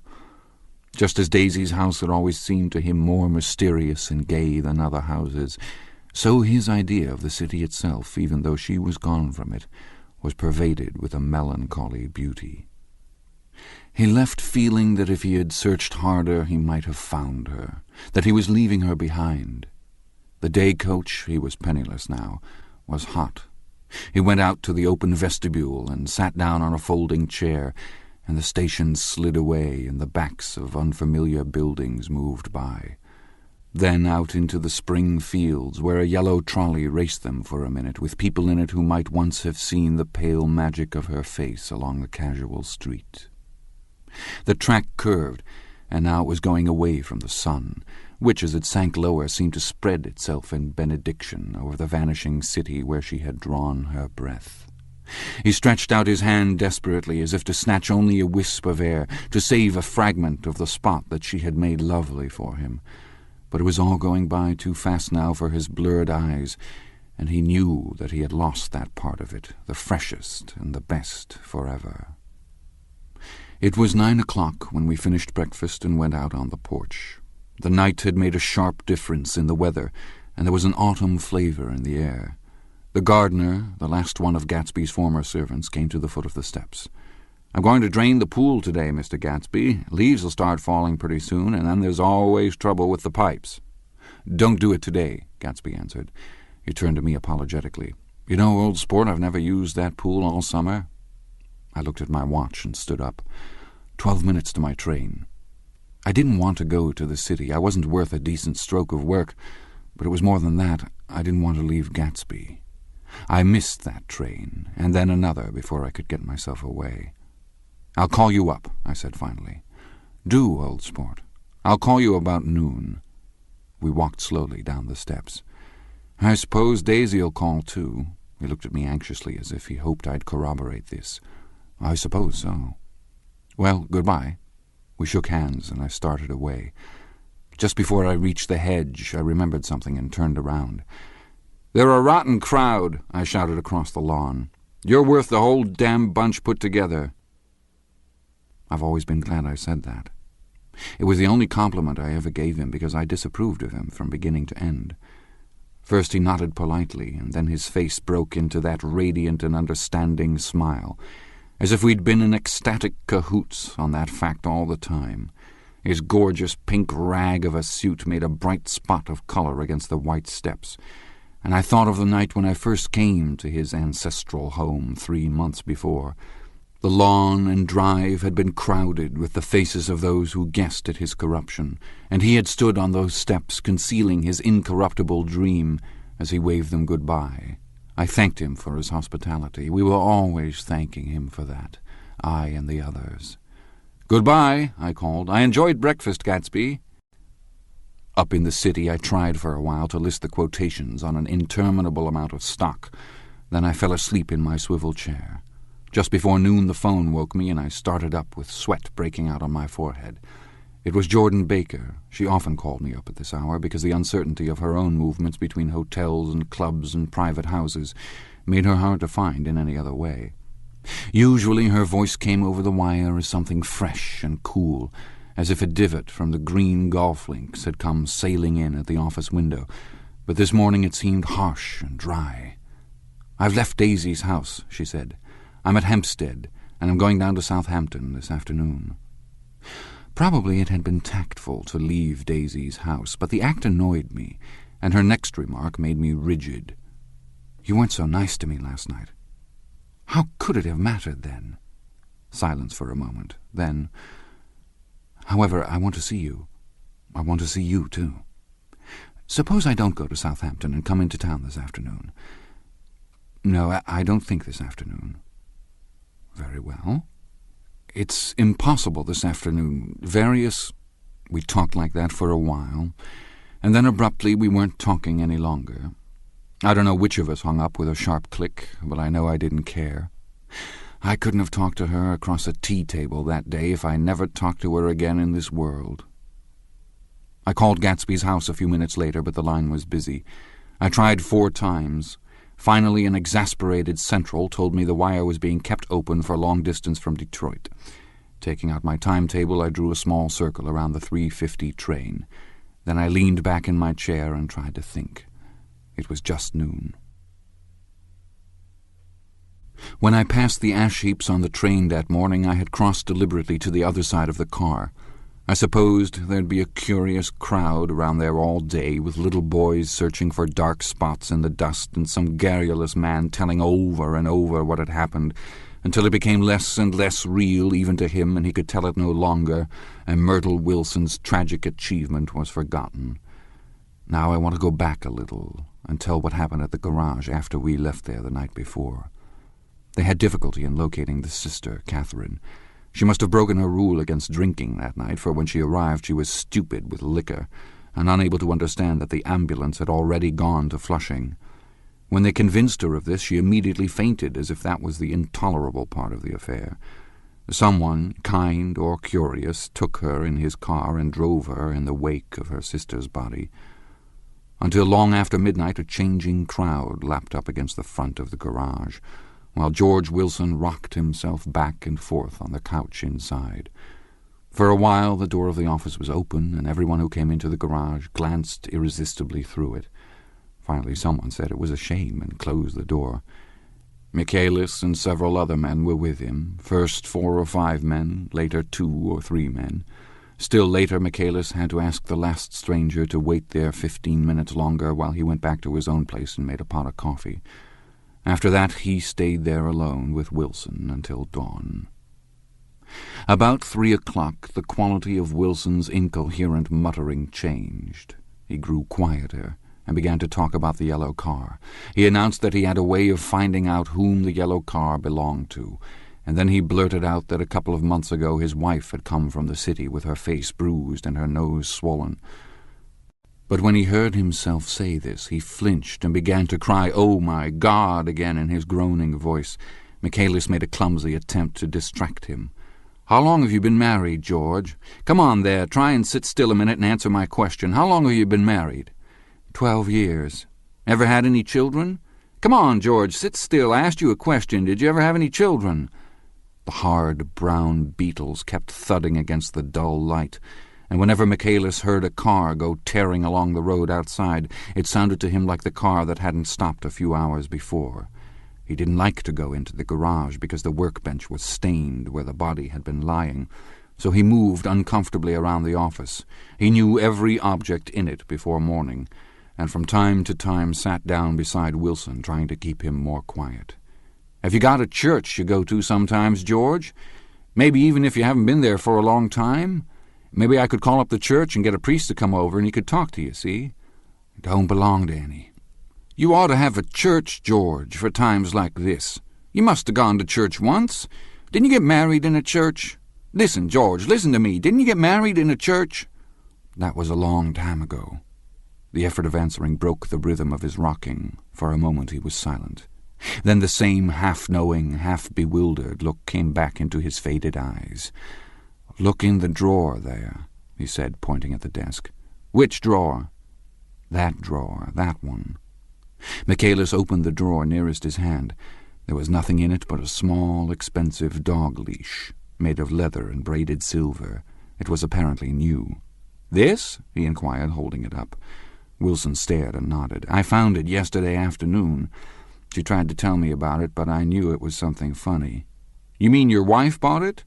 "She had it wrapped in tissue paper on her bureau." Michaelis didn't see anything odd in that, and he gave Wilson a dozen reasons why his wife might have bought the dog-leash.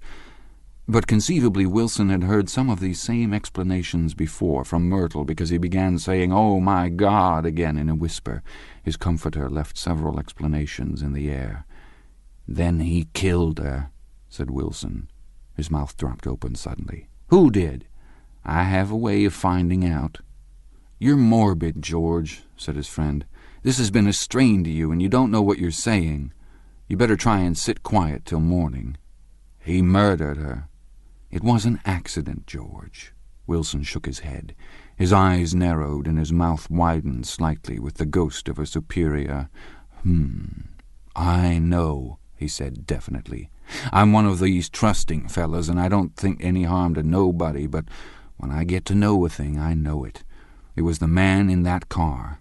She ran out to speak to him, and he wouldn't stop." Michaelis had seen this too, but it hadn't occurred to him that there was any special significance in it. He believed that Mrs. Wilson had been running away from her husband rather than trying to stop any particular car. How could she have been like that? "She's a deep one," said Wilson, as if that answered the question. He began to rock again, and Michaelis stood twisting the leash in his hand. "Maybe you got some friend that I could telephone for, George?" This was a forlorn hope. He was almost sure that Wilson had no friend. There was not enough of him for his wife. He was glad a little later when he noticed a change in the room, a blue quickening by the window, and realized that dawn wasn't far off. About 5 o'clock it was blue enough outside to snap off the light. Wilson's glazed eyes turned out to the ash-heaps, where small grey clouds took on fantastic shapes and scurried here and there in the faint dawn wind. "I spoke to her," he muttered after a long silence. "I told her she might fool me, but she couldn't fool God. I took her to the window." With an effort he got up and walked to the rear window and leaned with his face pressed against it, and I said, "God knows what you've been doing. Everything you've been doing. You may fool me, but you can't fool God." Standing behind him, Michaelis saw with a shock that he was looking at the eyes of Dr. T.J. Eckelberg, which had just emerged, pale and enormous, from the dissolving night. "God sees everything," repeated Wilson. "That's an advertisement," Michaelis assured him. Something made him turn away from the window and look back into the room. But Wilson stood there a long time, his face close to the window pane, nodding into the twilight. By 6 o'clock Michaelis was worn out, and grateful for the sound of a car stopping outside. It was one of the watchers of the night before who had promised to come back, so he cooked breakfast for 3, which he and the other man ate together. Wilson was quieter now, and Michaelis went home to sleep. When he awoke 4 hours later and hurried back to the garage, Wilson was gone. His movements, he was on foot all the time, were afterward traced to Port Roosevelt and then to Gad's Hill, where he bought a sandwich that he didn't eat and a cup of coffee. He must have been tired and walking slowly, for he didn't reach Gad's Hill until noon. Thus far there was no difficulty in accounting for his time. There were boys who had seen a man acting sort of crazy, and motorists at whom he stared oddly from the side of the road. Then for 3 hours he disappeared from view. The police, on the strength of what he said to Michaelis that he had a way of finding out, supposed that he spent that time going from garage to garage thereabout, inquiring for a yellow car. On the other hand, no garage man who had seen him ever came forward, and perhaps he had an easier, surer way of finding out what he wanted to know. By 2:30 he was in West Egg, where he asked someone the way to Gatsby's house. So by that time he knew Gatsby's name. At 2:00 Gatsby put on his bathing suit and left word with the butler that if anyone phoned, word was to be brought to him at the pool. He stopped at the garage for a pneumatic mattress that had amused his guests during the summer, and the chauffeur helped him pump it up. Then he gave instructions that the open car wasn't to be taken out under any circumstances, and this was strange because the front right fender needed repair. Gatsby shouldered the mattress and started for the pool. Once he stopped and shifted it a little, and the chauffeur asked him if he needed help, but he shook his head and in a moment disappeared among the yellowing trees. No telephone message arrived, but the butler went without his sleep and waited for it until 4:00, until long after there was anyone to give it to if it came. I have an idea that Gatsby himself didn't believe it would come, and perhaps he no longer cared. If that was true, he must have felt that he had lost the old warm world, paid a high price for living too long with a single dream. He must have looked up at an unfamiliar sky through frightening leaves and shivered as he found what a grotesque thing a rose is, and how raw the sunlight was upon the scarcely created grass. A new world, material without being real, where poor ghosts breathing dreams like air drifted fortuitously about, like that ashen, fantastic figure gliding toward him through the amorphous trees. The chauffeur, he was one of Wolfsheim's protégés, heard the shots. Afterward he could only say that he hadn't thought anything much about them. I drove from the station directly to Gatsby's house, and my rushing anxiously up the front steps was the first thing that alarmed anyone. But they knew then, I firmly believe. With scarcely a word said, 4 of us, the chauffeur, butler, gardener, and I, hurried down to the pool. There was a faint, barely perceptible movement of the water as the fresh flow from one end urged its way toward the drain at the other. With little ripples that were hardly the shadows of waves, the laden mattress moved irregularly down the pool. A small gust of wind that scarcely corrugated the surface was enough to disturb its accidental course with its accidental burden. The touch of a cluster of leaves revolved it slowly, tracing, like the leg of transit, a thin red circle in the water. It was after we started with Gatsby toward the house that the gardener saw Wilson's body a little way off in the grass, and the Holocaust was complete. Chapter 9. After 2 years, I remember the rest of that day and that night and the next day only as an endless drill of police and photographers and newspapermen in and out of Gatsby's front door. A rope stretched across the main gate, and a policeman by it kept out the curious, but little boys soon discovered that they could enter through my yard, and there were always a few of them clustered open-mouthed about the pool. Someone with a positive manner, perhaps a detective, used the expression madman as he bent over Wilson's body that afternoon, and the adventitious authority of his voice set the key for the newspaper reports next morning. Most of these reports were a nightmare, grotesque, circumstantial, eager, and untrue. When Michaelis's testimony at the inquest brought to light Wilson's suspicions of his wife, I thought the whole tale would shortly be served up in racy pasquinade. But Catherine, who might have said anything, didn't say a word. She showed a surprising amount of character about it, too, looked at the coroner with determined eyes under that corrected brow of hers, and swore that her sister had never seen Gatsby, that her sister was completely happy with her husband, that her sister had been into no mischief whatever. She convinced herself of it, and cried into her handkerchief as if the very suggestion was more than she could endure. So Wilson was reduced to a man deranged by grief, in order that the case might remain in its simplest form, and it rested there. But all this part of it seemed remote and unessential. I found myself on Gatsby's side and alone. From the moment I telephoned news of the catastrophe to West Egg, every surmise about him and every practical question was referred to me. At first I was surprised and confused. Then, as he lay in his house and didn't move or breathe or speak hour upon hour, it grew upon me that I was responsible because no one else was interested. Interested, I mean, with that intense personal interest to which every one has some vague right at the end.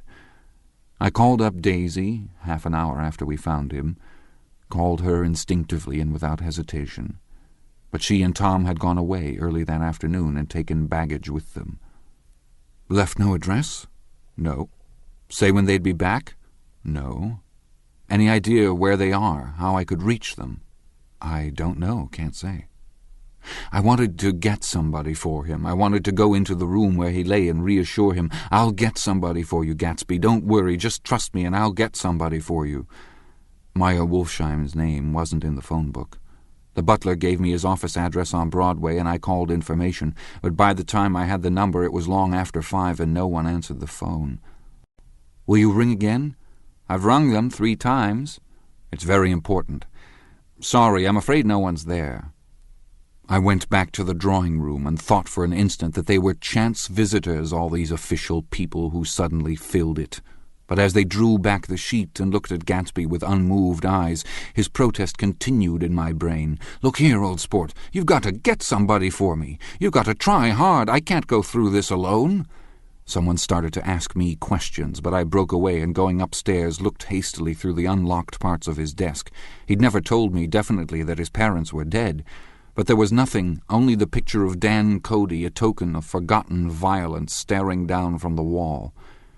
Next morning I sent the butler to New York with a letter to Wolfsheim, which asked for information and urged him to come out on the next train. That request seemed superfluous when I wrote it. I was sure he'd start when he saw the newspapers, just as I was sure there'd be a wire from Daisy before noon. But neither a wire nor Mr. Wolfsheim arrived. No one arrived, except more police and photographers and newspapermen. When the butler brought back Wolfsheim's answer, I began to have a feeling of defiance, of scornful solidarity between Gatsby and me against them all. "Dear Mr. Carraway, this has been one of the most terrible shocks of my life to me. I can hardly believe that it is true at all. Such a mad act as that man did should make us all think. I cannot come down now as I am tied up with some very important business and cannot get mixed up in this thing now. If there is anything I can do a little later, let me know in a letter by Edgar. I hardly know where I am when I hear about a thing like this, and am completely knocked down and out. Yours truly, Meyer Wolfsheim." And then hasty addenda beneath. "Let me know about the funeral, etc. Do not know his family at all." When the phone rang that afternoon and long distance said Chicago was calling, I thought this would be Daisy at last, but the connection came through as a man's voice, very thin and far away. "This is Slagle speaking." "Yes," the name was unfamiliar. "Hell of a note, isn't it? Get my wire?" "There haven't been any wires." "Young Park's in trouble," he said rapidly. "They picked him up when he handed the bonds over the counter. They got a circular from New York giving him the numbers just 5 minutes before. What do you know about that, hey? You can never tell in these hick towns." "Hello," I interrupted breathlessly. "Look here. This isn't Mr. Gatsby. Mr. Gatsby's dead." There was a long silence on the other end of the wire, followed by an exclamation, then a quick squawk as the connection was broken. I think it was on the 3rd day that a telegram signed Henry C. Gatz arrived from a town in Minnesota. It said only that the sender was leaving immediately and to postpone the funeral until he came. It was Gatsby's father, a solemn old man, very helpless and dismayed, bundled up in a long, cheap ulster against the warm September day. His eyes leaked continuously with excitement, and when I took the bag and umbrella from his hands he began to pull so incessantly at his sparse grey beard that I had difficulty in getting off his coat. He was on the point of collapse, so I took him into the music room and made him sit down while I sent for something to eat. But he wouldn't eat, and the glass of milk spilled from his trembling hand. "I saw it in the Chicago newspaper," he said. "It was all in the Chicago newspaper. I started right away. I didn't know how to reach you." His eyes, seeing nothing, moved ceaselessly about the room. "It was a madman," he said. "He must have been mad." "Wouldn't you like some coffee?" I urged him. "I don't want anything. I'm all right now, Mr. Carroway." "Well, I'm all right now. Where have they got Jimmy?" I took him into the drawing-room where his son lay and left him there. Some little boys had come up on the steps and were looking into the hall. When I told them who had arrived, they went reluctantly away. After a little while, Mr. Gatz opened the door and came out, his mouth ajar, his face flushed slightly, his eyes leaking isolated and unpunctual tears. He had reached an age where death no longer has the quality of ghastly surprise, and when he looked around him now for the first time and saw the height and splendor of the hall and the great rooms opening out from it into other rooms, his grief began to be mixed with an awed pride. I helped him to a bedroom upstairs. While he took off his coat and vest, I told him that all arrangements had been deferred until he came. "I didn't know what you'd want, Mr. Gatsby." "Gatz is my name. Mr. Gatz, I thought you might want to take the body west." He shook his head. "Jimmy always liked it better down east. He rose up to his position in the east. Were you a friend of my boy's, Mr.?" "We were close friends." "He had a big future before him, you know. He was only a young man, but he had a lot of brain power here." He touched his head impressively, and I nodded. "If he'd have lived, he'd have been a great man. A man like James J. Hill. He'd have helped build up the country." "That's true," I said uncomfortably. He fumbled at the embroidered coverlet, trying to take it from the bed, and lay down stiffly, was instantly asleep. That night an obviously frightened person called up and demanded to know who I was before he would give his name. "This is Mr. Carroway," I said. "Oh," he sounded relieved. "This is Klipspringer." I was relieved too, for that seemed to promise another friend at Gatsby's grave. I didn't want it to be in the papers and draw a sightseeing crowd, so I'd been calling up a few people myself. They were hard to find. "The funeral's tomorrow," I said. 3:00 here at the house. I wish you'd tell anybody who'd be interested." "Oh, I will," he broke out hastily. "Of course, I'm not likely to see anybody, but if I do—" His tone made me suspicious. "Of course you'll be there yourself." "Well, I'll certainly try. What I called up about is—" "Wait a minute," I interrupted. "How about saying you'll come?" "Well, the fact is, the truth of the matter is that I'm staying with some people up here in Greenwich, and they'd rather expect me to be with them tomorrow. In fact, there's a sort of picnic or something. Of course, I'll do my very best to get away." I ejaculated an unrestrained "Ha!" and he must have heard me, for he went on nervously. "What I called up about was a pair of shoes I left there. I wonder if it'd be too much trouble to have the butler send them on. You see, they're tennis shoes, and I'm sort of helpless without them. My address is care of B.F. I didn't hear the rest of the name because I hung up the receiver. After that, I felt a certain shame for Gatsby. One gentleman to whom I telephoned implied that he had got what he deserved. However, that was my fault, for he was one of those who used to sneer most bitterly at Gatsby on the courage of Gatsby's liquor, and I should have known better than to call him. The morning of the funeral, I went up to New York to see Meyer Wolfsheim. I couldn't seem to reach him any other way. The door that I pushed open on the advice of an elevator boy was marked the Swastika Holding Company, and at first there didn't seem to be anyone inside.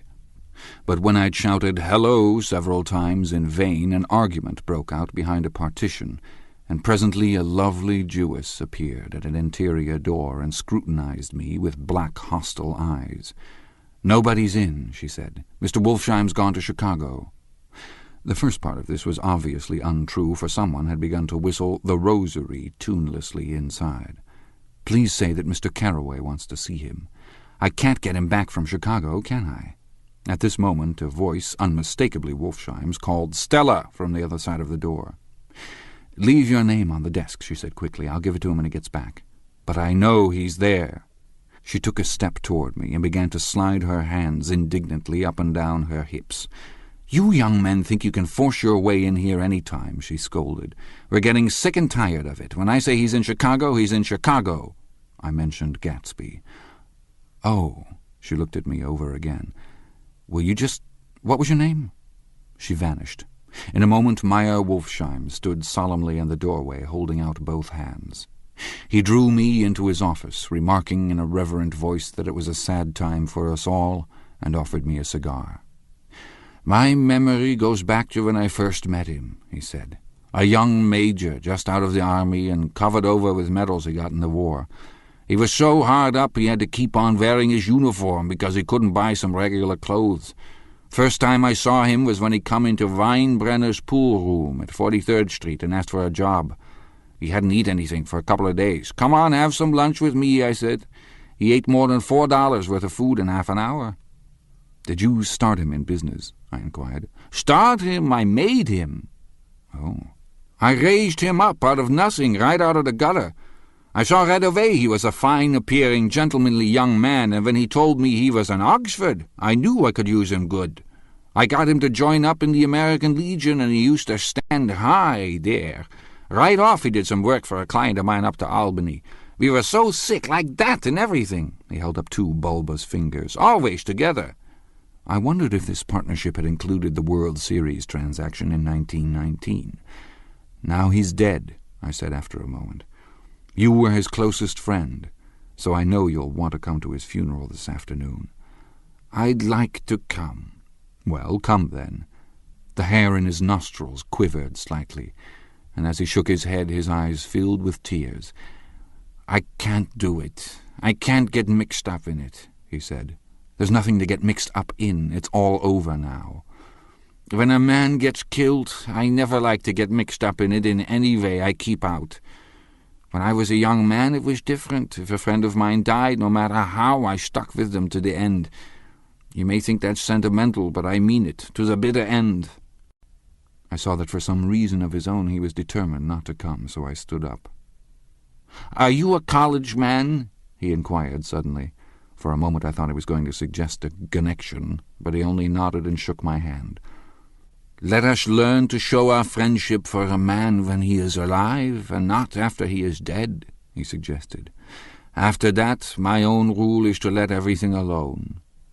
When I left his office, the sky had turned dark, and I got back to West Egg in a drizzle. After changing my clothes, I went next door and found Mr. Gatz walking up and down excitedly in the hall. His pride in his son and in his son's possessions was continually increasing, and now he had something to show me. "Jimmy sent me this picture." He took out his wallet with trembling fingers. "Look there." It was a photograph of the house, cracked in the corners and dirty with many hands. He pointed out every detail to me eagerly. "Look there," and then sought admiration from my eyes. He had shown it so often that I think it was more real to him now than the house itself. "Jimmy sent it to me. I think it's a very pretty picture. It shows up well." "Very well. Had you seen him lately?" "He come out to see me 2 years ago and bought me the house I live in now. Of course, we was broke up when he run off from home, but I see now there was a reason for it. He knew he had a big future in front of him, and ever since he made a success he was very generous with me." He seemed reluctant to put away the picture, held it for another minute lingeringly before my eyes.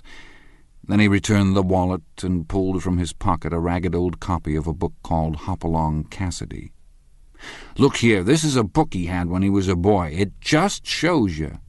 He opened it at the back cover and turned it around for me to see.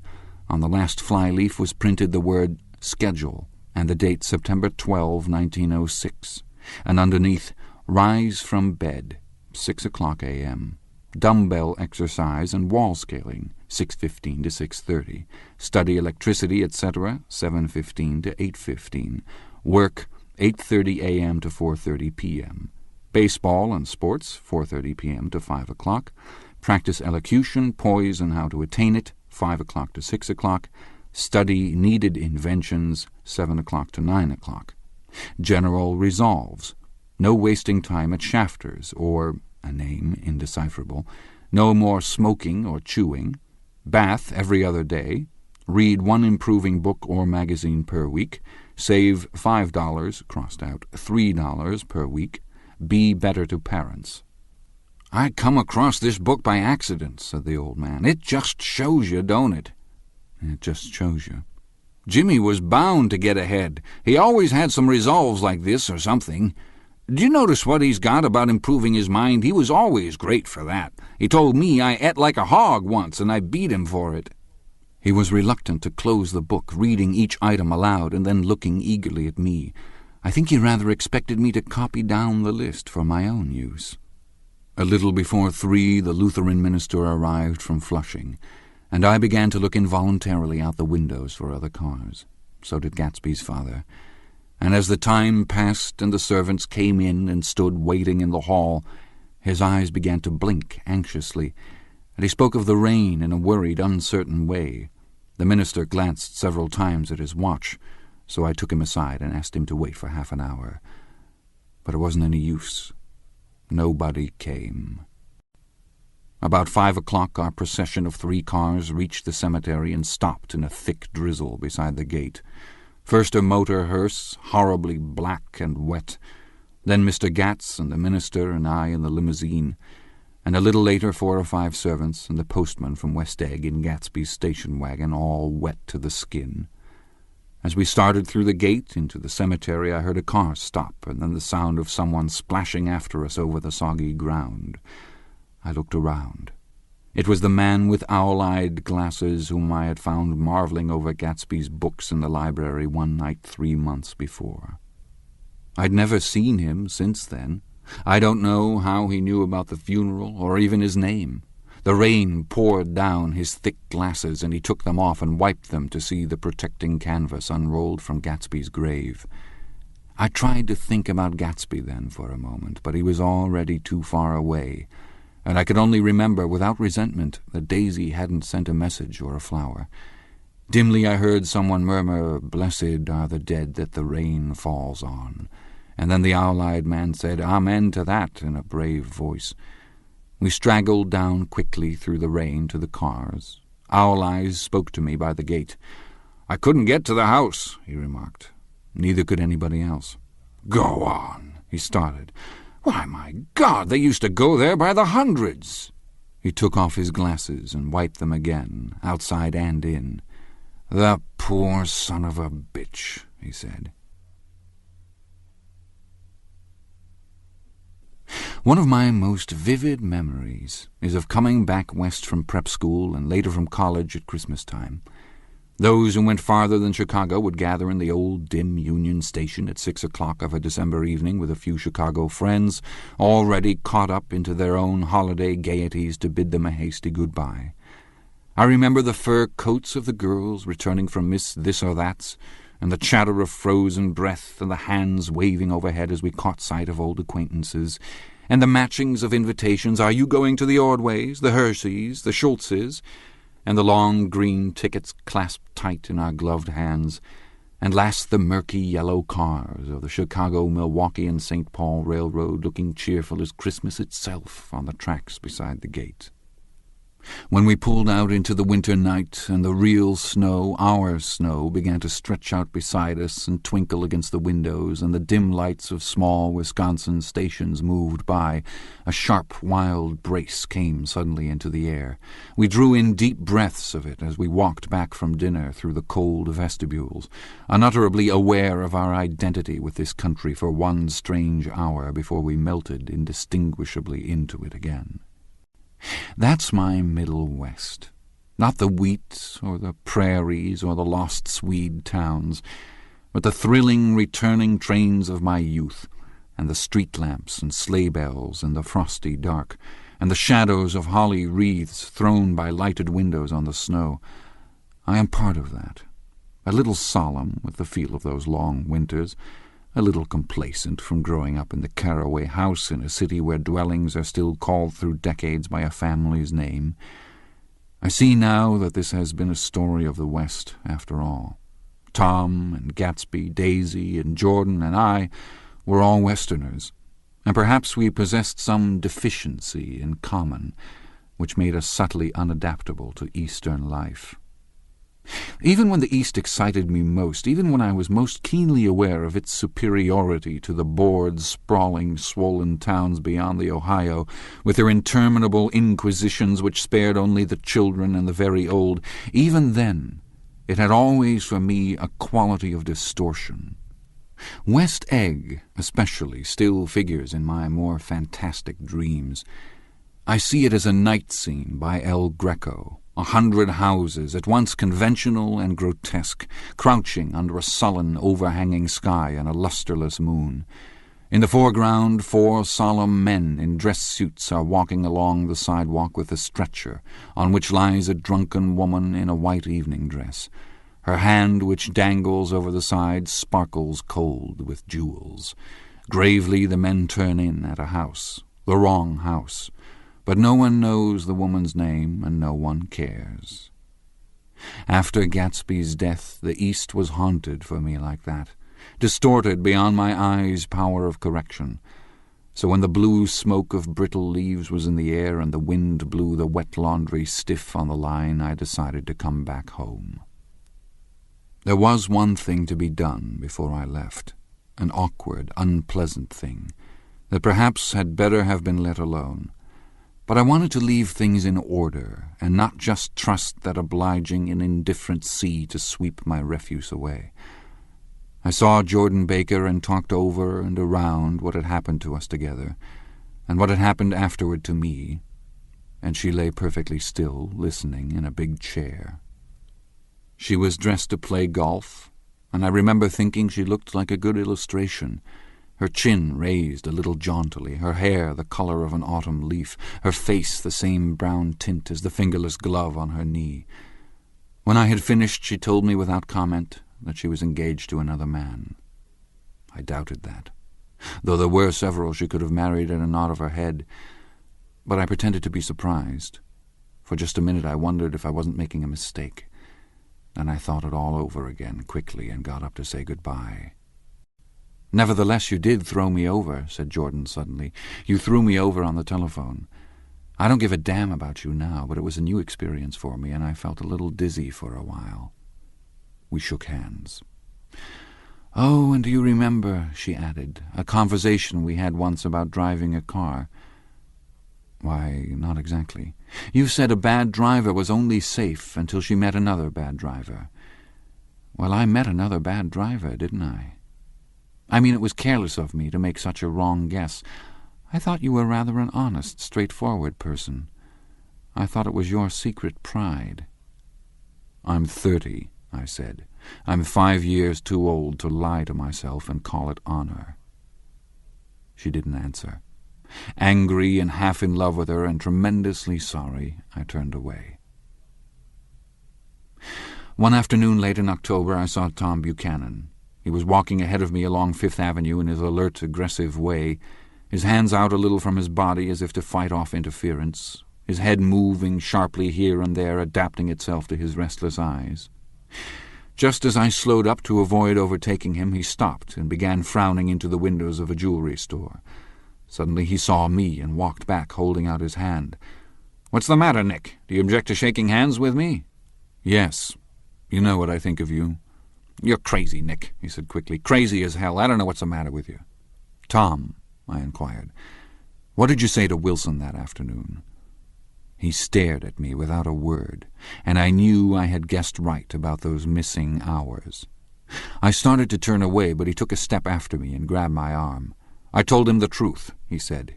"He came to the door while we were getting ready to leave, and when I sent down word that we weren't in, he tried to force his way upstairs. He was crazy enough to kill me if I hadn't told him who owned the car. His hand was on a revolver in his pocket every minute he was in the house," he broke off defiantly. "What if I did tell him? That fellow had it coming to him. He threw dust into your eyes just like he did in Daisy's, but he was a tough one. He ran over Myrtle like you'd run over a dog and never even stopped his car."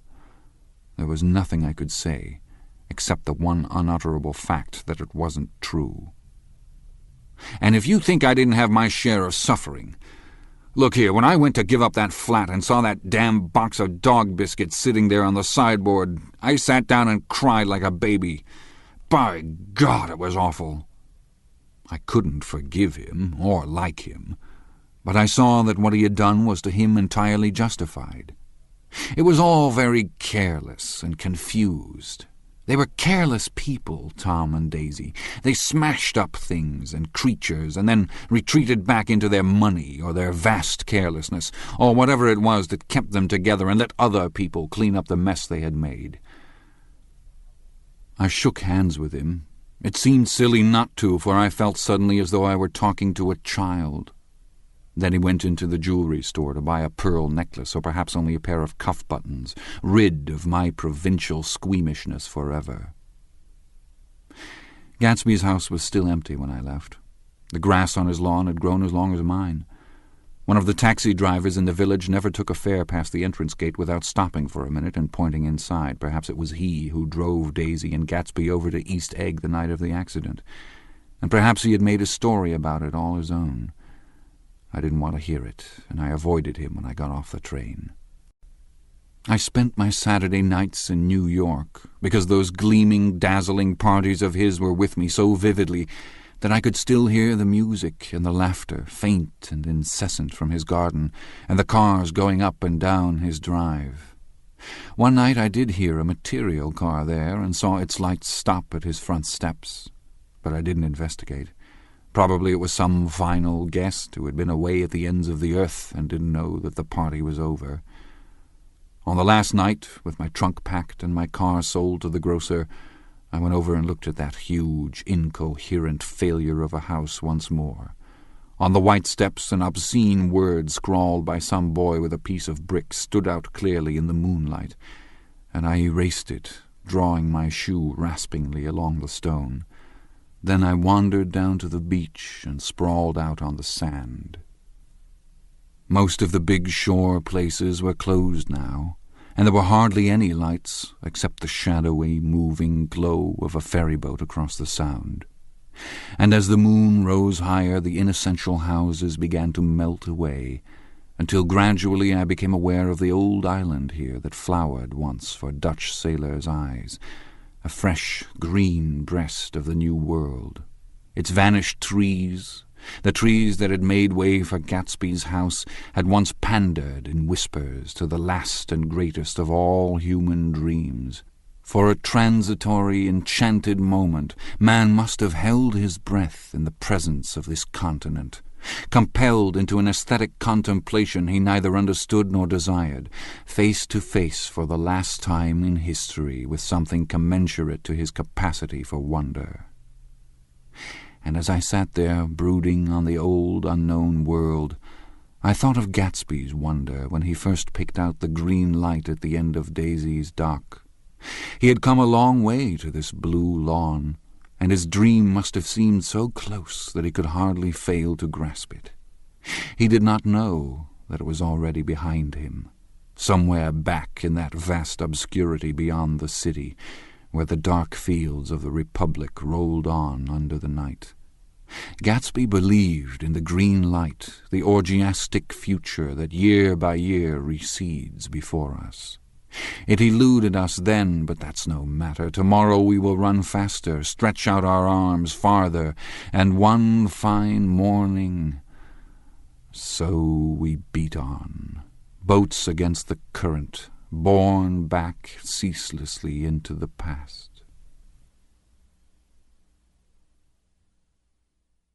The End. You've been listening to The Great Gatsby by F Scot Fitzgerald, narrated by Frank Muller. This work is copyrighted 1925 by Charles Scribners and Sons. This recording is copyrighted 1997 by Recorded Books.